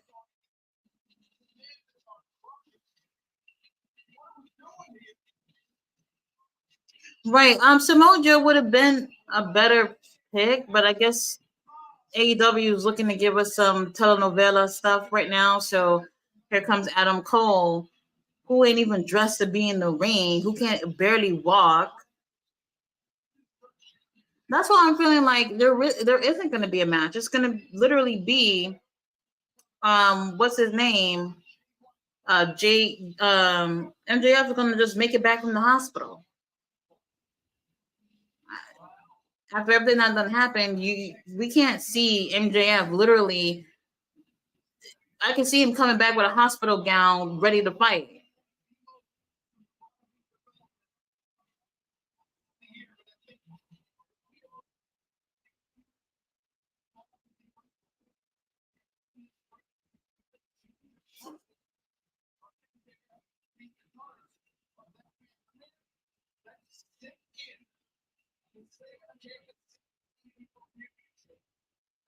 This is crazy. Like he is in there with crutches.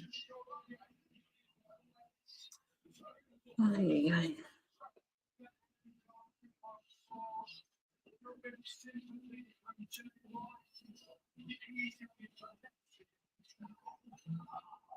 Oh my god, Adam. Whatever.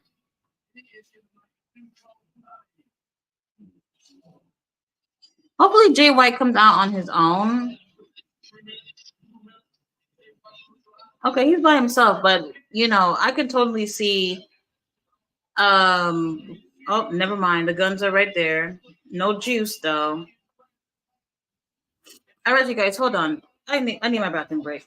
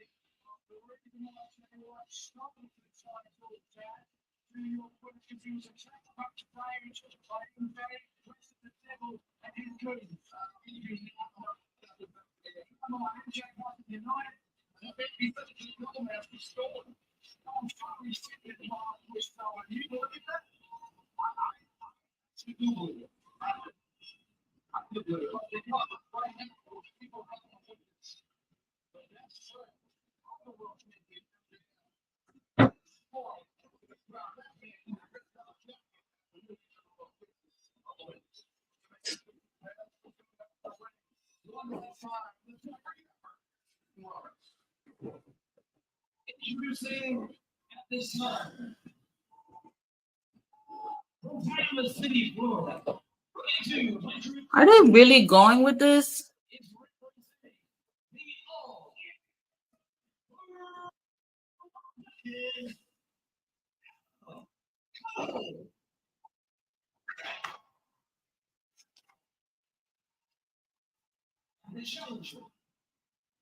Right, and we also haven't seen Roderick either.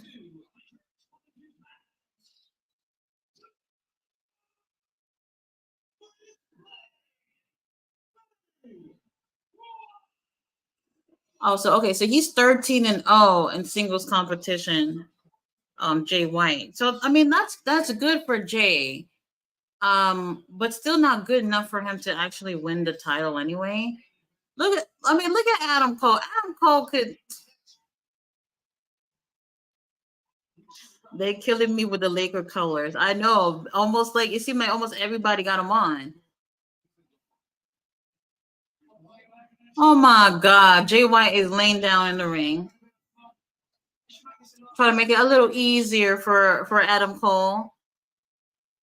Oh, and now Jay White is limping just like Adam Cole.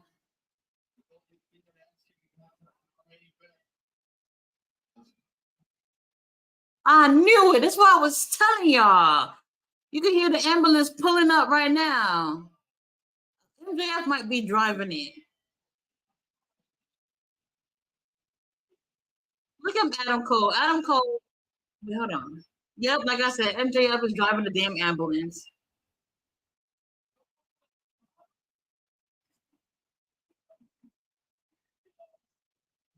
Oh my God. The drama.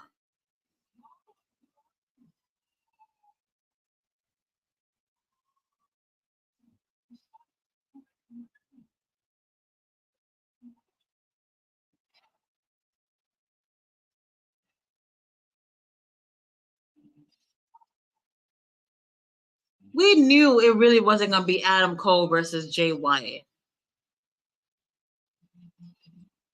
Honestly, if anything, Adam Cole looks relieved that he don't got to wrestle. Like, oh, hell no. Look at all the producers and everybody trying to make him stay away from the ring.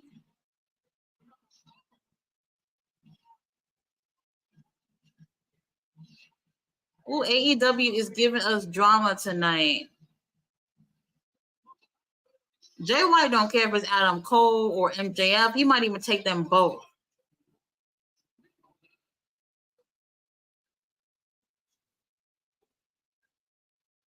At this point, it would literally, if he took on both of them, it would be him. It would be like him going against with somebody with two legs at this point because both legs are fucked up.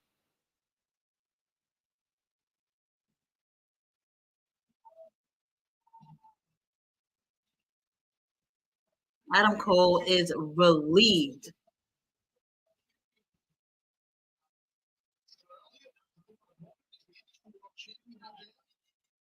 All right, here we go. I told y'all that hospital wasn't shit.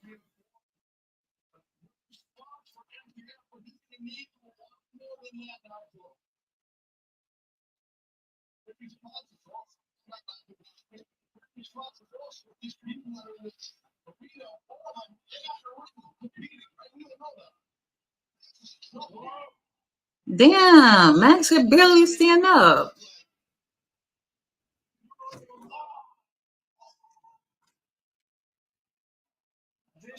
Damn, man, I'm not gonna lie.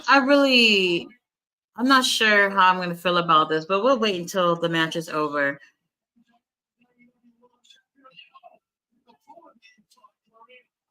Because honestly, I've been waiting to see these two get their hands on each other, and it's a whole bunch of foolishness just to get there.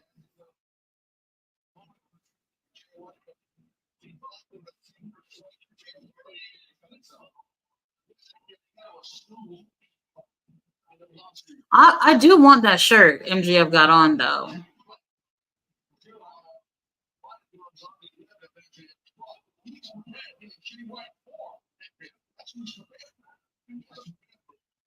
I wanted a nice clean fight with these two. No, nobody ringside, nothing.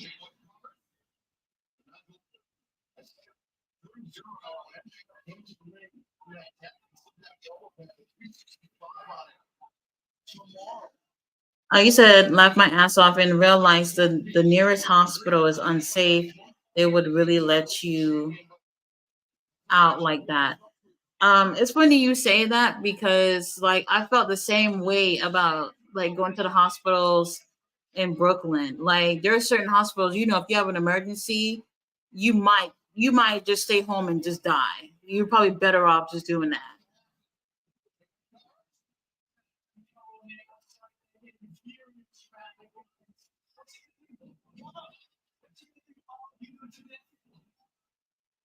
Like JY is really working on that leg.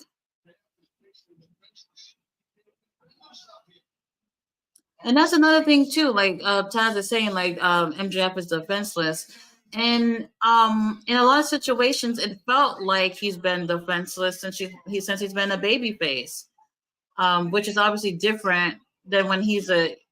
Okay, so now he's getting into it with the guns outside the ring, but it almost looked like he might have forgotten about that little leg injury he's supposed to have.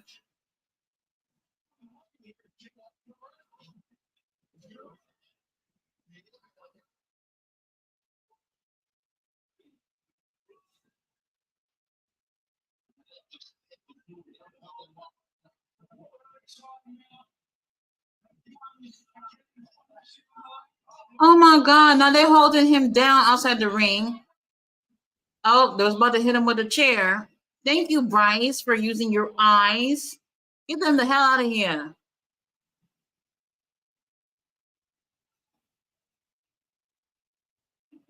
Let's go.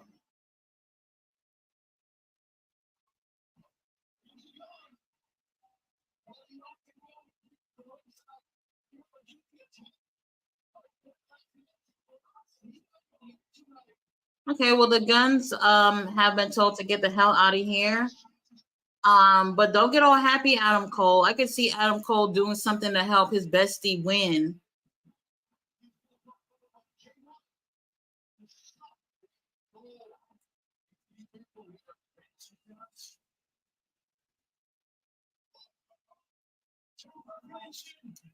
Now Jay White acting like he was about to hit Adam Cole. Adam Cole over here flinching.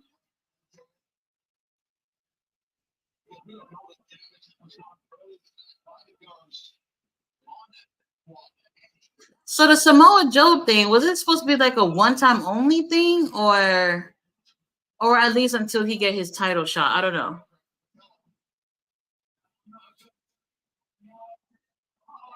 Damn, he took off Mac's shirt and then he threw it at Adam Cole. Now you telling Adam Cole to come in the ring. He might as well come in there.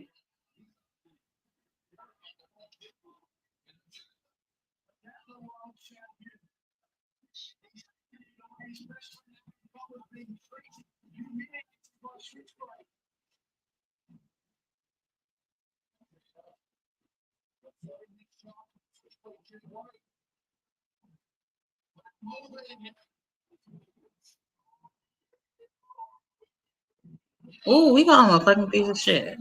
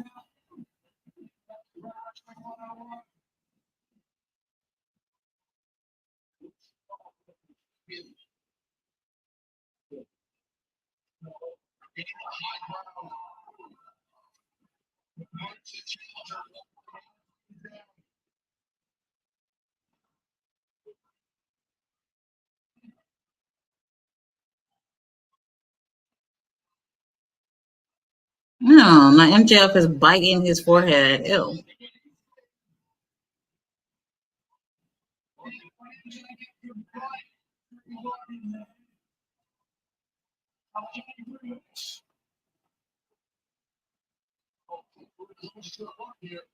The only thing they can do to really make, oh my God, here come the kangaroo kick. Now, how you gonna do a kangaroo kick? He can barely sit on one leg. Oh, well, he did it.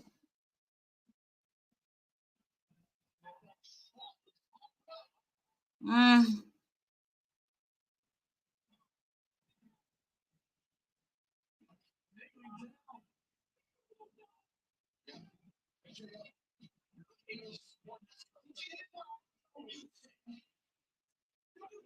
All right, Jay White is outside the ring. Referee is counting.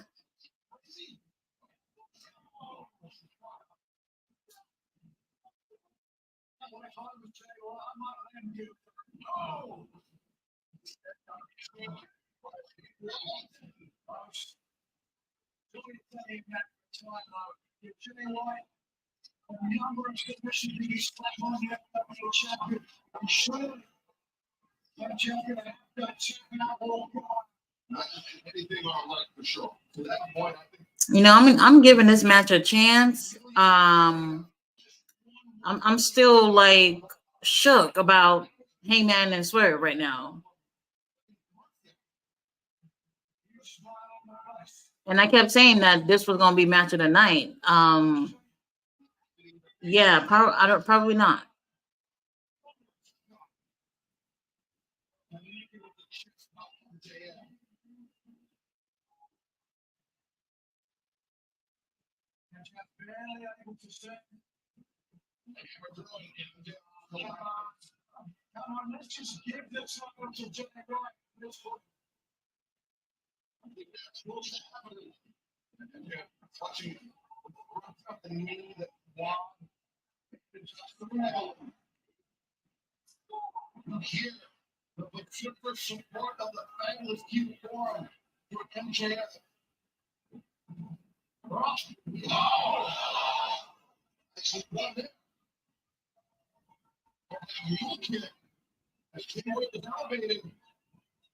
Damn, MJF chest look horrible.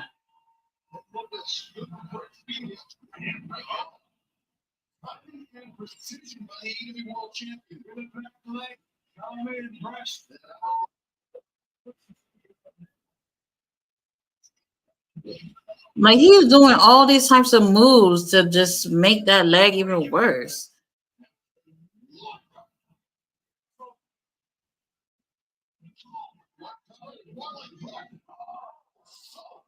Did anyone expect MJF to really not make it back? I know, right?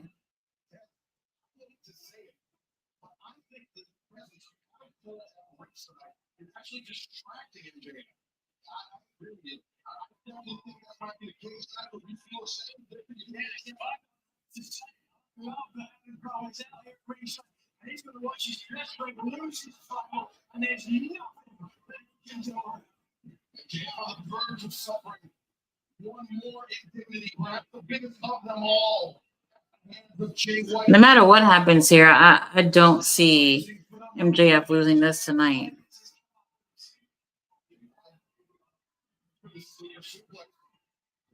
But this could have definitely been a better match had it not been for this going on, especially this leg injury.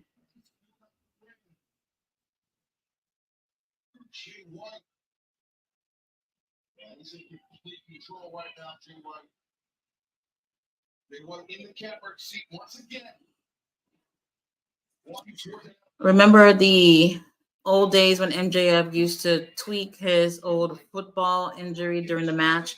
A pretty interesting way to set up the leg injury he used to work during matches.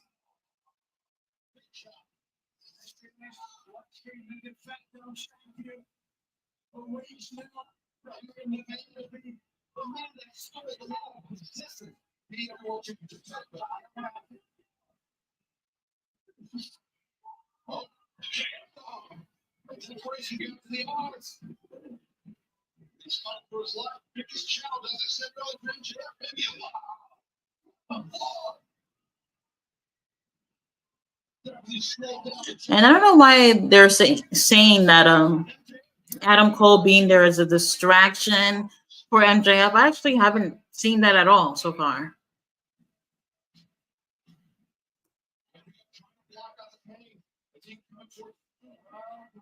Uh, well,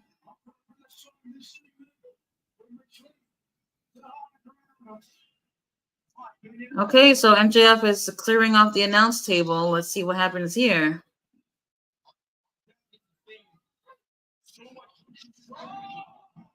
What? He just put him on that shit, bro. Like, what? A cheap ass table.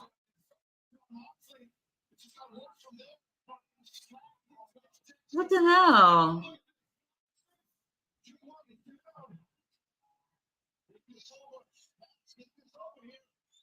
So now MJF is going onto the top rope. What's he going for? Not a flying elbow or something. Oh God. Yep, flying elbow. Um. I don't know.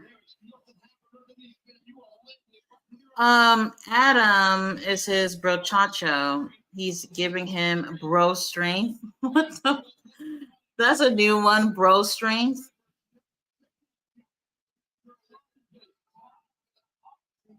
Oh my god! And then honestly, MJF hurts himself too with that elbow drop. Like he hits the table itself. I mean, that's a flimsy ass table anyway. But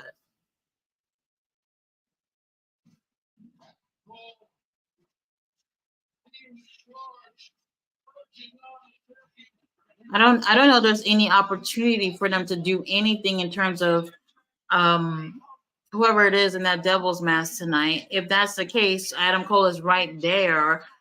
So it can't be him.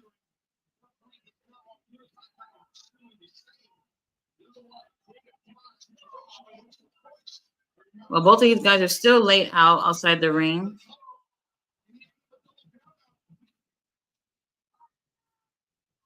Even if there is a double count out, um, Andrea will still retain.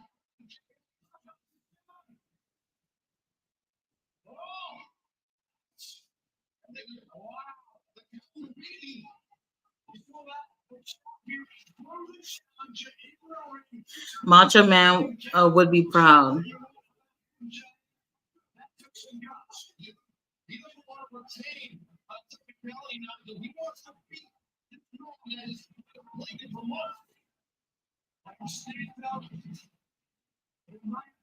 Aw, he's our scumbag chance.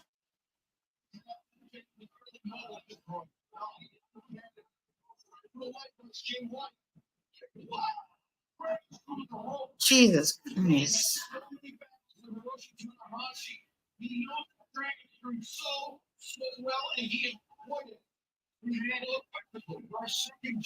I know they're not talking about Tanahashi. Tanahashi could barely walk at all. Sometimes it surprises me to see him in the ring.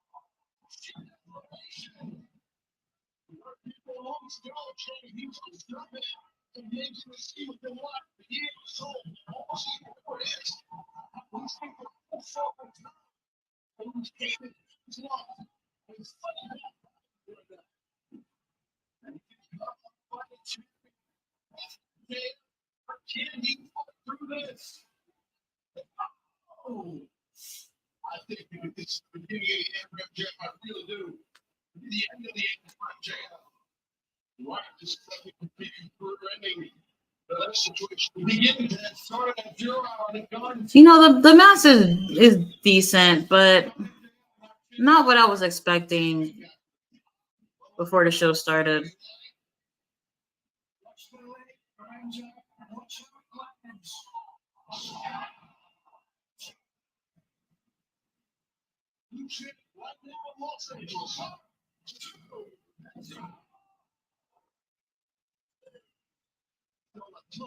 You said, has the audience been quiet? Um, with this match, a little bit more on the quiet side. They obviously were so loud during the Texas Death Match. I think that was the most that they seemed to be interested in this whole show. Like people were even standing up watching that match.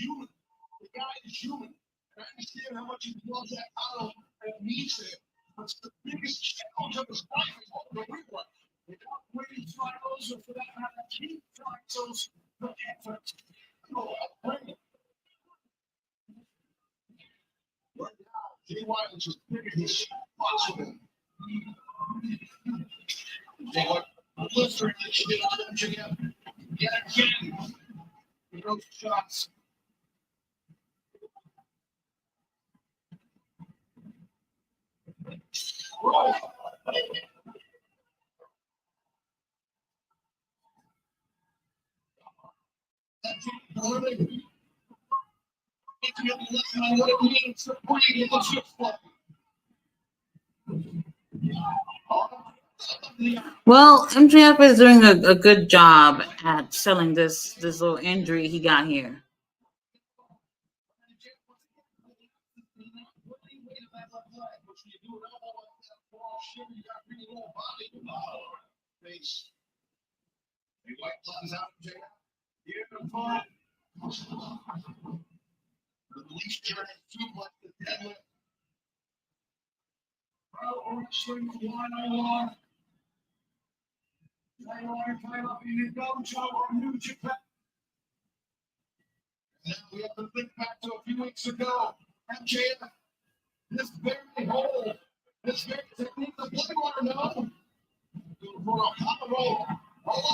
Ain't nobody better win this with a roll up.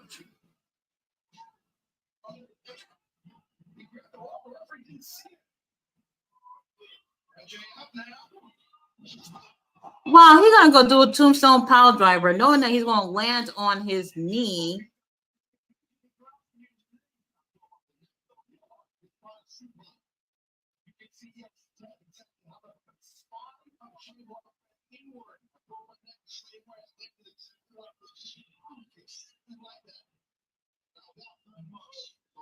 Oh, Jay Whitehead actually really plants into the mat though. He could have held them up a little bit higher.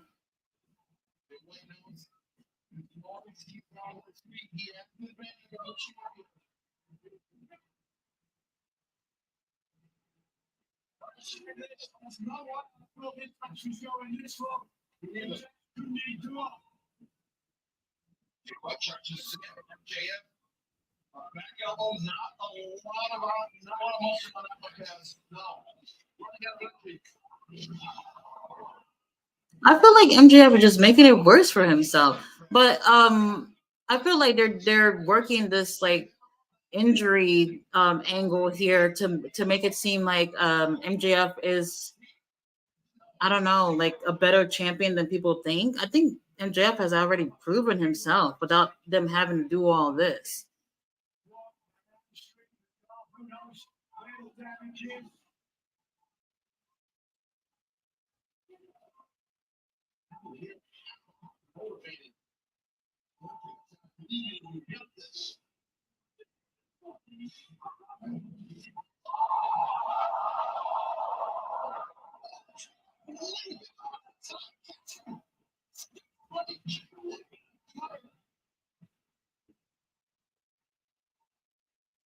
All right, things are getting a little bit more interesting with these two.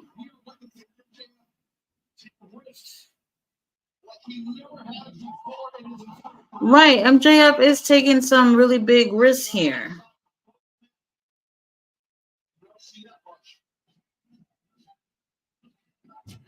And both of them are they still on the ground?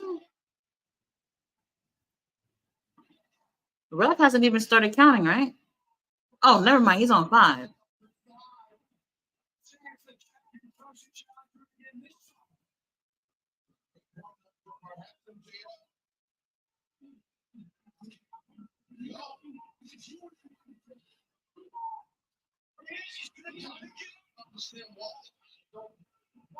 I haven't even considered that Adam Cole over there to turn on MJF, but we'll see. We'll see. I don't know.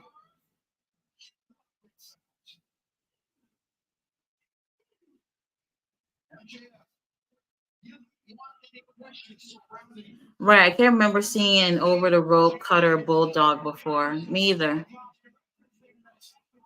And for MJF to barely be able to stand on his legs, he did a good job with that. Okay, so he's taking off his knee pads and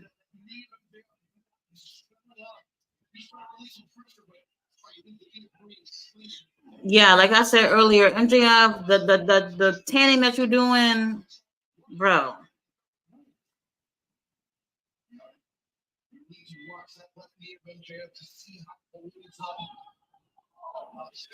Oh my god, I'm loving the drama here, Max. You're doing a great job.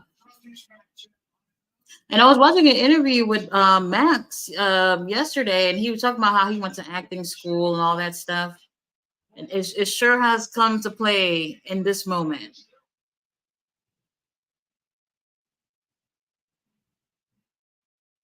I thought Adam Cole was going to do something evil when he came out and helped MJF Joe win in the opening match. Um, I don't know. I wasn't really expecting Adam Cole to be out at all. I kind of thought that we were going to get to the point where that devil person would have been either unmasked tonight or something related to that.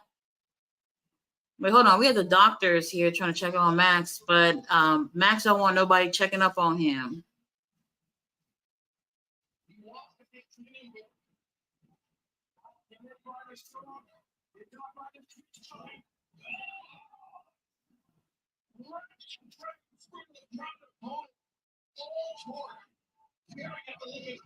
Damn, Jay White is working up on that leg. Perfect way to just garner sympathy for the champion here.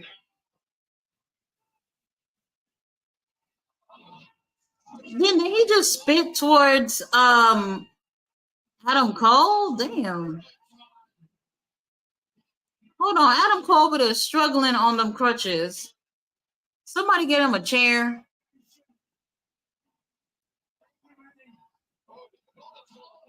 Wait a minute, Adam Cole got something in his hand.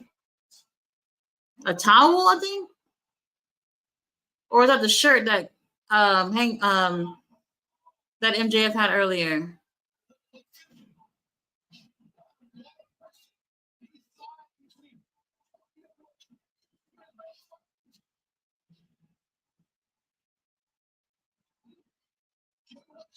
Um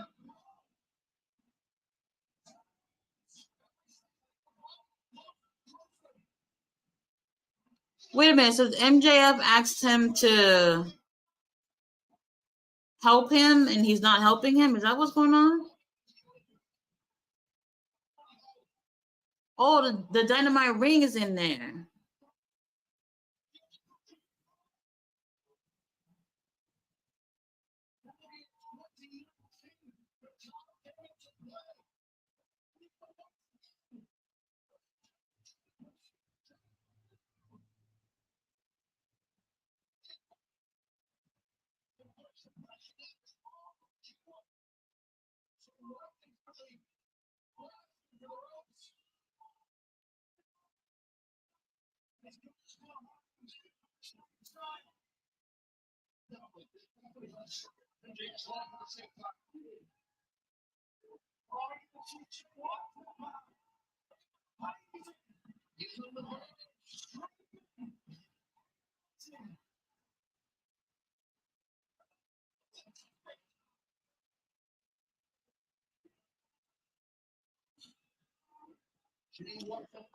Let's see. All wrestlers should go through acting improv classes. Yeah, I agree. Because a lot of them would be so much better if they had done that. Now, Adam Cole over here is showing the Ring of Honor tag title to Jay White. He looked like he was trying to hit him with it. Oh, Jay White took it from Adam and hits MJF with it. Obviously, doesn't take the win. All right, interesting. I don't know if Adam Cole being ringside is even useful for MJF at all. Oh shit, does Cole throw the towel costing MJF the belt? Goddamn, MJF is good with the crowds. He is.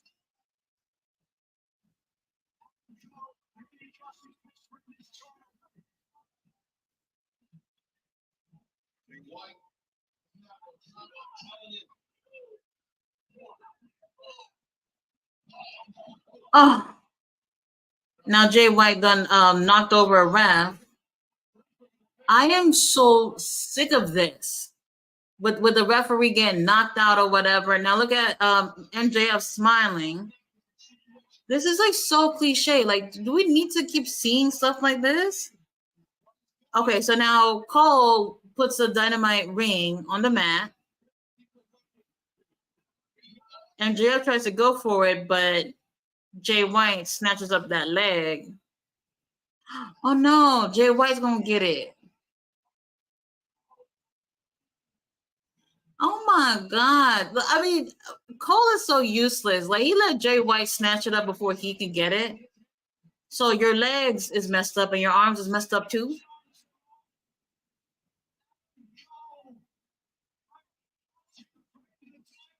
Oh my god.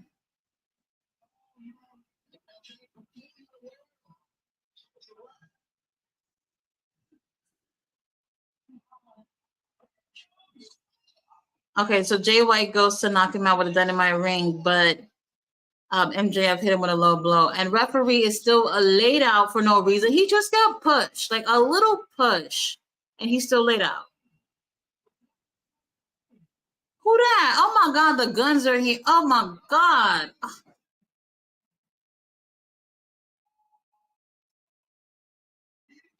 MJF got the ring back. Oh, and he just knocked out Jay White with it. Oh, now the referee is finally coming to his senses. He's starting to get up.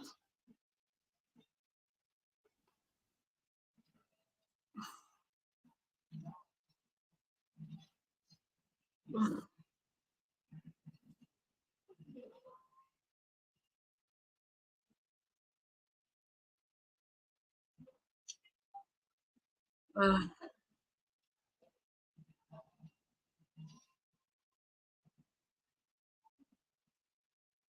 you know,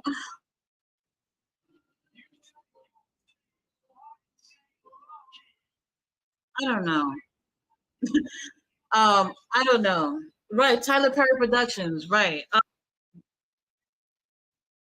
I just, I just don't know.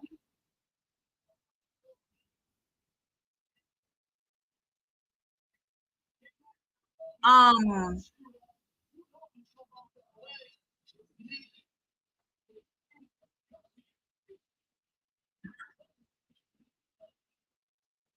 hold on. Adam Cole gonna try to get in the ring. I'm not gonna. I'm probably not gonna say anything else until the show is done. Um,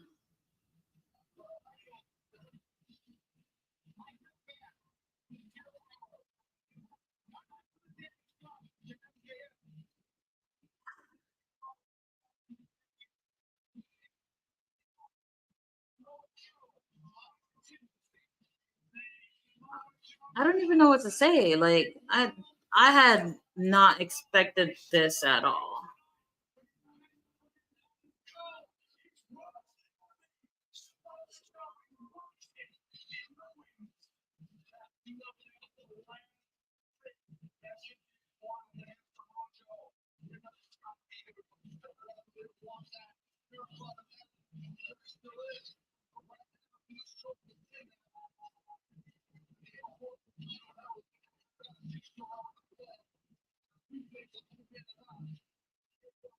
Okay, are we gonna do anything else, or is this it?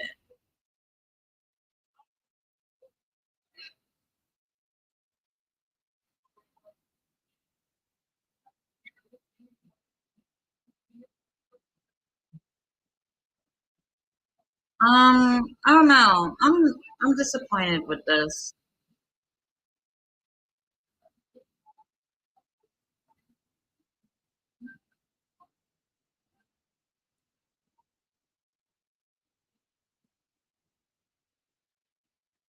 You said all he has to do is cause a DQ, and JF works the crowd like Hogan in the '80s.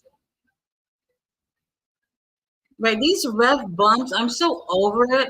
Especially, this is something that WWE does way too much, especially with the whole bloodline situation, and we're just seeing it too much. I don't know why we have to keep resorting to that.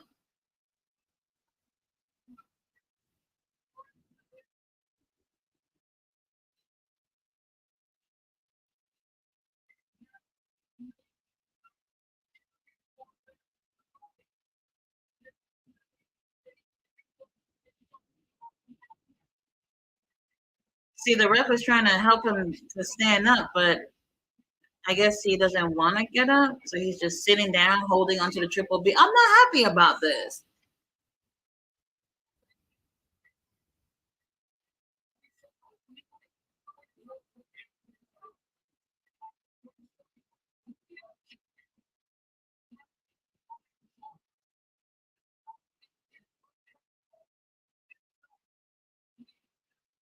I'm just hoping that there might be something else, but don't know.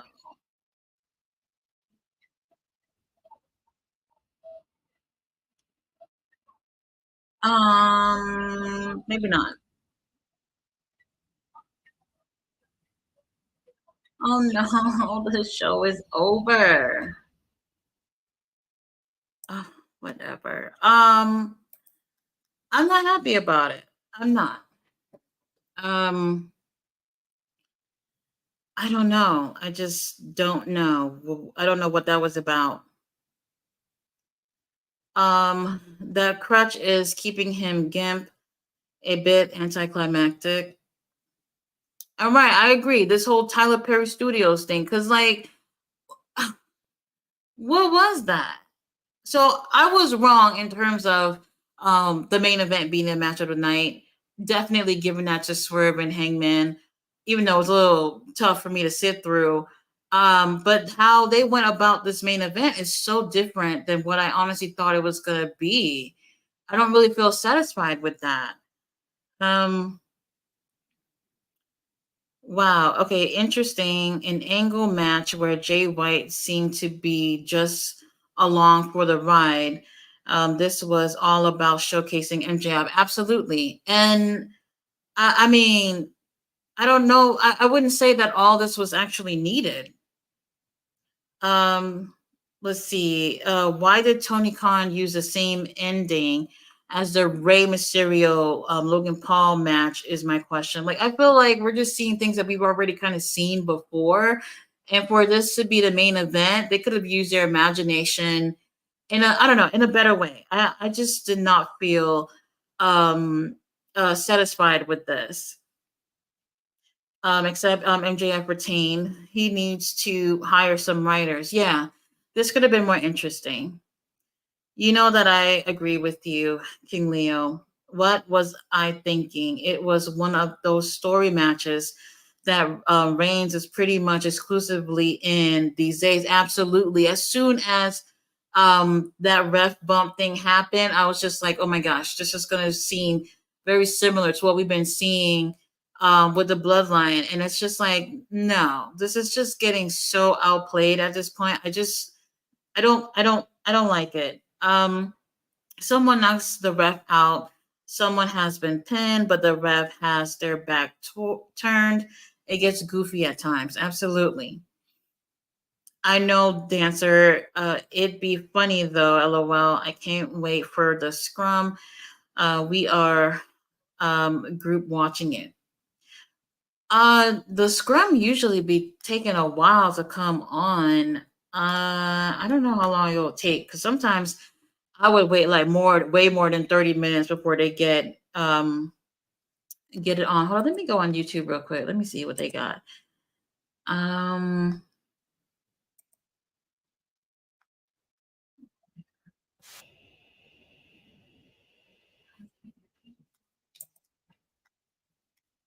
okay, so it's not on yet.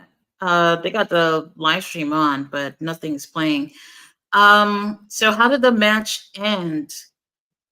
Um, damn, how did it end? MJF, man, this whole thing with them having the referee getting hurt, and I mean, literally, Jay White pushed him like a little tiny push, and for whatever reason, ref was down for like 5 minutes. Even the guns came out trying to help Jay White. All this stuff just didn't even really feel.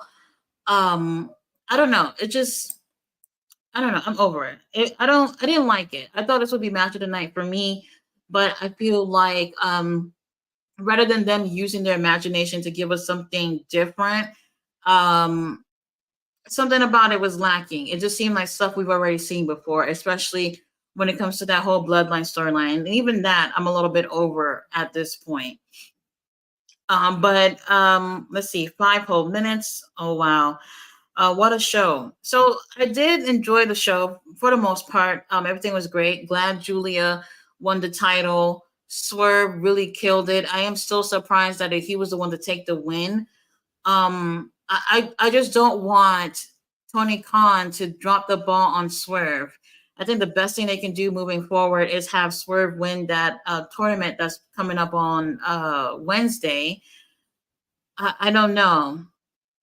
I don't know if, who's all going to be on there, but I know for sure Brian Danielson's going to be on, and he's going to be in that first match in that tournament. So that's going to be on Dynamite. I don't even know why Brian Danielson is coming back so soon. Once again, um, okay, he says Swerve is next level. Absolutely. That's why I hope they don't drop the ball on him. Tony Khan got something really great with Swerve right now. I'm barely keeping my eyes open, King Leo. This was a great pay-per-view. I'm not necessarily mad at it. I just feel like maybe the direction that they went in with the whole main event is not something that I particularly find entertaining. I know they have Adam Cole out there to add to the storyline with MJF, but I don't think that um, I don't see what that did. I don't know. Whatever.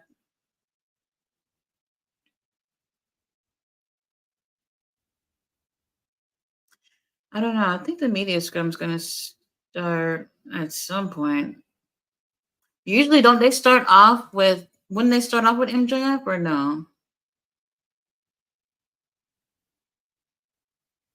I don't know. Let's see.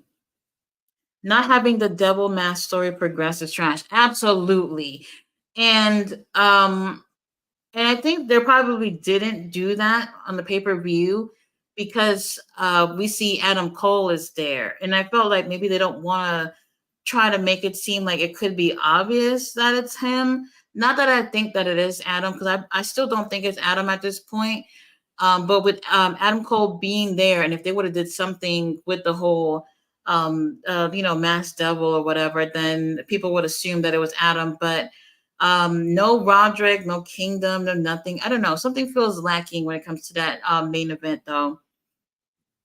But they should have did something when it comes to that because I feel like we didn't really get a chance to see anything big when it comes to that when it comes to that story. Only two attacks so far, which is just the Acclaimed and Jay White, and then almost every week you just see him on the screen for like 2 seconds, and that's it. We need to have something big to come about this before they actually end up, revealing who that person is. Because if they would have revealed it tonight, I think that wouldn't have been the right call. We needed to see something else to take that angle to like the next level, and we haven't seen anything yet. So hopefully on Dynamite, maybe.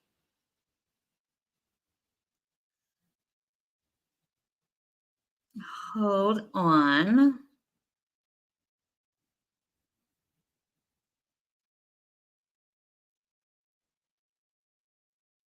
So a little disappointed in that, but definitely, um, for the most part, I did get some of my predictions wrong. But the ones that count, Julia, I'm so interested to see what happens with her next. I could definitely see Chris going for a rematch with that title.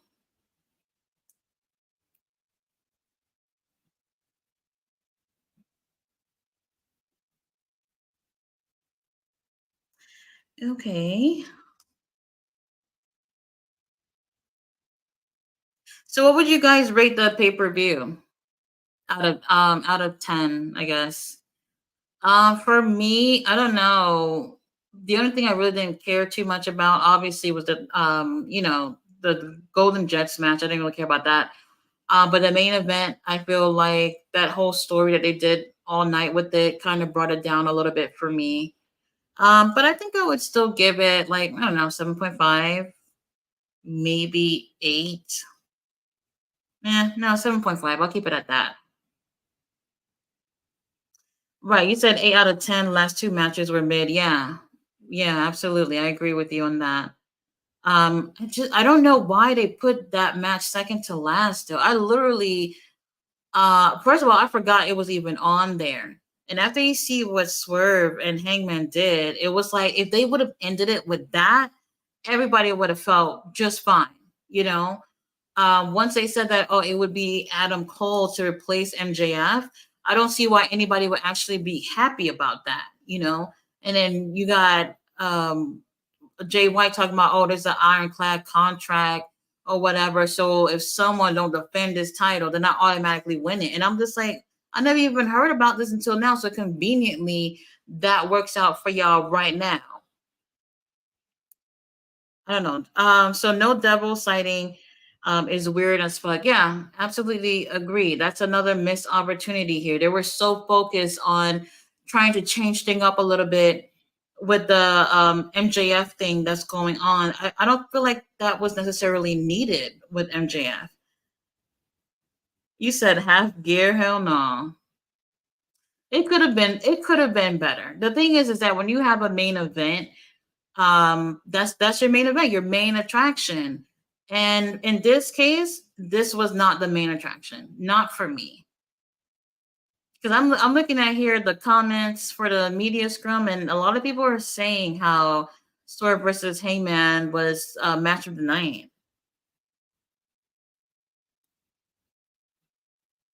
and some people are saying that they're disappointed that there was nothing with the Devils tonight. And of course, those CM Punk's suck posts on here too. Like he's not even on here. Why are we talking about CM Punk?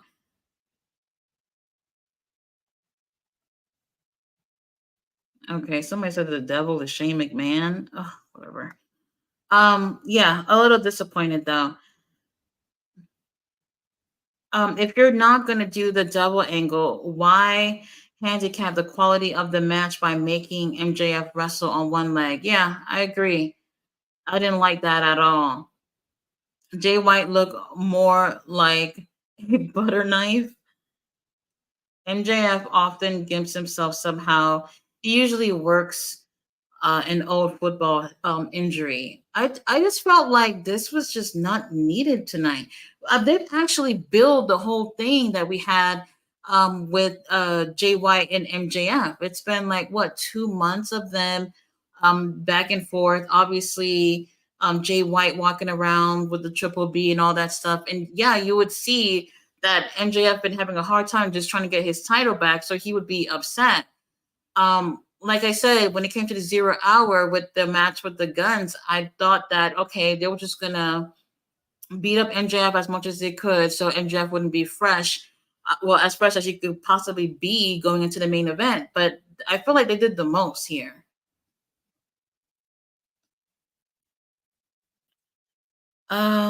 It generally but it generally comes during the match. Right. So they had already, had him laid out on a stretcher going off to the hospital and everything. And, I don't know. I don't think that was the best they could have done. Is there a new TBS champion? Yes, Julia won the title. So I'm glad to see her taking the win. Some people are actually commenting saying that it was not worth the money. I mean, if you're just looking at one thing that you're disappointed in and saying it's not worth the money, then you shouldn't even have bought it.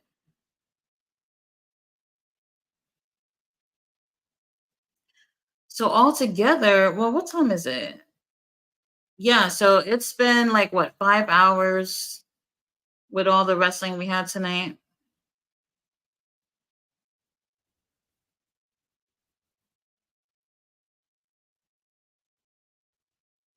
I guess they can go back to the maybe revealing the devil at the next pay per view, but damn, that's way more than a month away. I don't know how they're gonna stretch this thing out. Um, it is 7 a.m. in my country. Are you from South Africa? Right. There's some people who's actually, stayed up so they could watch the pay per view. Um, Let me see. Some people who stayed up, been up all night watching this thing. Or if you don't stay up, as soon as you wake up, just go straight and go watch the pay-per-view and try not to like go on social media and uh, find out what happens. But it was really, really great. A best match was Swerve and Hangman. I was really, I guess you could say I was impressed with Hangman. We definitely got a chance to see a much different side of him tonight. And, he really was having a lot of control in this match. But yeah, I would say he had a little bit more control in this match compared to Swerve. But Swerve taking the win really surprised me. Really surprised. And if you're not someone who like to see people bleeding, when I tell you there was so much blood in this match, absolutely insane. Like I needed to drink some water and just cool down for a second because it was a lot going on. And now I'm wondering, like, is that story dead now between the two of them? Obviously, Hangman didn't win, but what's next for Hangman at this point? This would have also been a really good opportunity for him to win it too.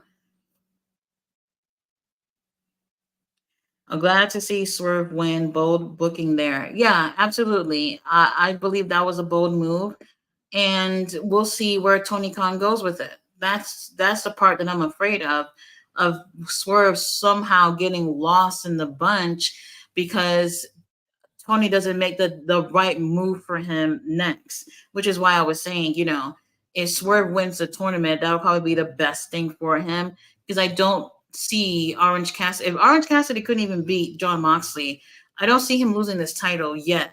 And same thing goes for Christian with the TNT title too. I don't see him losing it yet.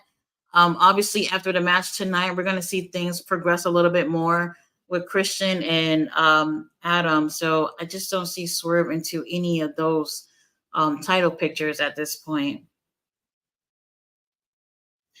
Most of the matches were TV quality. Well, yeah, I can see some of them were. Will Osprey is new, signed, right? Yeah, Will Osprey. So no Goldberg, thank God. That would have been insane. I don't know if people were saying Goldberg because they wanted it to be him, but does anybody actually want to see Goldberg wrestle, period? Like I just don't see what he would actually have to offer AEW. Because if he were in AEW, I can see Tony Khan kind of putting him over, especially some of these young guys, and I just don't want to see that. Where does Jay White go from here? Back to the mid card? Absolutely. I was kind of expecting that because Jay White had a streak in singles matches so far. I think he was 13-0 before this match. And he's had a lot of really great matches along the way. Yeah, there were some times where we had um Bullet Club Gold helping out. I'm not surprised we didn't see Juice tonight either. But yeah, I don't know where they're gonna go with him too. And that's the thing. Like it just seems like there's nowhere else that Jay could have gone from there. Now what do you do with him? I don't know. No idea. Cause Tony Khan sleeps with black sleeps on black and brown wrestlers. I feel like that is an issue when it comes to all promotions. There's just something about I think every promotion having that issue at some point, where they don't necessarily know what to do with people of color. And it would really help if Tony Khan had people of color helping him when it comes to the booking and all this other stuff. But it seems like Tony Khan is doing all this shit his damn self. Plot twist: Swerve was under the devil mask. Oh man, I don't see it being Swerve, but that would be insane. And the fact that we don't know who it is, they could literally change things up in terms of who that person actually is. So if they wanted to make it Swerve at some point, they could. But then the story would have to be changed along the way. And I feel like we don't really have the only thing interesting about that whole devil mask thing is that we just want to know who it is, but we haven't necessarily seen anything interesting, well, too interesting with that. I wish they would have gone a little slower with Jay. Yeah, I agree. I agree. Especially with him only had, well, when did he come to AEW? It wasn't that long ago. Obviously, earlier this year. I don't even know if I could say he's been there for 6 months. Has it been 6 months since he's been in AEW? If it's been a little less than that, then they definitely moved really quick with him, and obviously not giving him the title. Um, I think he looked good coming up to this point. But I mean, it's a shame. Obviously, somebody had to take the win, but I don't feel like MJF is ready, especially since they are already teasing MJF with all these other people, Samoa Joe being one of them, Wardlow being one of them. Is there somebody else? Or did he go against everybody else that had their eyes on the Triple B? All right. Here's your CEO, Tony Khan, up in the building.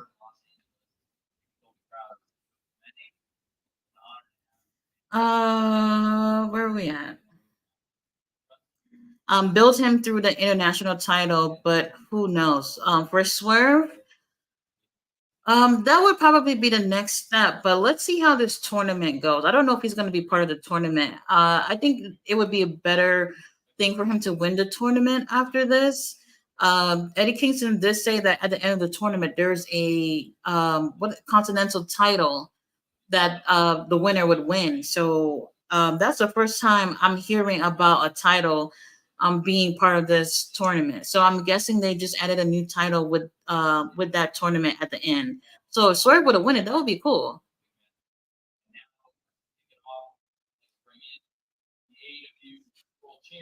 What they record in the media scrum with, because the quality is horrible. Oh, they go MJF. Oh my god, MJF got is walking around with crutches.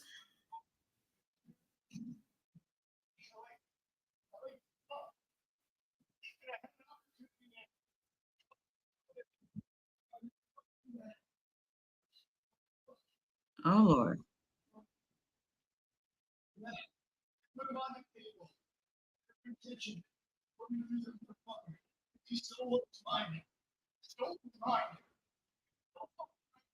Hey, can they turn that damn music off? How am I supposed to hear what he's saying?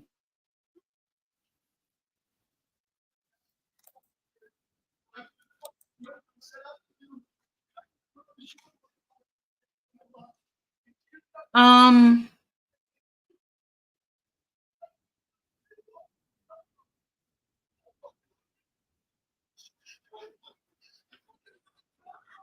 Oh my gosh.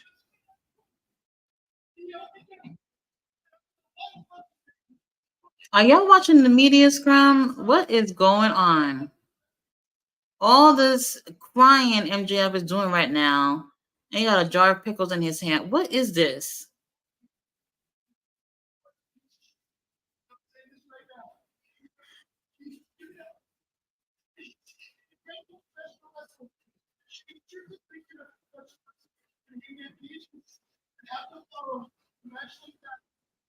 Okay, so MJF give us some prompts to Hangman and Swerve. I can't take a man seriously when he's crying. He got a pickle in his mouth.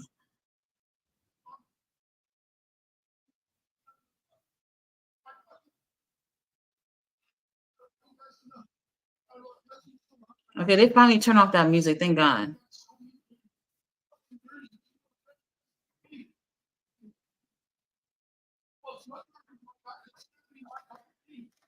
What is going?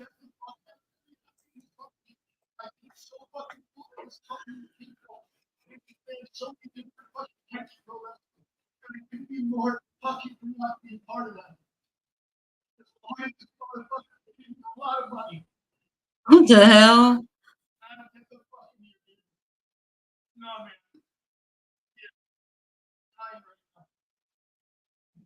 Um.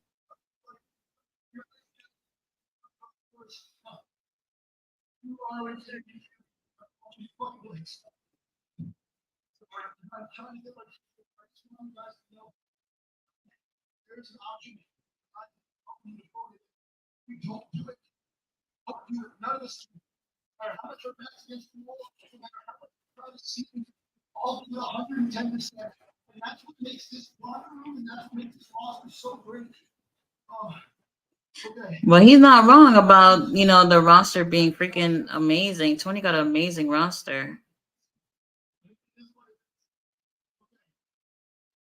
Oh, come on, MJF, man up. There they go, advertising these pickles again. You couldn't pay me to eat pickles.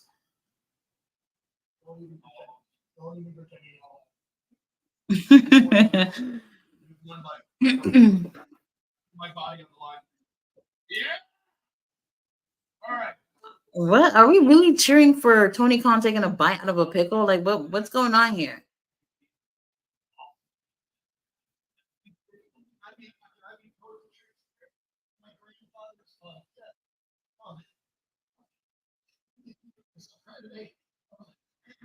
There he is really boohoo crying tonight. Oh. Oh my God. This is so different seeing MJF just crying up a storm right now. I don't know what to think.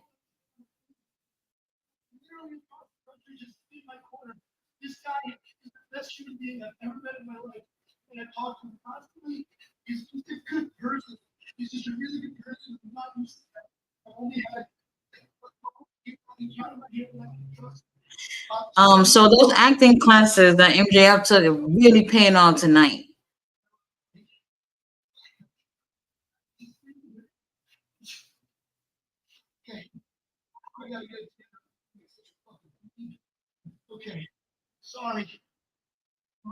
I want my heel MJF back. I don't know what's going on. What's going on?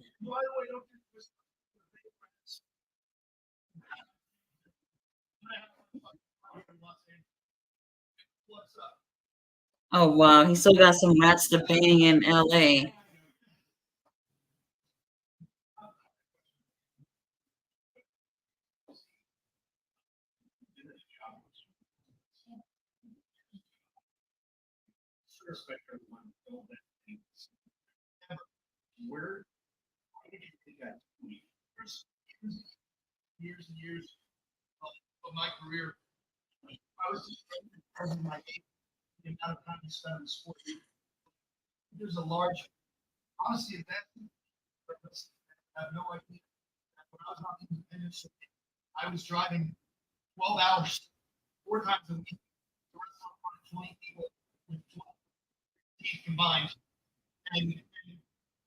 What the fuck?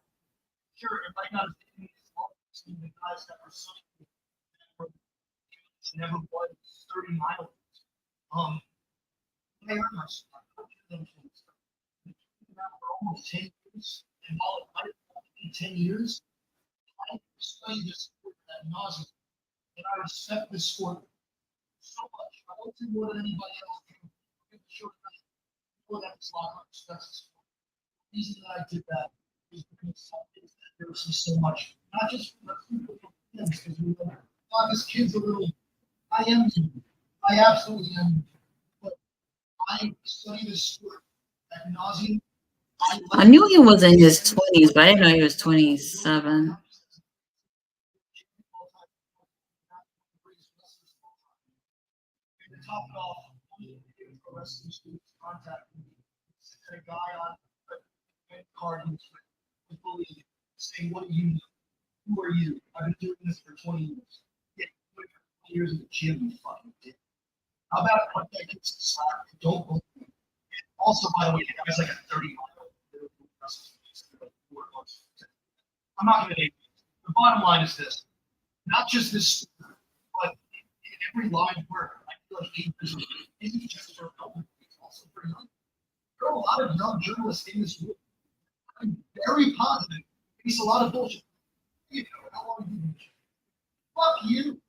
How long was Michael Jordan in the NBA before he?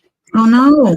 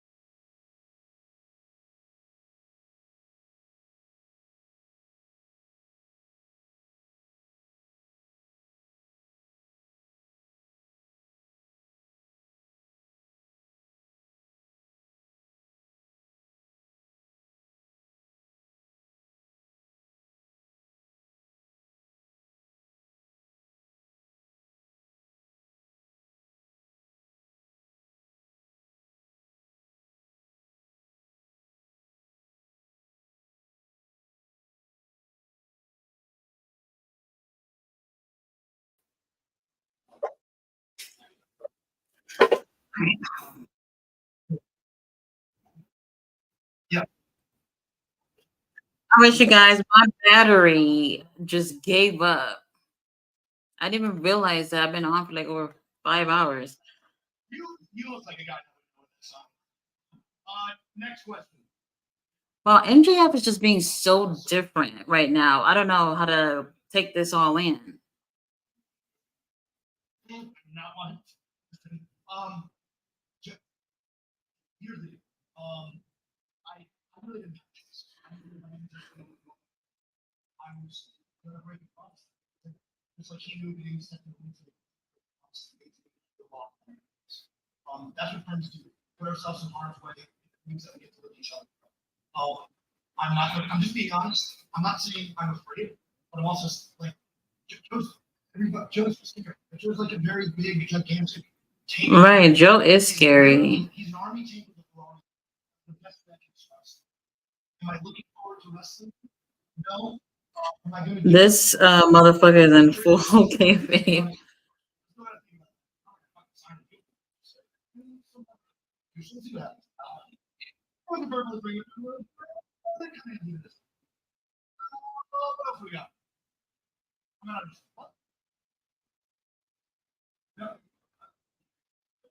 Well, I'll give it to MJF. He is entertaining.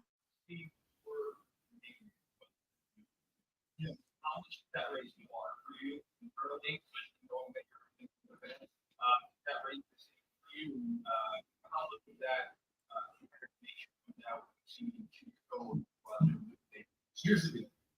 That means I'm the best wrestler in this. There are many, many, many, many, many different professional wrestlers. That's what's telling me. So that means it's my job and what happens before me to either match it or raise that bar. I don't think you matched it, bro. That was not easy bar to over. That was not an easy bar. That wasn't even an easy bar like touch by tips of my fingers.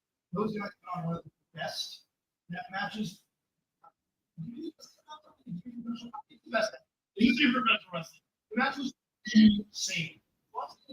Well, he's right about that. It was insane.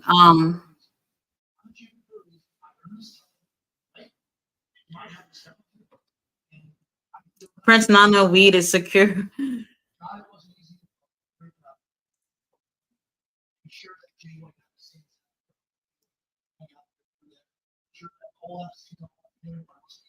I hope we see Swerve after MJF.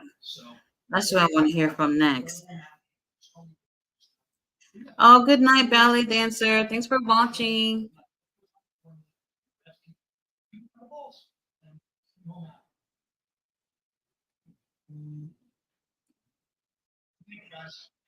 All right, MJF, thank you. You can go. I want to see Swerve now.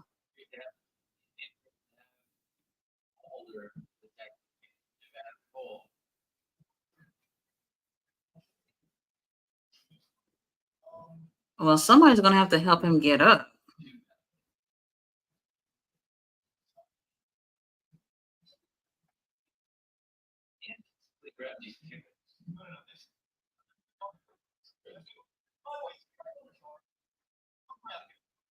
Yeah, MJF over here is offering jars of pickles and shit. Like he is full on baby face right now.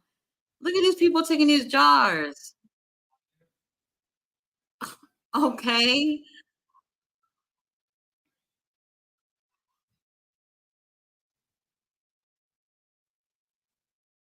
Ew, I've never seen people jumping up for pickles a day of my life like that.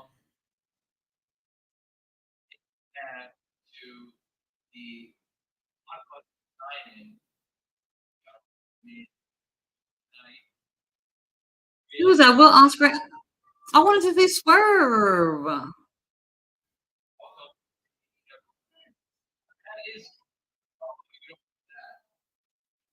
I know. I don't even like the smell of pickles. I would have moved it away from me too. Shit, I forgot what I was gonna say.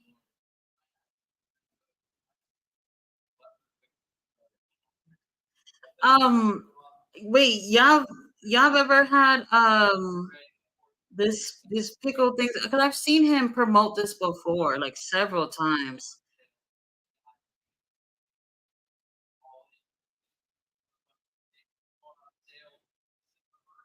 So how much longer does Will Ospreay have with New Japan?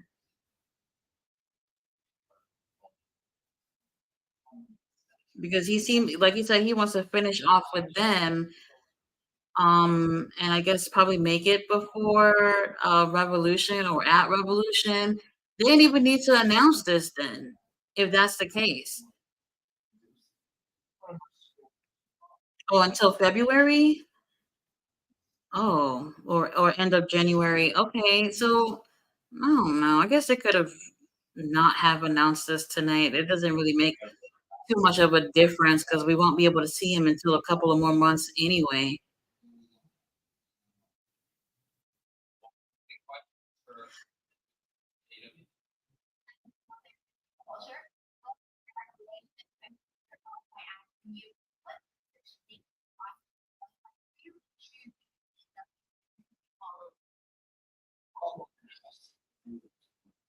I told y'all because he got a working relationship with Tony and he trusts him.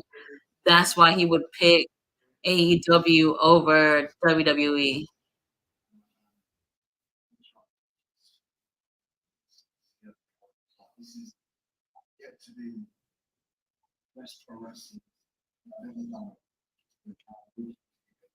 And I guess he would be much more busier if he were to sign with WWE. So like he's saying, like him signing with AEW is not really gonna get in the way of his family life or anything like that.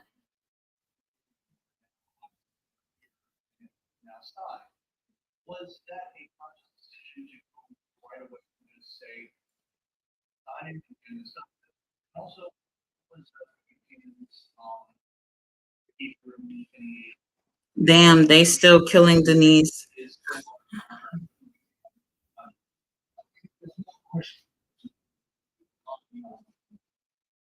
Right. Honestly, I thought it was something wrong with like my internet connection or something, but the camera looked horrible. Come on, Tony Khan.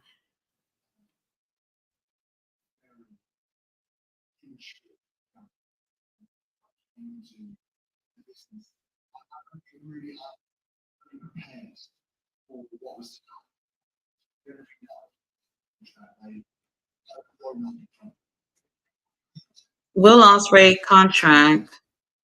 Ospreay's contract with New Japan runs through February 2024. Oh, I think I remember him saying this before too. He stressed patience to fans before teasing another match at All In 2024. Okay.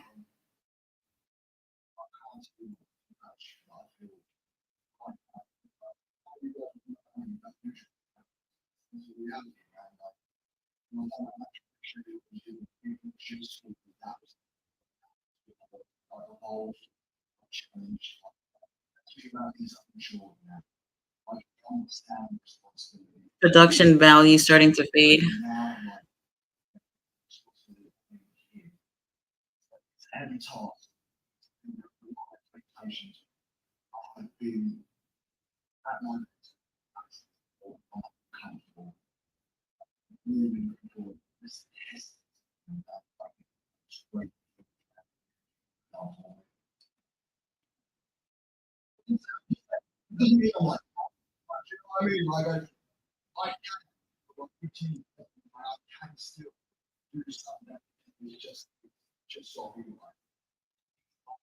Right, and with him being with AEW, he'll still be able to work with New Japan, um, at some capacity. So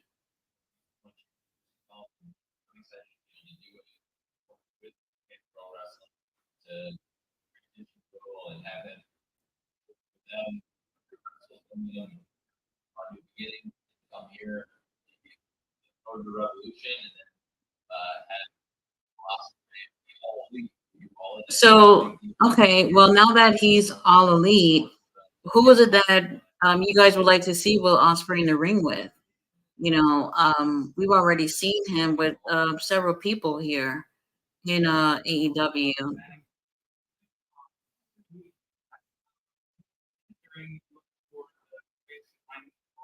Oh hell no! Somebody don't put in the comments Sting versus Ospreay. No, we don't want Sting in the grave yet.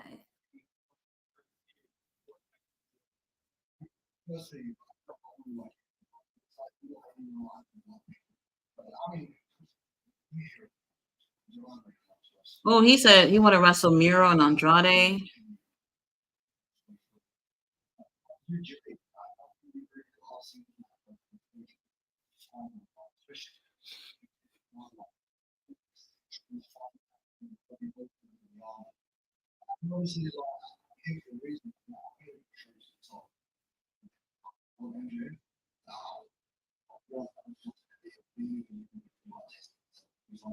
Okay, MJF is another good option. Oh, Osprey versus Swerve is going to be killer.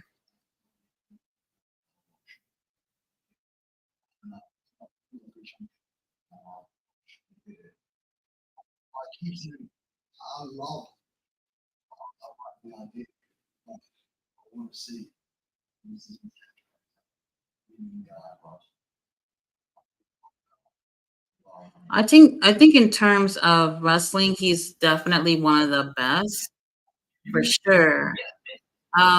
That's why I was so surprised. The top 500 list, he didn't even make top 10. Honestly, I don't even know what number he made on that. I understand why. Oh no, wait, it was Seth that took number one on that, right? Seth took number one on that this year.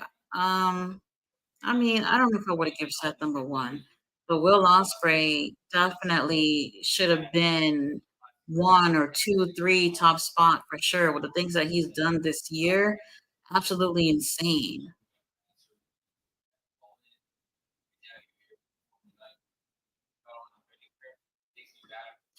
Yeah, Osprey and Adam Copeland would be interesting too. I know obviously Adam is a little later in his career, so I wonder what he'd be able to do with someone like Osprey because Will Osprey don't be playing that when he in the ring. A question as well: Will Osprey have a stable? I don't know if Will is still kind of with Don Callis family, kind of. I know they've worked together the last few times that he's been in AEW. I don't know if he's still with them though. But to have his own stable. Oh wait, he has United Empire. Obviously, that's Kyle Fletcher and Mark Davis.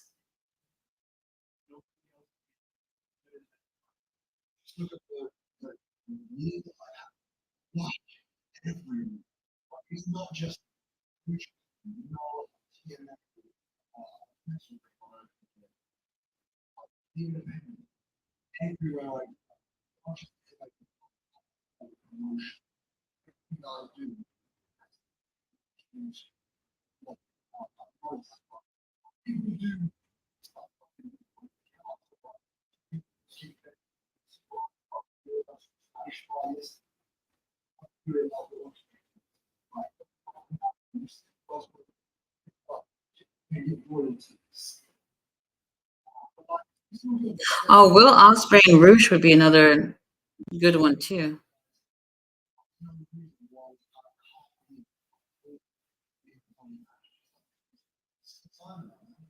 And with Will, they're gonna have to move slowly too. Like, don't be putting him into back to back big matches like what they were doing with Brian Danielson these past month or two.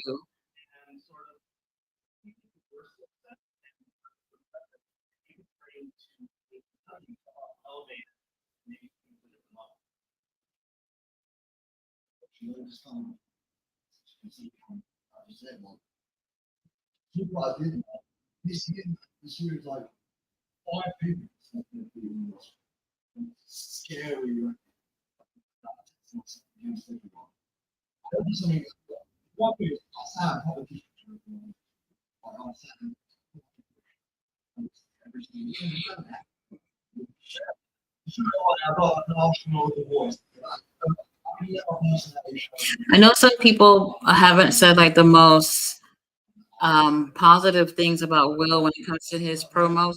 I don't know what it is, but a lot of people said they cannot understand a British accent. I don't I don't really see what's so difficult to understand. They do speak English. Maybe they have different slang words. I mean, I've watched a lot of shows from the UK, so I'm used to hearing the accent. But like, depending on where you're from in the UK, some people have stronger accents, and this is not even the strongest British accent I've ever heard.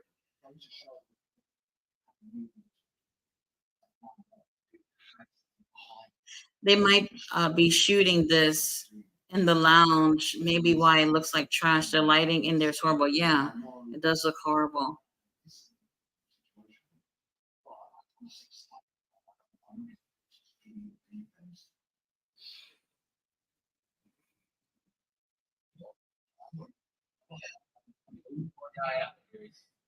Oh, Will gotta go. Let him go. I want to see Swerve.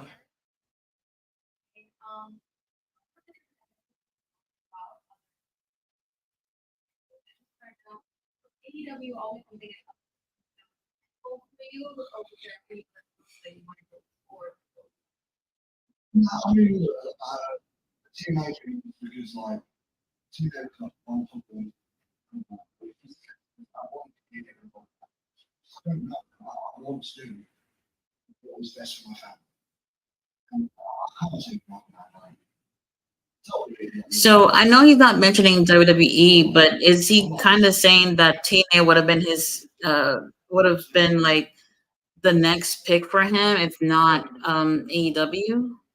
Or is he just not trying to mention WWE?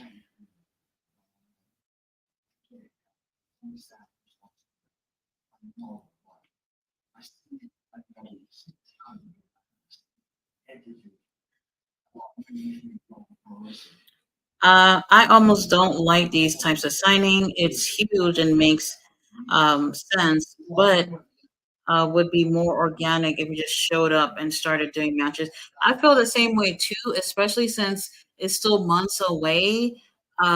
They didn't really need to do this. If anything, this I don't know if that really helped get people to want to buy the pay per view was simply because they heard so and so is signing. But there was a lot of buzz with this because people kept assuming that it was going to be a whole bunch of different people that would have ended up getting signed. So from a marketing standpoint, maybe that worked out, but But yeah, if you would have just showed up, then that probably would have ended up being better. Tony lets them pick when they want to wrestle, and it's really, yeah, the schedule. A lot of people say that people in AEW are looking for the lazy way out because of the schedule. That's still a smart thing too. Like, for them to have a schedule that works out better for you, a schedule where you don't have to get yourself beat up several times a week. Because remember, they did try to incorporate some house shows. I don't even know how many of those they ended up having. I don't know if they even still do that, but WWE, they still have house shows. There are even times, because I was looking at WWE schedule up until sometime 2024, they even have some dates where they have two shows going on. So imagine people who's working in WWE, they almost don't get a break.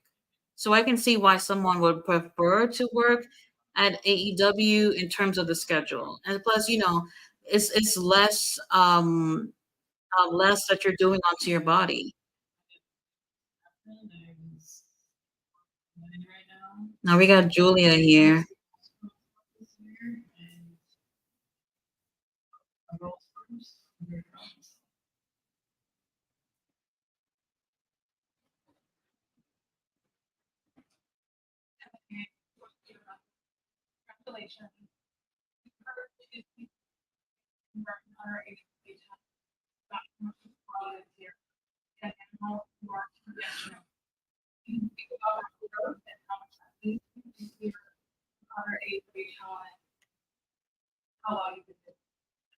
Pays big money, but lets them pick when they want to work. There was an article that gave a theory that AEW has more injuries due to their wrestlers not wrestling as often as in the WWE. That idea that repetition and muscle memory keeps the wrestler safer. Yeah, that's another argument too. But at the end of the day, I do think that it's based off what the wrestlers feel is the case for them individually. So maybe someone being in a ring repetitively several times a week will probably feel like that works out better for them compared to someone who may be in the ring once a week or once every 2 weeks, whatever the situation is. Um, so with that theory, I don't think that's the case for every single wrestler, but I can see the argument in that.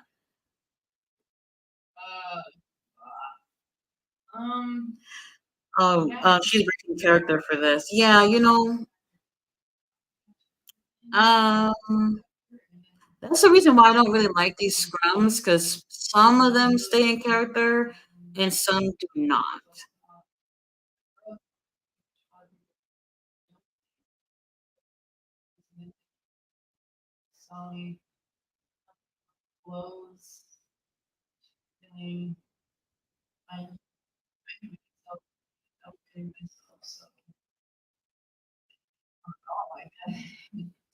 But back to that comment you were saying about AEW having more injuries, they actually do. And I think the reason why they do is not necessarily for that reason. Sometimes I feel like I don't want to say that there's no rules in AEW, but there's definitely a safety issue in my eyes sometimes. And sometimes even like a dynamite or a collision, they're going ham like they want a pay-per-view, and it's just like calm down.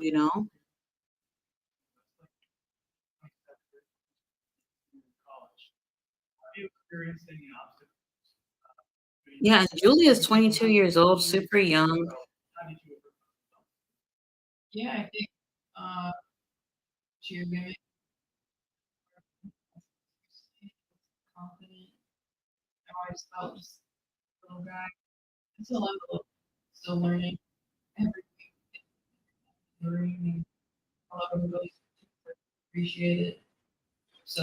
And looking at the comments under the video, everyone seems to be pretty happy about Julia winning. Oh, someone said Julia becomes a champion before Pillman Jr. It's gonna be a long while before we see a title on Pillman Jr. Well, Lexus King. something about what he's doing at NXT. They could have spent a little more time trying to figure out his character before actually putting him out on there. Like, what's the rush? We wasn't, fiending to see uh, Pillman Jr. come on TV. They could have spent a little bit more time on this character. I don't know. I personally don't care for it. Maybe we got to give it a little bit of time though.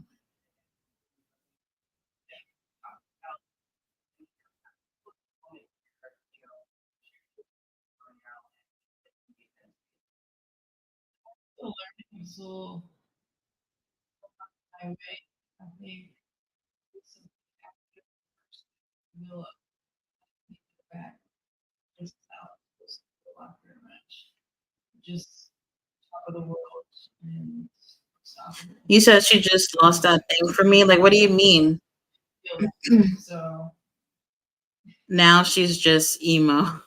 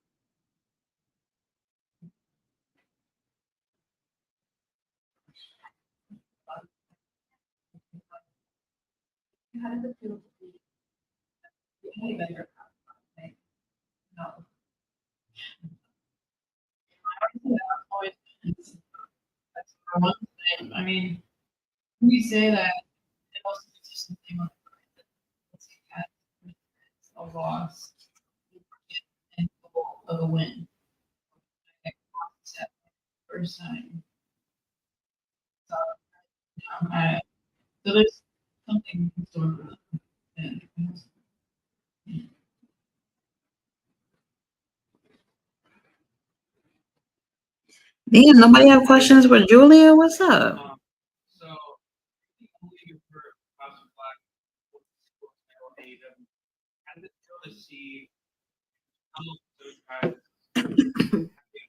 Well, that was a stupid question. Talking about she's the only one to win the singles title.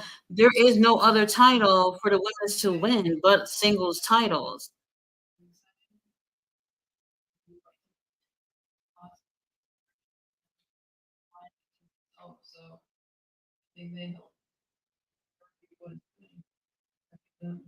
Like some of these questions, I don't necessarily like it. Like as if they're trying to make it like I don't know somehow kind of pin her against the other members. Like what the fuck? Like they're a group. Did y'all expect the whole group to have titles right now?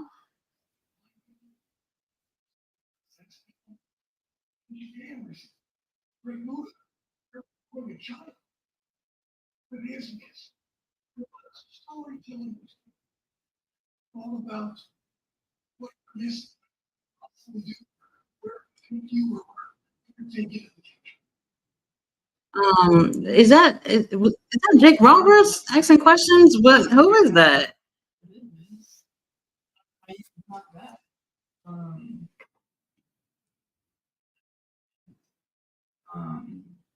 Okay.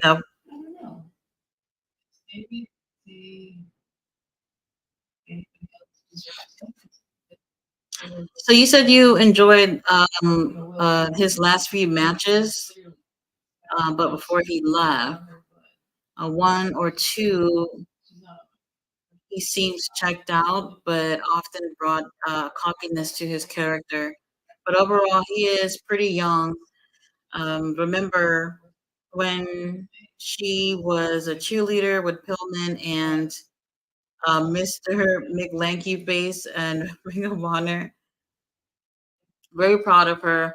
She's a reason why Dark Elevation is missed.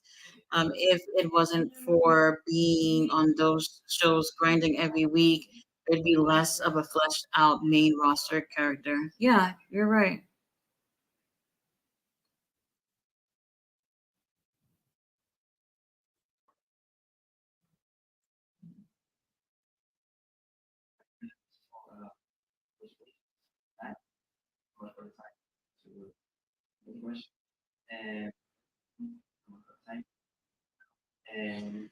You said the scrum is really pointless um, at this point.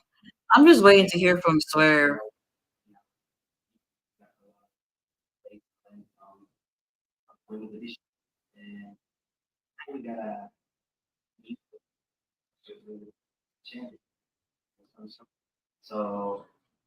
At least with Julia, the whole storyline with like Sky Blue and Willow, that's still open. You know, that doesn't look like it was over in terms of this match.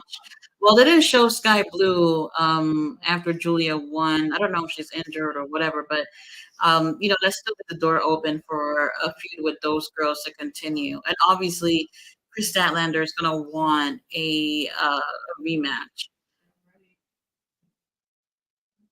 I mean, who are these people that they got asking these questions? They're just not interesting.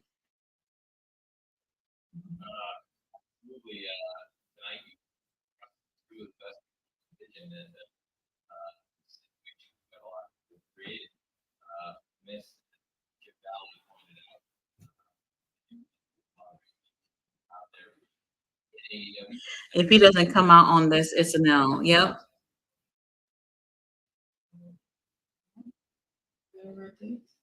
Oh yeah, and I forgot 21 too.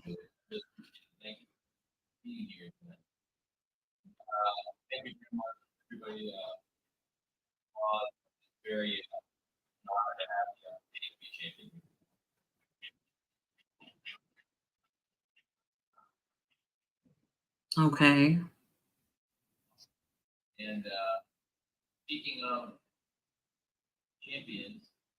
Oh my God. They're not gonna share they're not gonna well who's coming out? What's going on?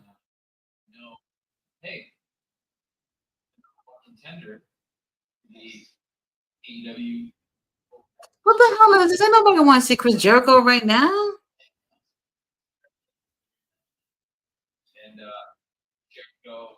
Um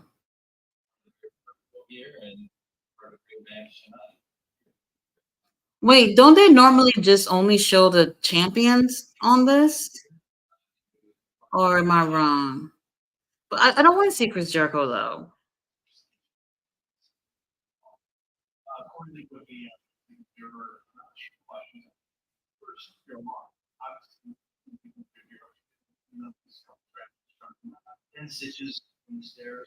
Oh damn, 10 stitches.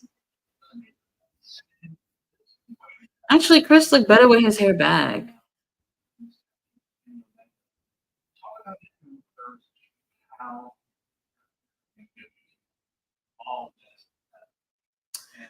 Oh my god.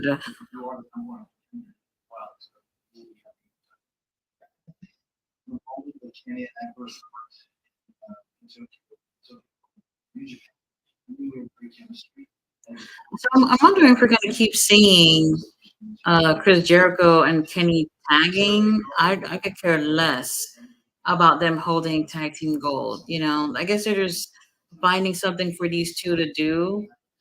Um,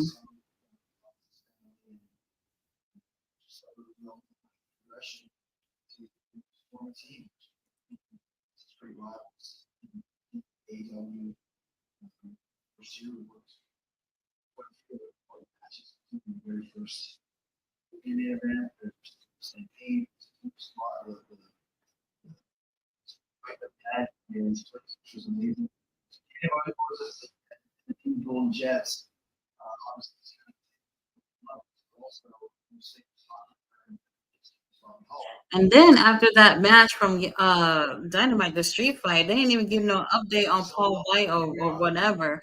Don't be surprised if we don't see this guy for like ever after that. He was literally in that match for like 5 minutes, and that was it.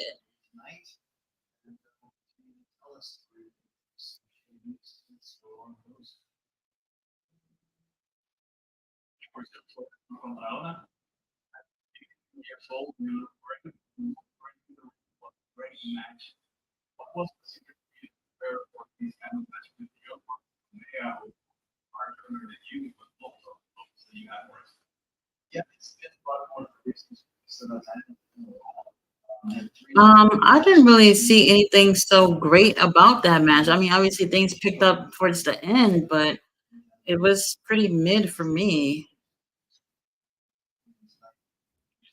Damn, don't put his age on blast. I mean, Chris Jericho's been doing this for a really long time. I mean, he could still go. It's just that I have not yet seen him in. It's been a while since we've seen Chris Jericho in a really interesting storyline. So it's not just about what you can do in the ring. I want to see some interesting stuff in terms of telling a story.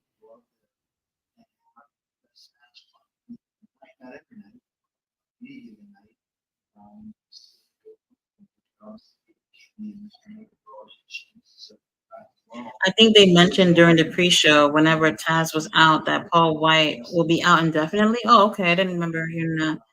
Or perhaps after that, but it was mentioned. Just forgot when. Okay, so unless you got really got injured for real, what was the point of him even? I don't know. I don't know. He only really had one memorable moment in that match.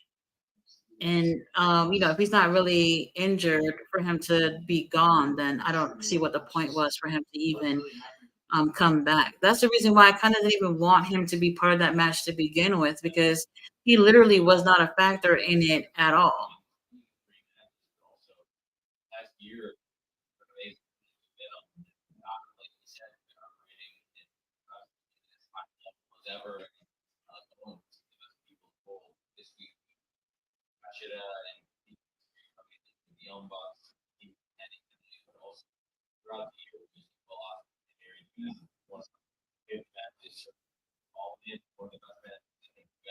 And also, I don't want to say that he necessarily should not be in the ring, because we didn't really even really see him in the ring.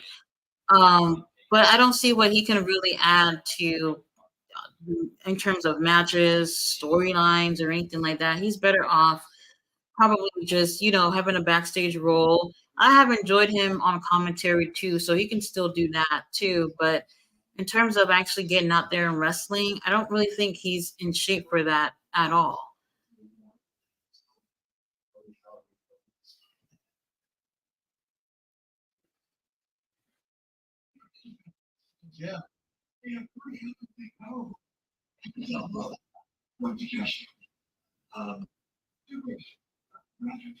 Right, he said no point. It was just for Will to get to toss him into the car and Paul flop off. That was a brutal bump for a man that big. Yeah, that's true.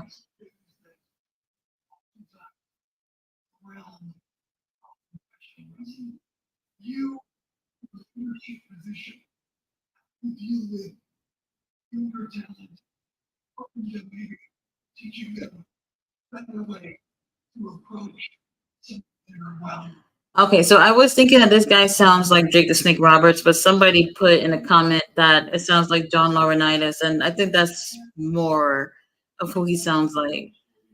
I haven't heard John's voice in so freaking long.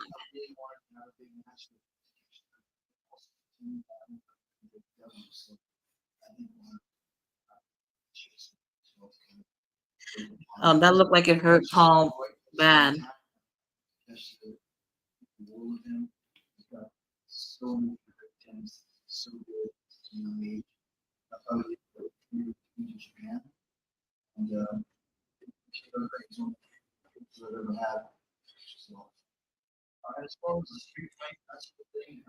I don't think I've ever heard that man's voice.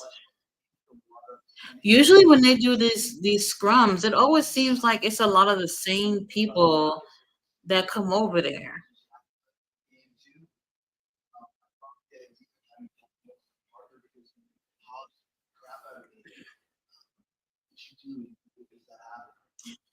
I hate John for what he did to Mercedes and Trinity. He's not over there anymore, right?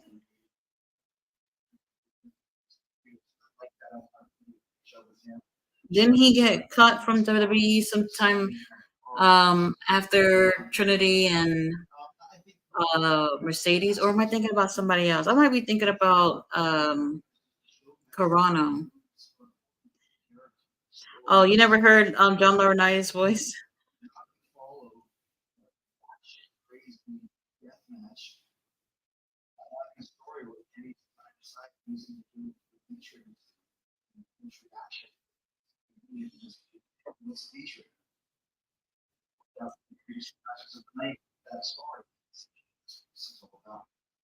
When he was doing that people power thing, I don't know. I always found him to be a little bit on the lame side, but he was also on the Total Divas show too. Because I don't know if he still is, but during the time he was married or maybe boyfriend and girlfriend with the Bella's mom, which is like a really weird mix with those two. I don't know.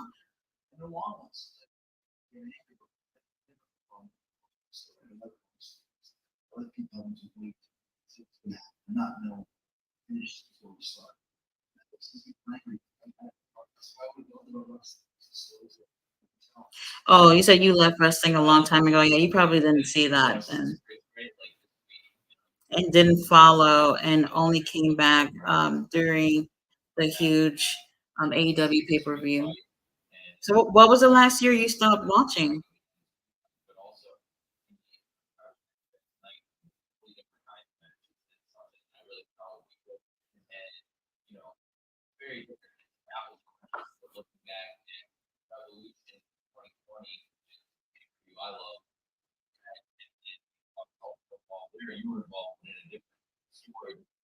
And I give it to Tony Khan because he is actually pretty knowledgeable when it comes to professional wrestling. But running a promotion is a totally different thing.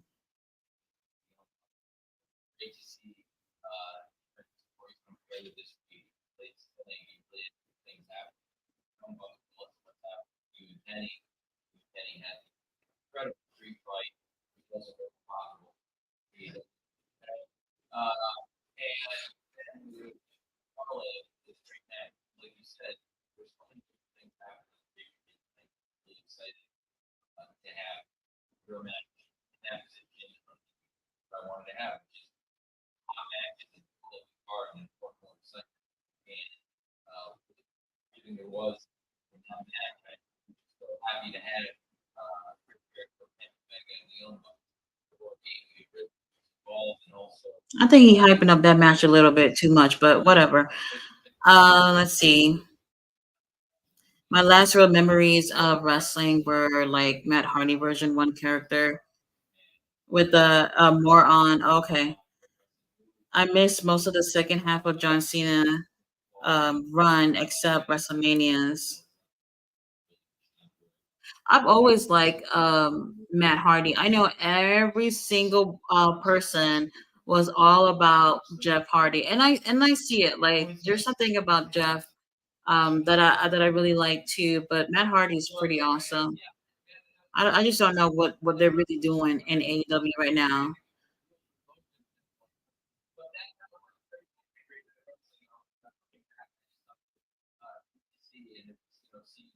What time is it in Cali right now? Isn't it like about to be 9 or something like that? So Tony Khan got all night to do this scrum.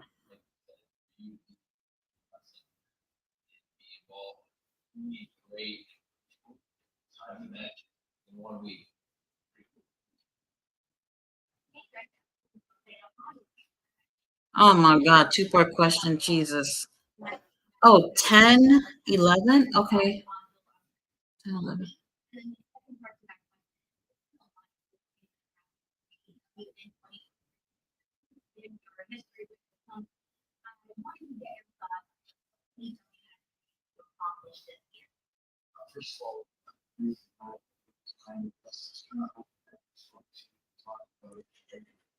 Are you talking 05, 06, maybe?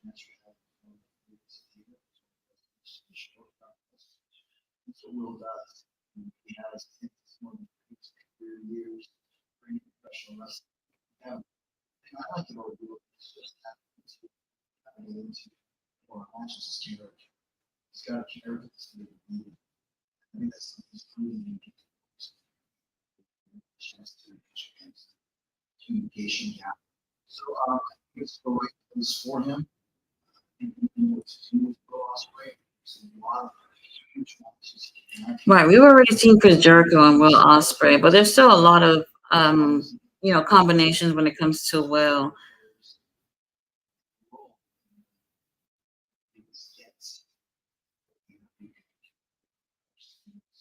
But him being with AEW is definitely going to be different compared to New Japan.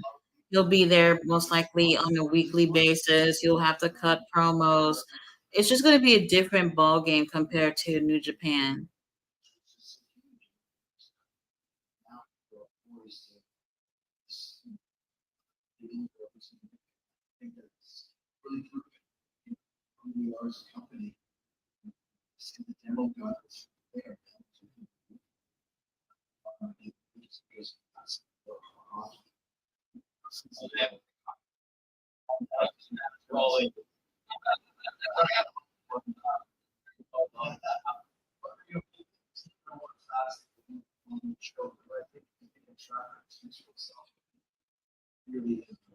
All right, Chris Jericho on board.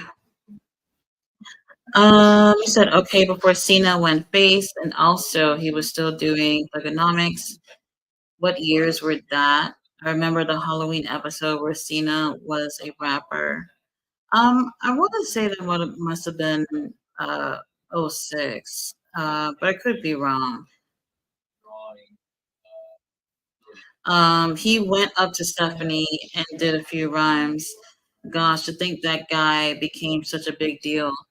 I would have preferred that he would have at some point gotten been turned heel. Obviously, for a marketing standpoint, I can see why they kept him a baby face, and it just got really, really boring after years of seeing what seems like the same old thing. Cena was also known for basically like burying certain people. It just seemed like once you go against John Cena, you um you weren't going to be put over, which is why I was a little disappointed with the match that he had with Solo a couple of weeks ago. But like, just because you didn't win, it still didn't feel like he put him over in that match. I felt like Cena was kind of lazy in it, and it was like we could have gotten a little bit more out of you to make Solo look better. Because there's obviously no reason for Cena to win that match anyway. I'll never forget that night on Monday Night Raw. Um, Rey Mysterio had the WWE Championship for like an hour and a half, and John Cena had it right back. Damn. Now we got Ricky and Big Bill. They are just making everybody stay up late to see Swerve at this point.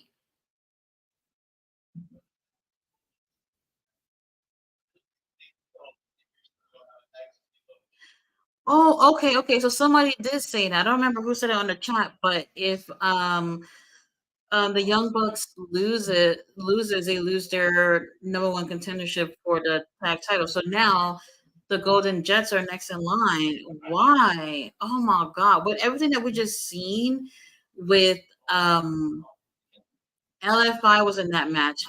House of Black was in that match.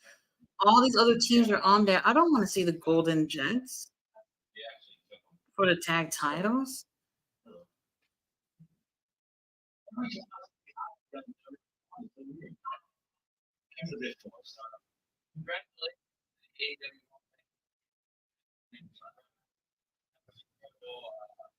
I did enjoy that match too. The ladder match was cool.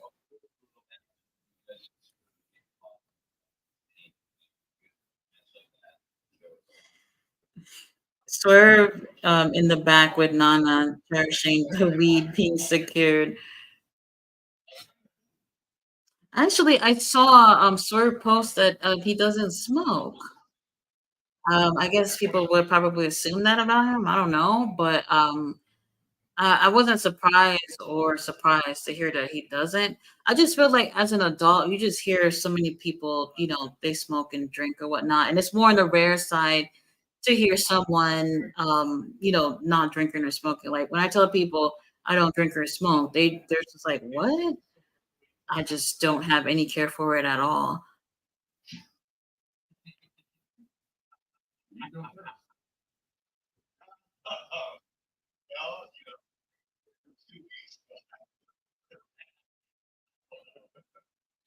Well, Ricky said he get paid every 2 weeks.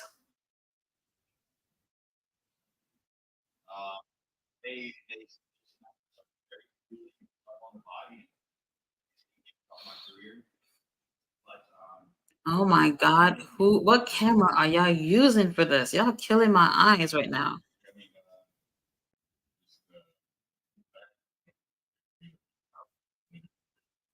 Well, Big Bill looks great.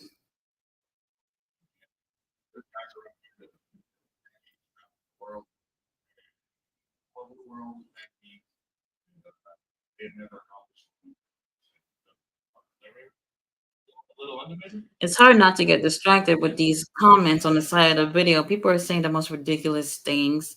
Hulk Hogan's the one in a devil mask, really? The devil is Enzo, really?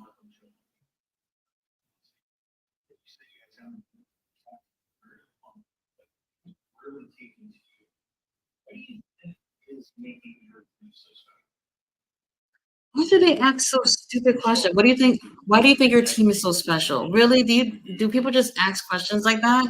Y'all went to school to ask these type of questions? That room has these yellow lights and ugly ass chandeliers in it. Well, the quality looks a little bit better, but for now.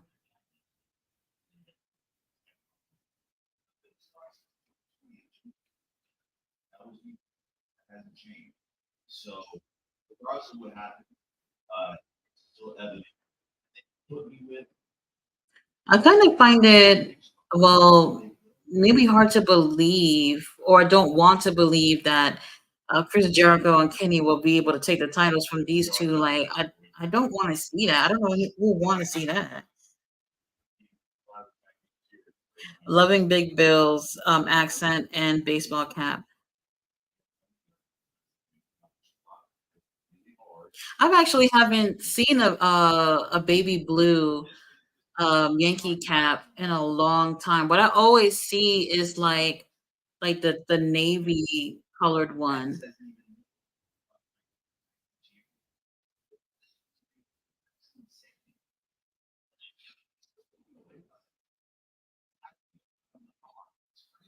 Am I the only one that didn't like the Tony versus Sheeta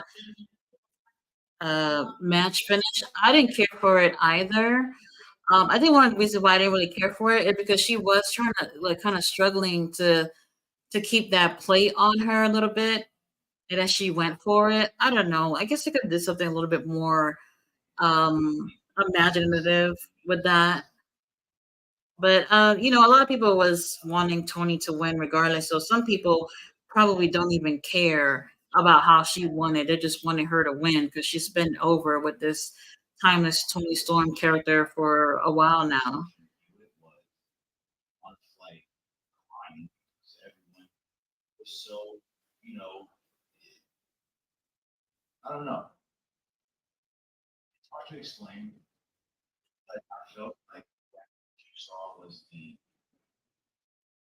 All right, sorry, better come on after this because I'm an old lady. I can't stay up all night.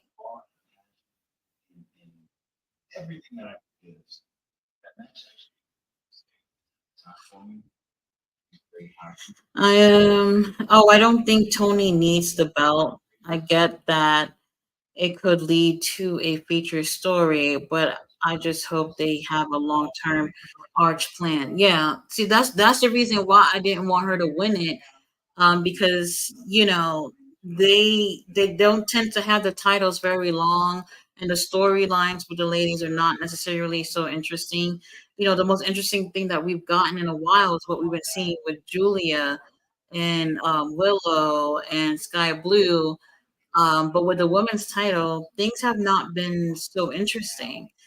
So I would have rather seen Sheeta retain and it not seeming like, okay, well, one week you have the title, next week you have the title, you know. So Tony Storm has it now. She's gonna have to hold on to that for quite some time, and hopefully the timeless Tony Storm gimmick don't get stale real quick.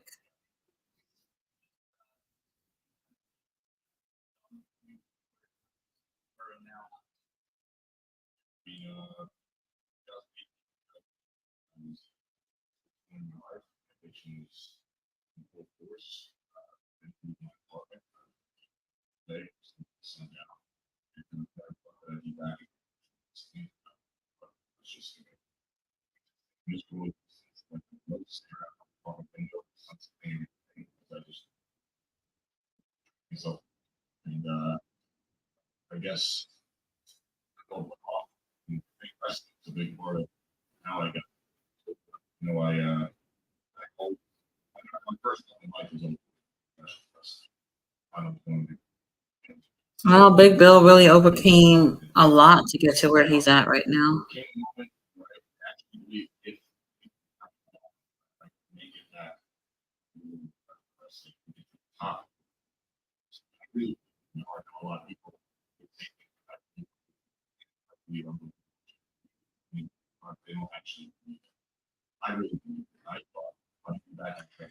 She better be filming some heat as champion. They should have played off that thing with Tony Schiavone and the Peach.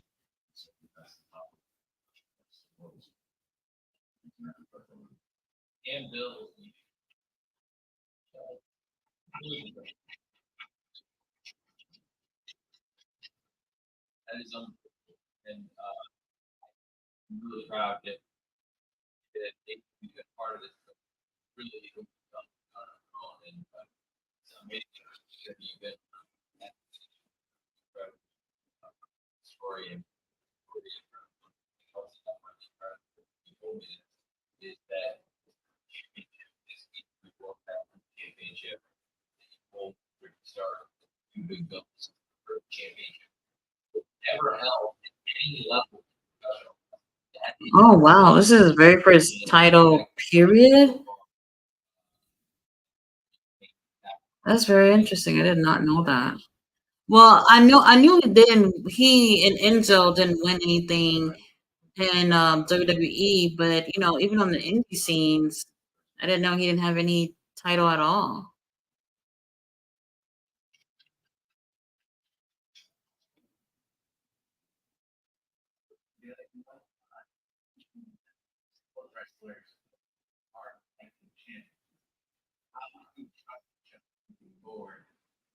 Oh my god, what are these questions? How can you guys trust each other?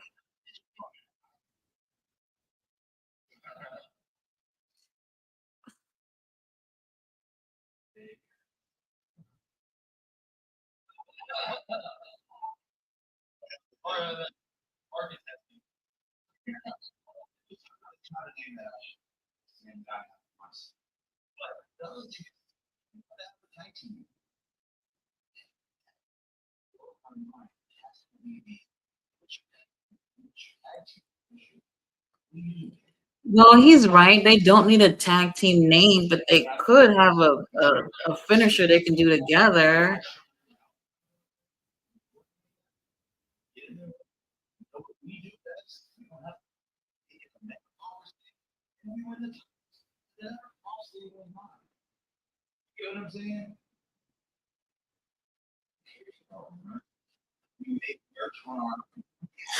You said you love tag team names.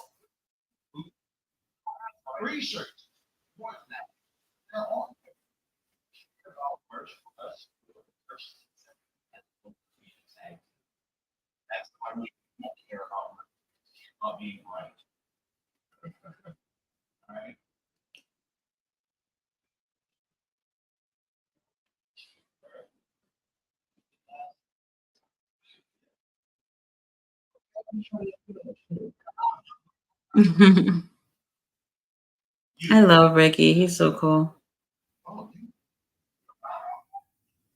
Now Ricky's picking who's going to ask questions because everybody's asking some stupid stuff.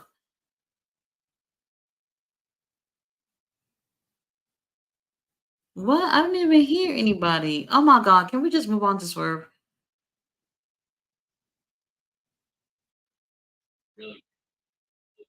Well, we couldn't hear her.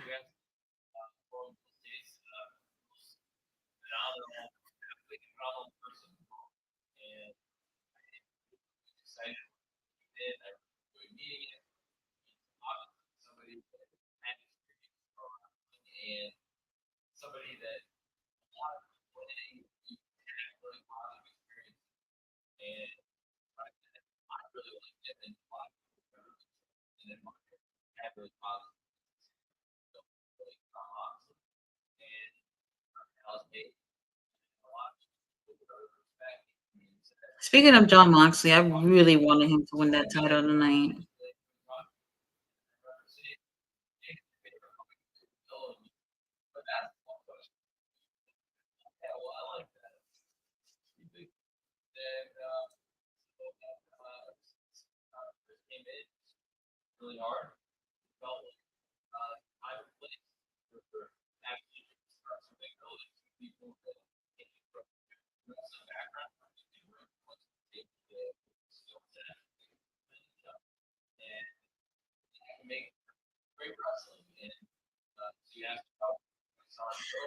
Oh, you said you're okay with Moxley not winning?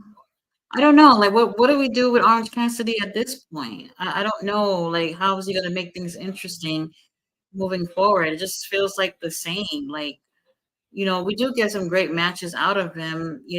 That part is cool, but he's just not interesting to me. And even in his matches too, it's the same set of moves that he's doing. Some of these matches do feel the same, but he's working hard though. But I don't know. We could switch it up. Somebody else can have the title.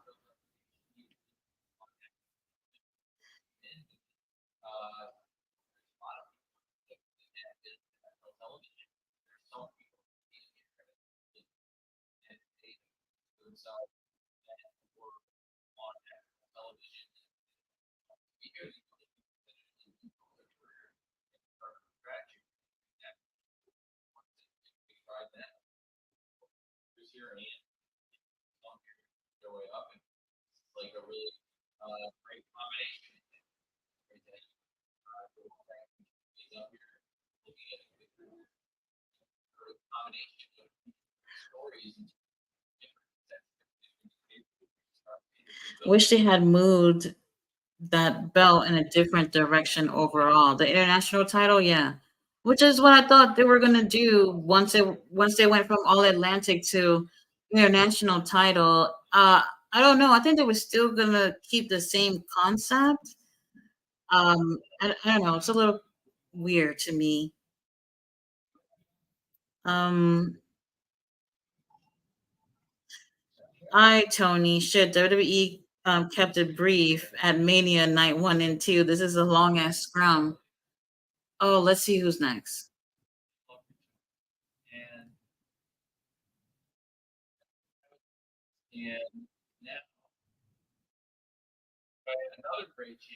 Oh, Orange Cassidy. Jesus Christ. If they can show us Chris Jericho, they should have been have Swerve come out.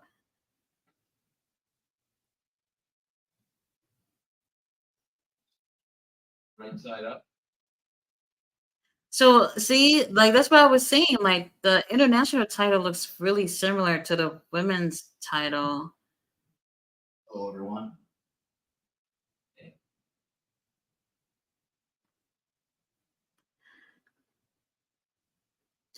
I hear you. I hear you. I wish they wouldn't. I wish they hadn't had gone backwards when they got off Moxley. They could have taken a long way back to this particular story if they wanted to. Would have rather they move the belt onto a at an earlier time, Swerve or someone else. Swerve versus Hangman for that belt would have been money. Imagine if they don't have Swerve come out. Oh my god, I would not be happy about that. Unless they're cleaning him up and making sure his head is stitched together. Yeah, I can see that being the case, unless he is busted open pretty bad, at least compared to Chris Jericho, who just got like 10 stitches, I think he said.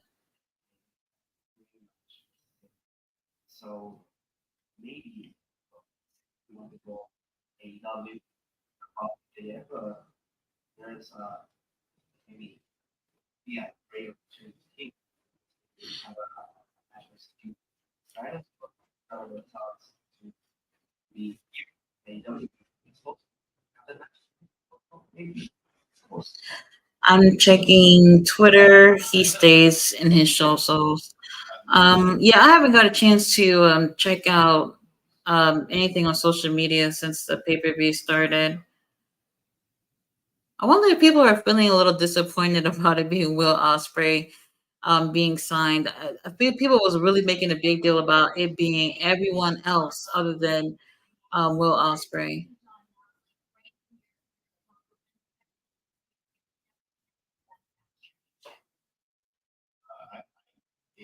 I have to rewatch the Forbidden Door, Cassidy and Osprey.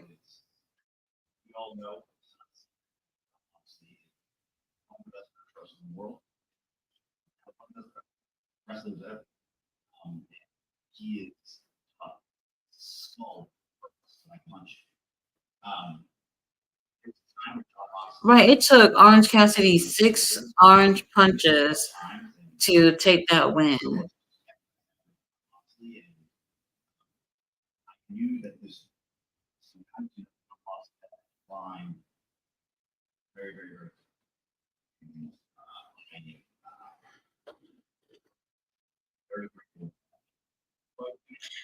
Okay, so you said, yep, he's posting, he's been at it since he won. So I hope he's gonna be on here.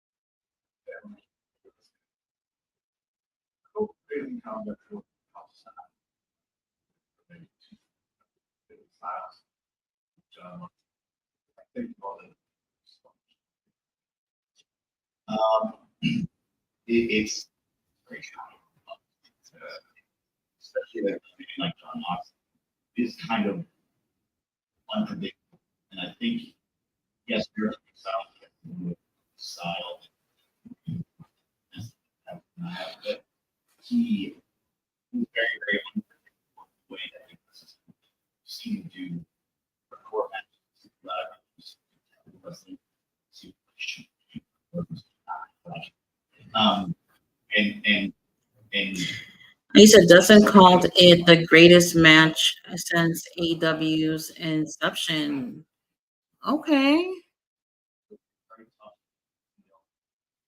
I really did enjoy it. A little too intense for me though.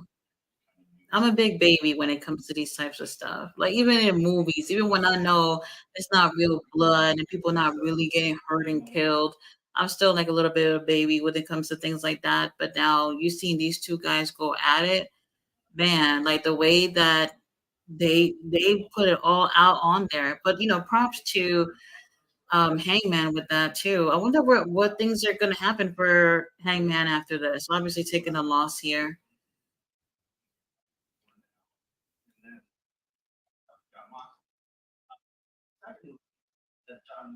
Somebody is writing in the comments that Orange Cassidy is 2 years older than John Moxley. Is that true? How old is he? Because he looks really young, but I've never looked to see like how old he is.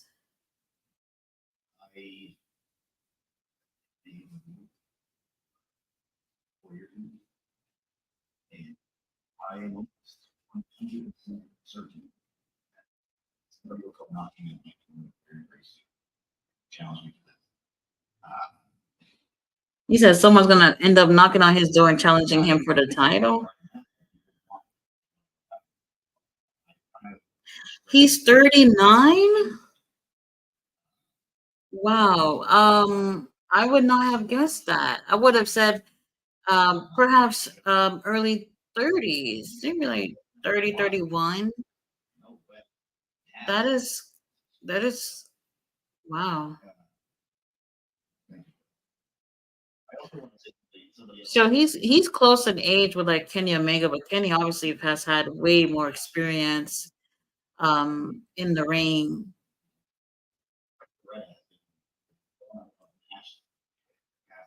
Oh, okay. So here is Orange Cassidy giving Trent Beretta some love up in here. And I've been saying it for so long. Like Trent Beretta is just not where he should be in his career right now.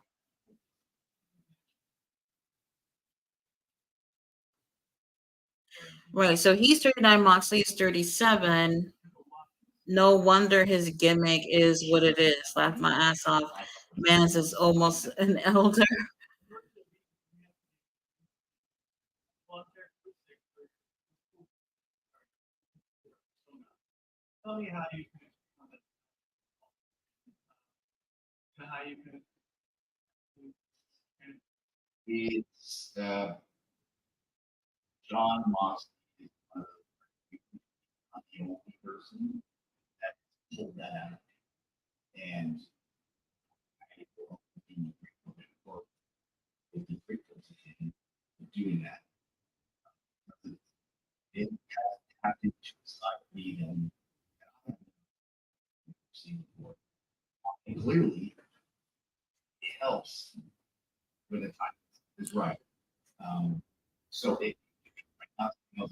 They all saying Swerve coming for the belt. That ain't the belt Swerve wants, though. The thing is Swerve wouldn't be going for the Triple B yet. I don't know where they're going with MJF and all these other people who wants the title, but I don't know. I can see them giving Swerve a mid card title at least up until that point that he gets the Triple B at some point.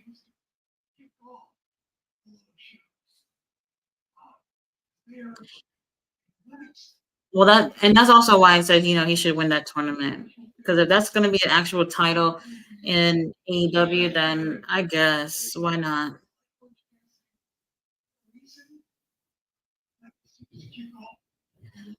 I mean, I'm over these questions that they're asking. I just don't like. You got an opportunity to ask these guys and girls a question, and y'all just asking some stupid shit.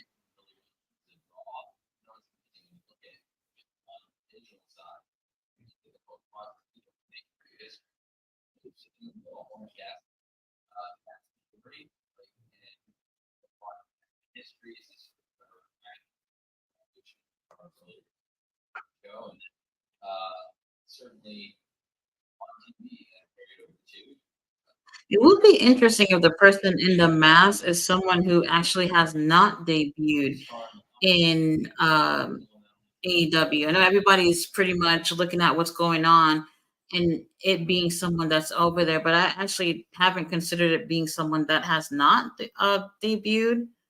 Worst case scenario, it being Jack Perry, which definitely in my eyes just wouldn't work out. But I'm thinking like who is not in AEW that it would be cool to be the one in the devil's mask.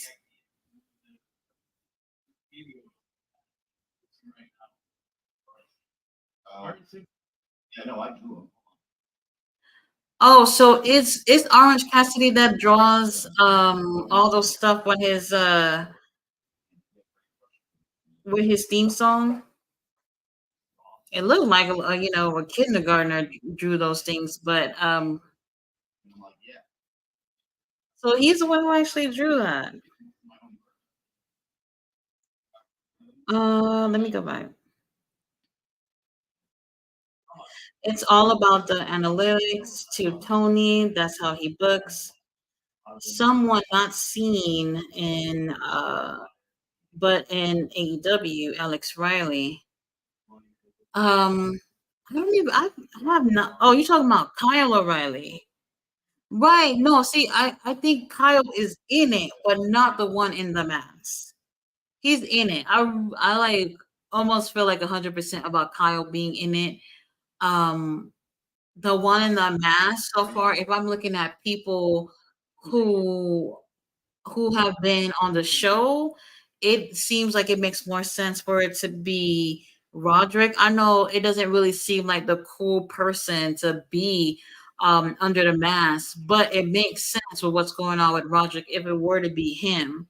But I do think Kyle is definitely one of the other four people that's been beating up everybody.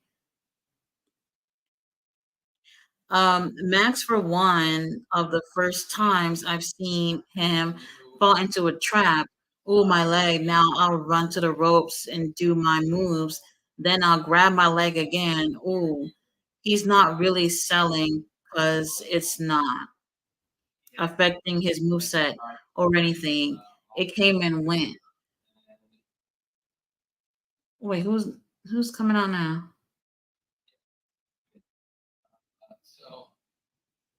I swear. I mean, please excuse my absence. What's going on here?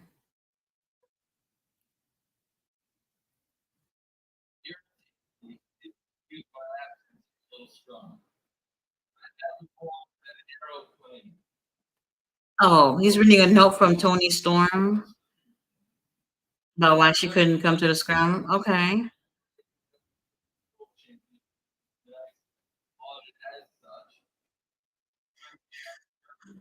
Um, Mr. Next Strong. Yeah, it does make sense, and it would be cool.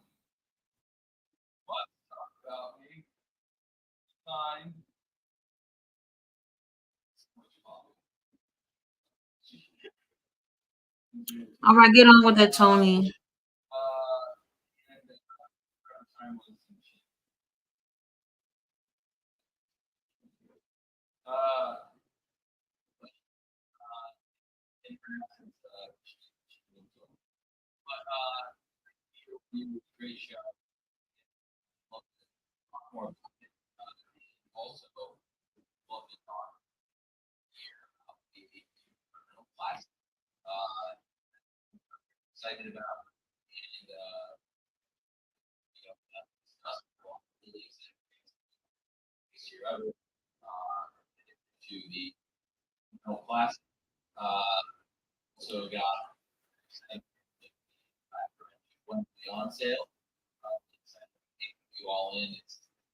Wait a minute. So I see he look like he moving on. Like, so we not getting a sword tonight?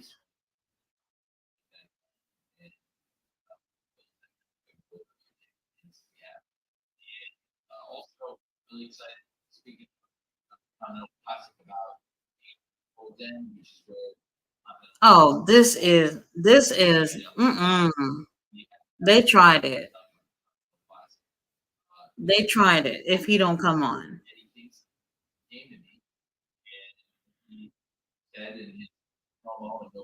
No melanin at the scrum. Well, we got a little bit with Ricky. That's pretty much it.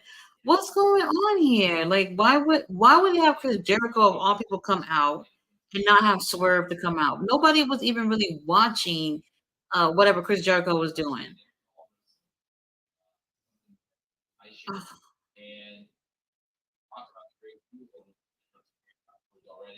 Right. So many people. I'm seeing people in the comments. Everybody wants to hear from Swerve.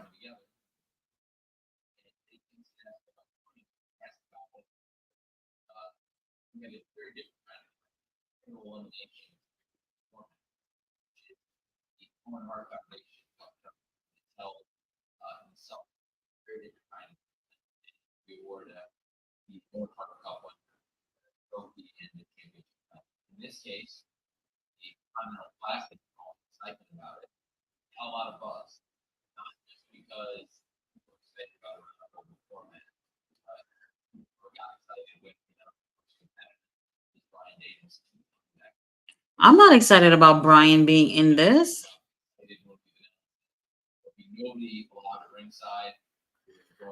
I mean,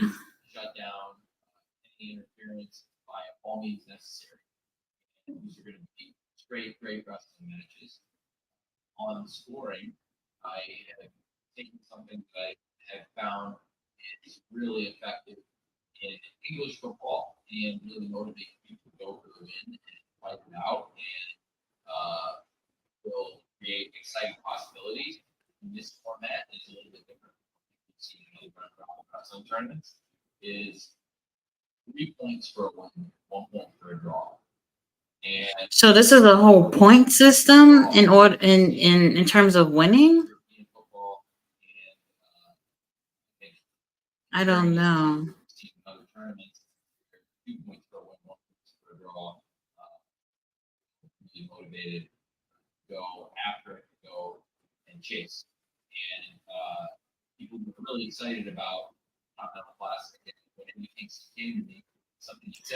I'm a little confused in terms of what he mean by that. So I thought it was gonna be. Oh no! Wait a minute. Didn't he say something about it being 12 people, like 12 matches, something like that? I can't remember what he said.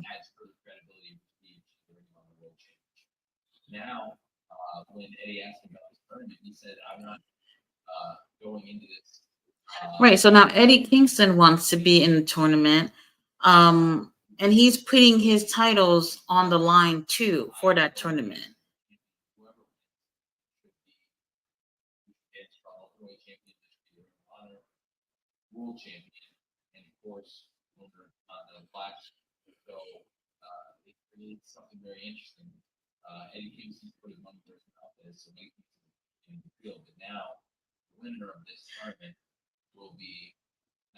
Okay, so oh wait, oh no, or is it 6 matches?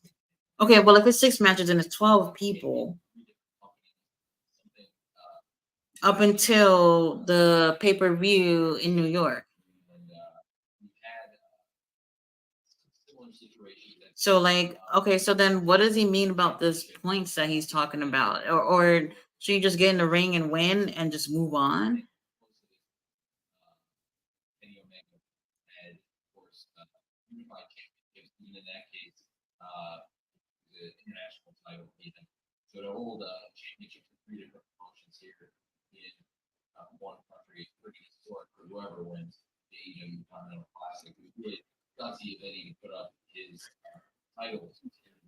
Wow.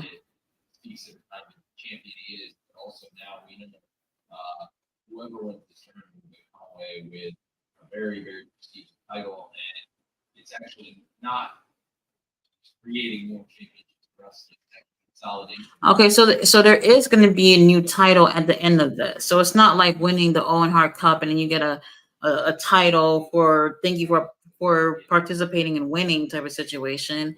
This will be like a new title added on to AEW.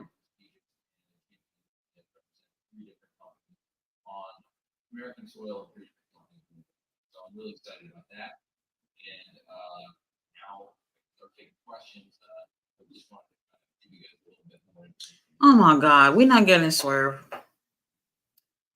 We're not getting Swerve.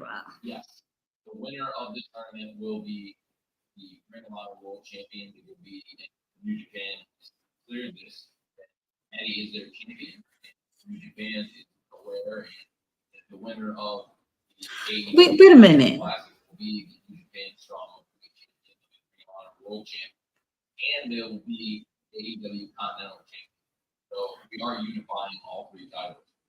Wait, what?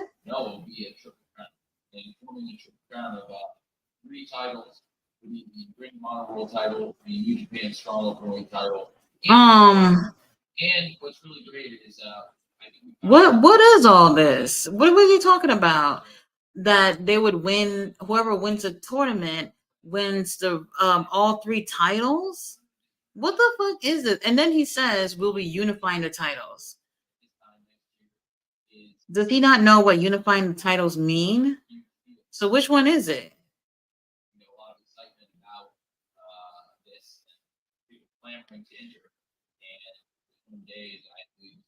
He's not explaining this right.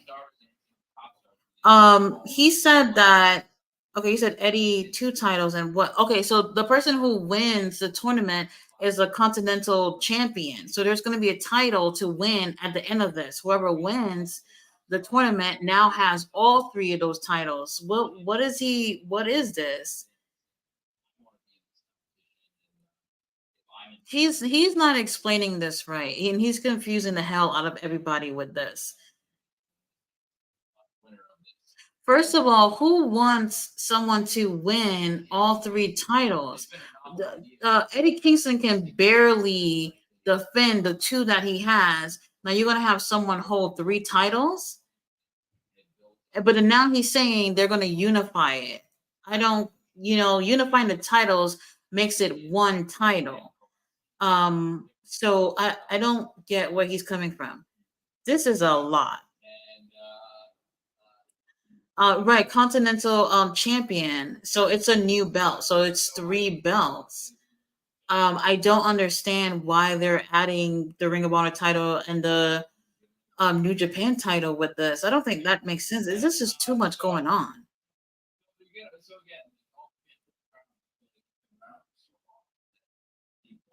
Hmm. And I'm looking at the comments on the video too. People seem so confused as to what is going on. Is this a way to get a new belt into AEW? That's what I was. Well, until tonight, I didn't know that there was a belt at the end of this. But then earlier, Eddie Kingston was like, "Oh, I'm throwing in my titles into it too," and I don't get it. If you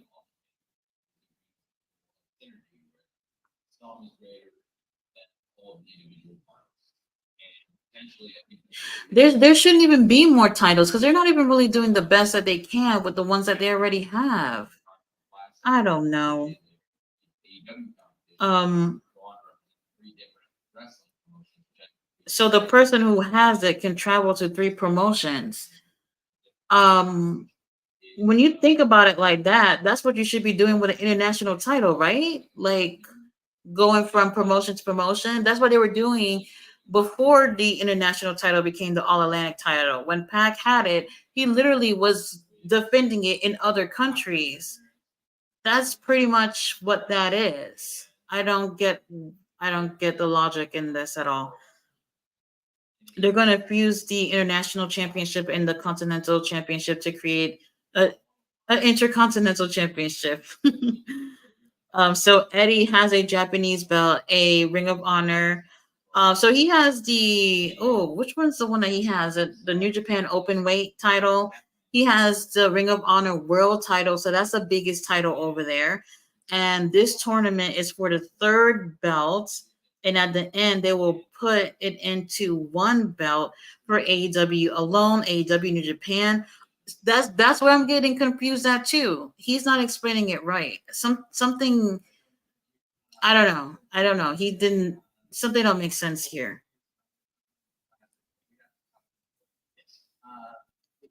Participation championships. I'm so confused. That's what he's trying to do. That's what he's trying to say. But he's long-winded. LOL. He's speaking. Will I am. Oh wait. He has the world title. That's right. Joe did get rid of. Yeah. So Joe got rid of the TV title. Nobody has that right now. With the TV title, what they're doing is pretty much kind of a little bit the same thing with what they're doing with this tournament. But the person, what they'll have is they're having six matches. The winner of each match are going to face each other in a six-way at Final Battle pay per view. That's what they're doing with Ring of Honor. They're doing the most. Honestly, they're doing the most.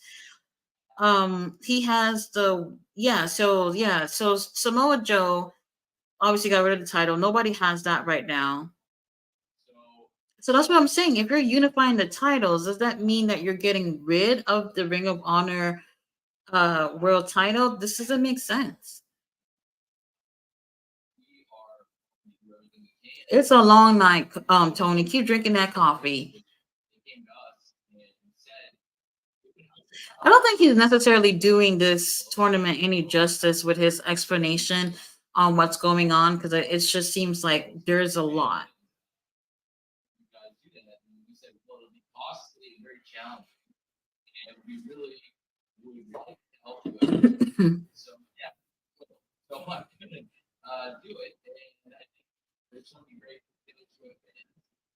Taylor Swift. I don't want to hear nothing about no damn Taylor Swift when we talk about wrestling.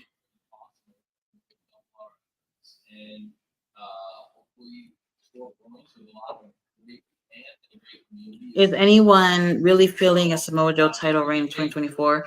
I personally would not mind, but they have to stop the whole squash match thing because, like, Joe can still go in the ring. It's just that we don't get a chance to see him go that long in the ring. The last time I seen a long match from Joe was Death Before Dishonor, so that was like June or July. He went against Dalton Castle. That was the last time I've even seen anything more than like. Oh no, that's not true. That's not true. CM Punk versus Joe was the last time. Was the longest match I've seen from him. So that was like what, back in August. I like his character. He's cool. He's a badass. You know.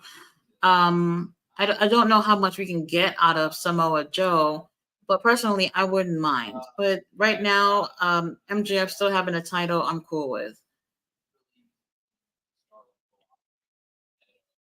I just don't like the fact that he just vacated the TV title. I felt like that made the TV title seem like it's nothing.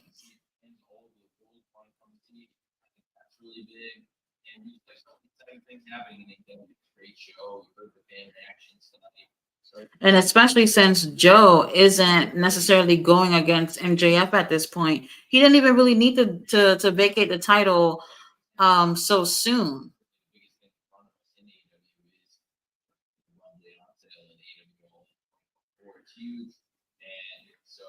He said, "OMG, the Taylor Swift agenda is nuts, man." I kid you not. I actually don't know not one song from Taylor Swift. I probably heard something from her before, but don't know it's her. But I could not name one song from her. Joe's squashes are fun. I like keeping his big stuff at the pay per view. But if he's champion, I don't think people's gonna really care to keep seeing the squash matches. And that's another thing. Personally, I don't like squash matches, but I feel like it worked for Samoa Joe.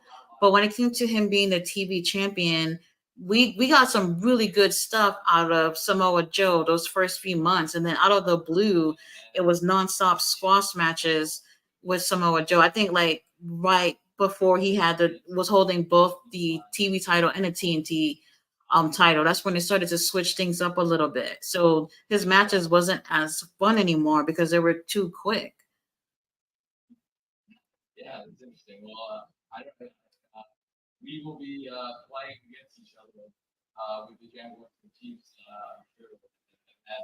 Oh my god, Tony. I don't know.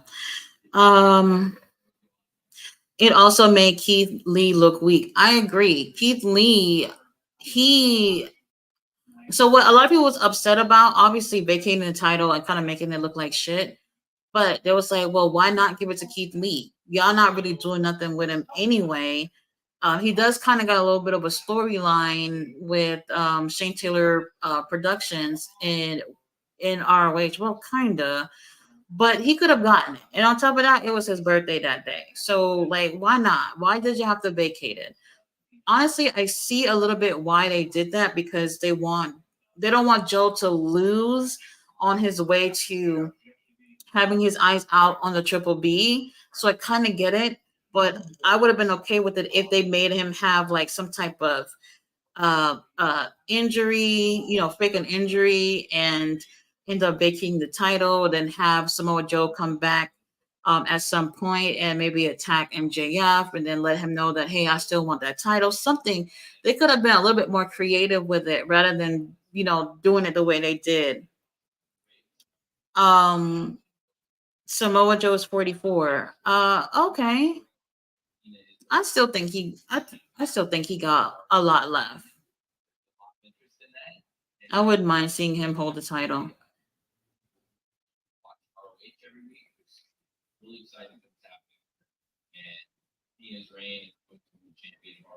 Like the way Tony Khan is talking about Ring of Honor, it's like, oh, I forgot. I got something else going on. It's called Ring of Honor.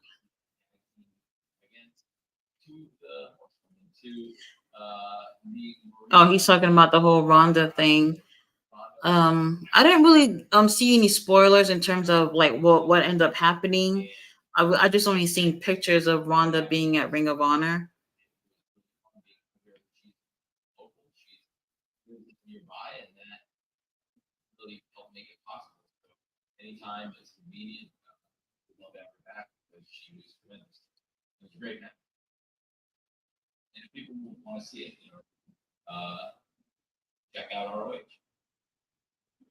Like he's barely even marketing Ring of Honor right now. Like what the hell?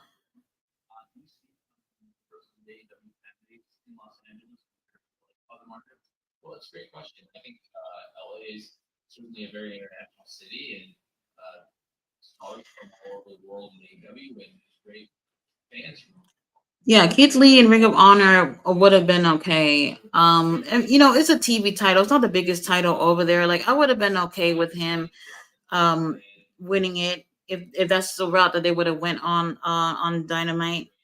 But maybe Keith didn't want that. I don't know. Like I would actually like if I was Keith, I would take whatever I can get. The last time he held gold was with Swerve. I feel like they took the titles off of them too quick.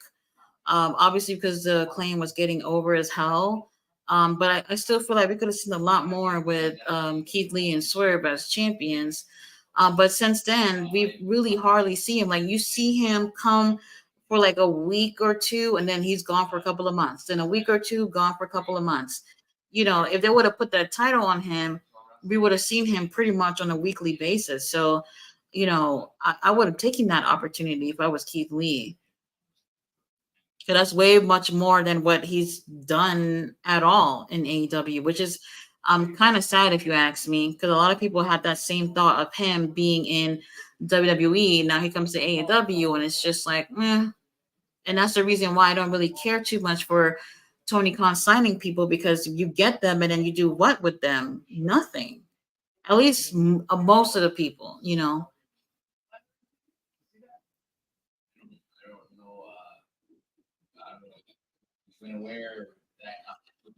I love to see. I'd love him to hold down Ring of Honor. Yeah, we need some people over there. A lot of people that's in Ring of Honor right now. It's mostly mid card level guys. Some guys that do kind of have potential to make it big, but for the most part, it's a lot of mid carders. Um, so I don't know. I don't know what they can do with them. Could have let Lee get a fluky roll up win and have Joe destroy him post match. Now both the title and Keith look like trash. Yeah, absolutely. Keith Lee doesn't necessarily look like trash. After that match, I wouldn't say that he looked like trash. If anything, is really the title. The issue is that nobody's really even really watching Ring of Honor to begin with, and every time Joe put the title on the line, it's not even on Ring of Honor; it's on AEW. So it's like, well, how do we take these titles seriously when you keep putting Ring of Honor titles on people on AEW or just put it on their shows? It's been a while since I've seen only Athena's the only one who's been defending the titles over there on Ring of Honor. Shibata's another one too, but I haven't seen Shibata in like maybe a month. So I don't know what's going on. Oh, it was his birthday yesterday, Shibata's birthday. He was at the show. I saw a video of them singing happy birthday to him after Rampage or whatever. But it's just Shibata and Athena, the only ones that are actually defending the titles over there in Ring of Honor. Um, and now that the Elite don't have the 6-man tag titles and they gave it back to the Mogul Embassy, now we're going to start seeing those titles being back on Ring of Honor. But we do have Leona and Khan. They're in Japan right now doing this like tag team. I forgot what it's called. A tag team tournament thing. So I don't know how long that lasts or whatever. So we're not going to see them for a little bit.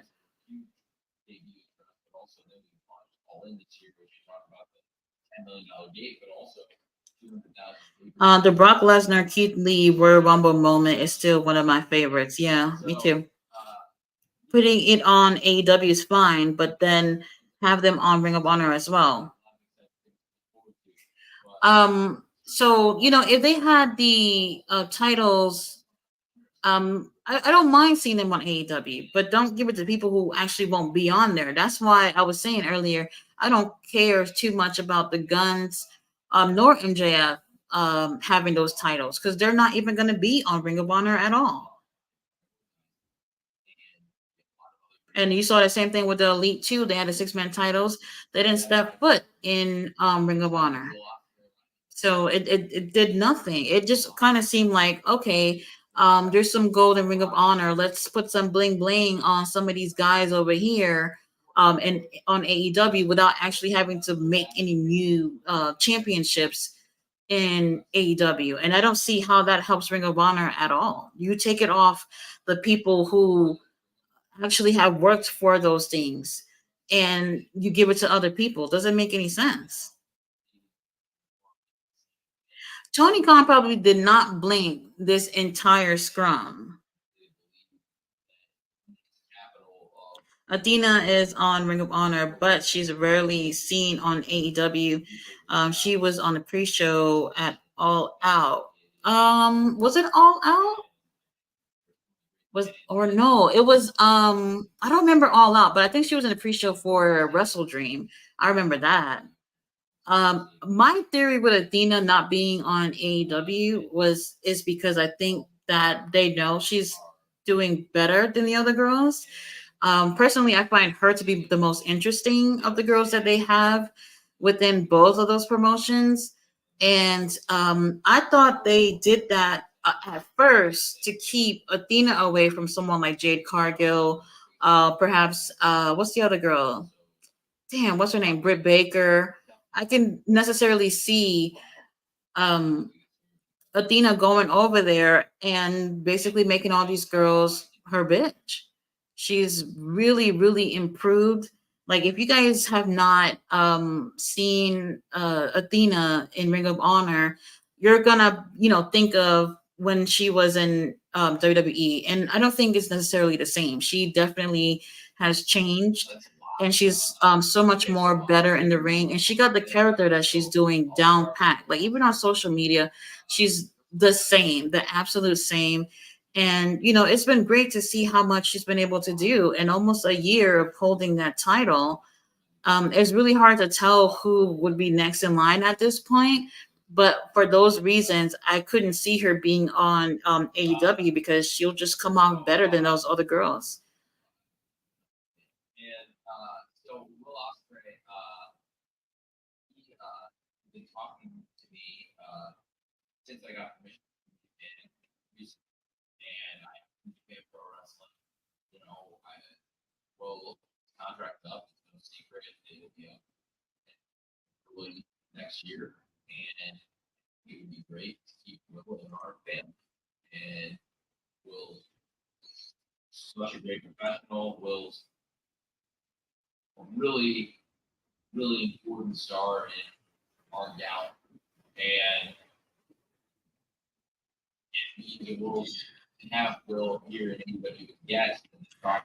It was a nice dream thinking MJF and Cole will pop up in Ring of Honor, even just to do a segment or three. Right. They didn't do that at all. I've hardly ever even seen them mention the tag titles since they won it. I mean, obviously after they won it, yeah, they showed some bits and pieces from the matches or whatever, and how we got new champions. But honestly, I can't really remember the last time we heard anything about the titles at all.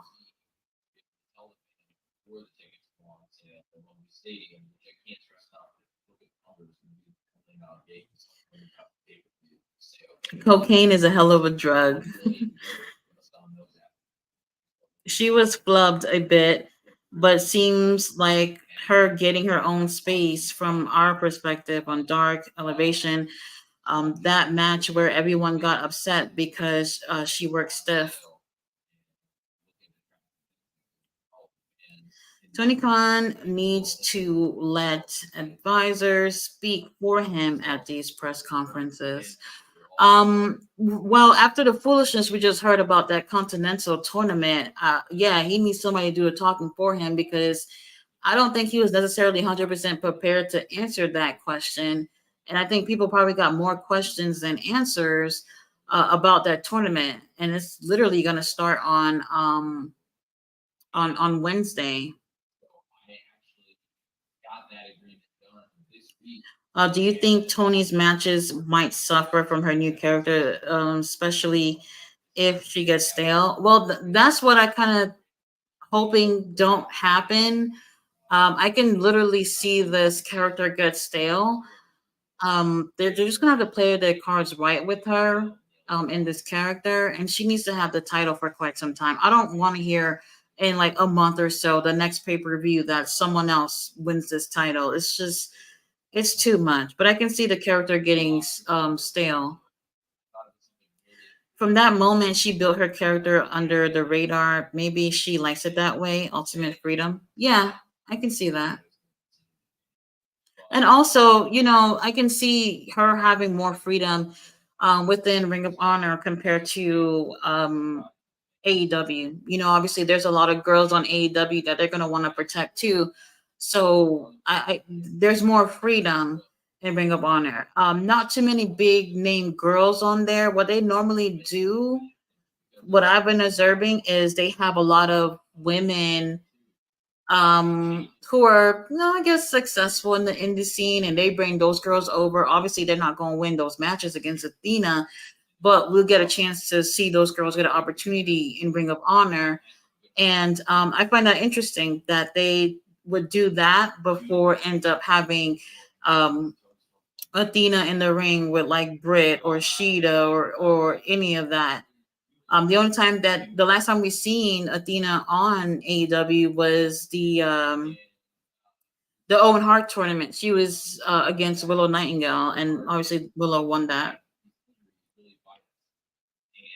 And that wasn't even the best match that Willow and Athena had. They had three matches. The third one was the absolute best. One of my favorite matches of the year.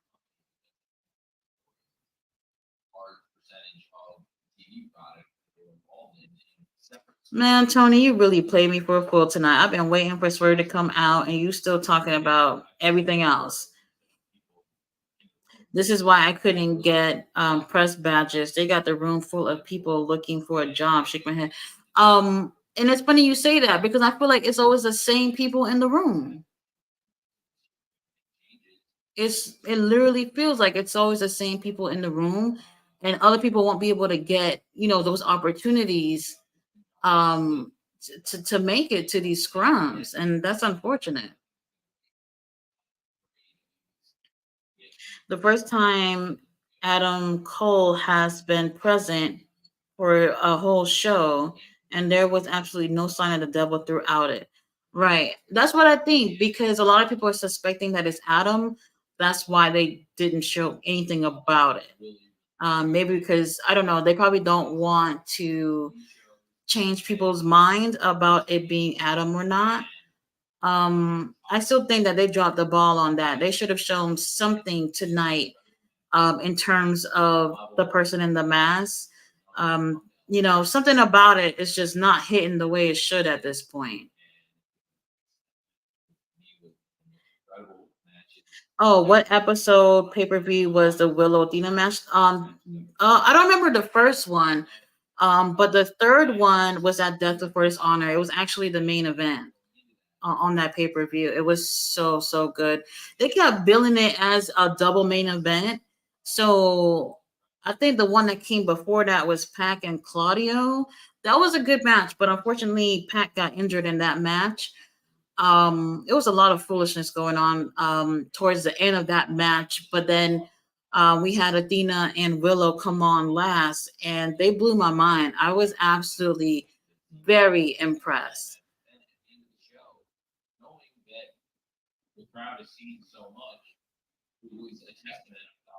Like when it comes to Ring of Honor pay per views, I've never really felt disappointed with their pay per views. The build towards it might not be great or might even be non existent, but it's absolutely worth the watch when it comes to the pay per views. Yeah, Pac had got hurt in that match. I felt like he probably got hurt early on in the match and just continued. um that's when we kind of started having that beef with BCC and the best friends. And I think maybe a week or so after they let us know that Pac was injured, and that's kind of unfortunate because Pac only had two matches after he came back from his other injury. I think what was it, the nose or something on his face. So it was that, and I think there was also visa issues going on too. But yeah, only two matches and right back to being injured and staying home. That's insane. And that's another reason why I feel like a lot of these guys and girls get injured. You come back from a long injury and then boom, you're already on a pay-per-view. And with Claudio Castagnoli, come on now.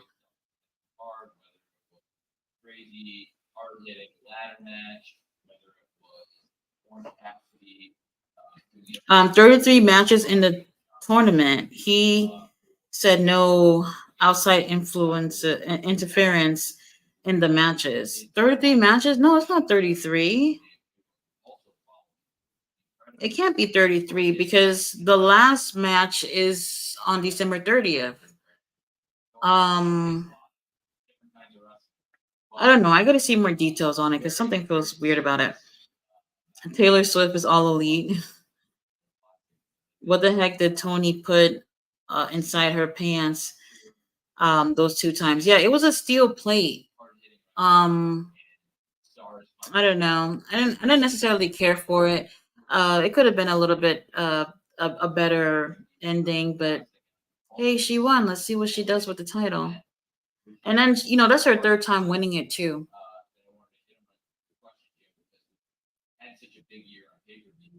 Pac was also in another violent match in AEW around the same time. Oh no no no.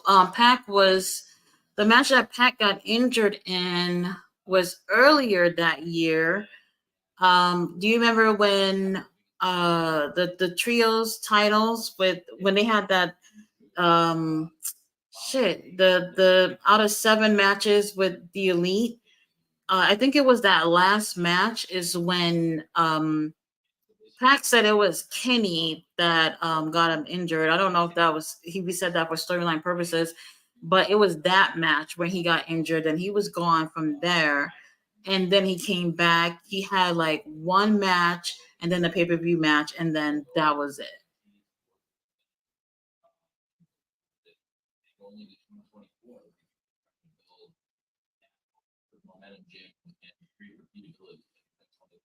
I like it. It's like when Bret Hart beat Goldberg with a steel plate in his chest when Goldberg tried to spear him, laugh my ass off. I mean, it's something that we haven't seen in a while, I guess.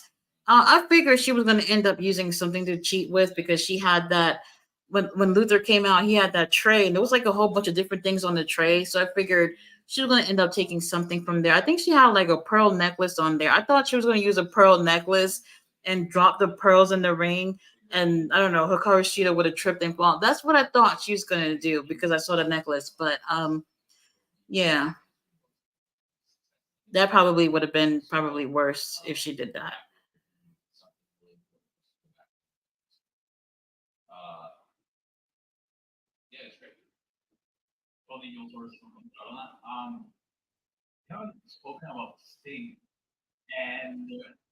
Oh God, now somebody asking about Sting. Whatever. All right, you guys. I'm gonna call it a night. We're not gonna get swerved, obviously, and these questions are some of them are cringy. I do appreciate you guys sticking with me all this time. Watching this. It's actually was a pretty good pay per view. Just didn't really care for the main event like that. I did have high hopes for it, but it is what it is. But ultimately, great night. I might go live for Dynamite. So I'm thinking about doing Dynamite live every week and then just do reviews for everything else. I'm not really sure what I'm going to do yet. Still got a few days to come up with an idea, but maybe at some point I probably go live for all these shows. But I will be going live. What is it? Saturday for Survivor Series. So if you guys are interested in watching that, then you guys can come back for that. Let me see. Ricky looked like the definition of checked out. Ever since Punk's departure and his matches with Danielson, he just don't seem enthused about anything he's been giving. Or am I crazy? I think they probably had really big plans with Ricky and CM Punk, especially when CM Punk had. Well, they had some. What they had like 3 matches, something like that, and it seemed like Punk would have helped Ricky go over. So he obviously knows more than we know, and probably something really big was going to end up coming out of that. I'm so glad they put titles on him, though. It's going to take a while before we actually see um, some really great chemistry with Ricky and Big Bill, but um, I see what you mean on that. I do think that there was something even bigger in the plans for Ricky, and with him, obviously, with CM Punk obviously out the door, those opportunities are definitely off the table. Yeah, yeah, definitely will be back next week for sure. If I don't do Dynamite, I'm definitely gonna come back for a Survivor Series. Um, Looks like it's going to be a really good show. So I'll do my predictions on that maybe I don't know on Thursday or something, and then we'll just come back on Saturday and live stream with that. Should be a good show. I don't have to spend another $50 to watch a pay per view. So happy about that. But guys, thanks so much for sticking around with me. It was a great night. So I will see you guys again later on this week. Good night.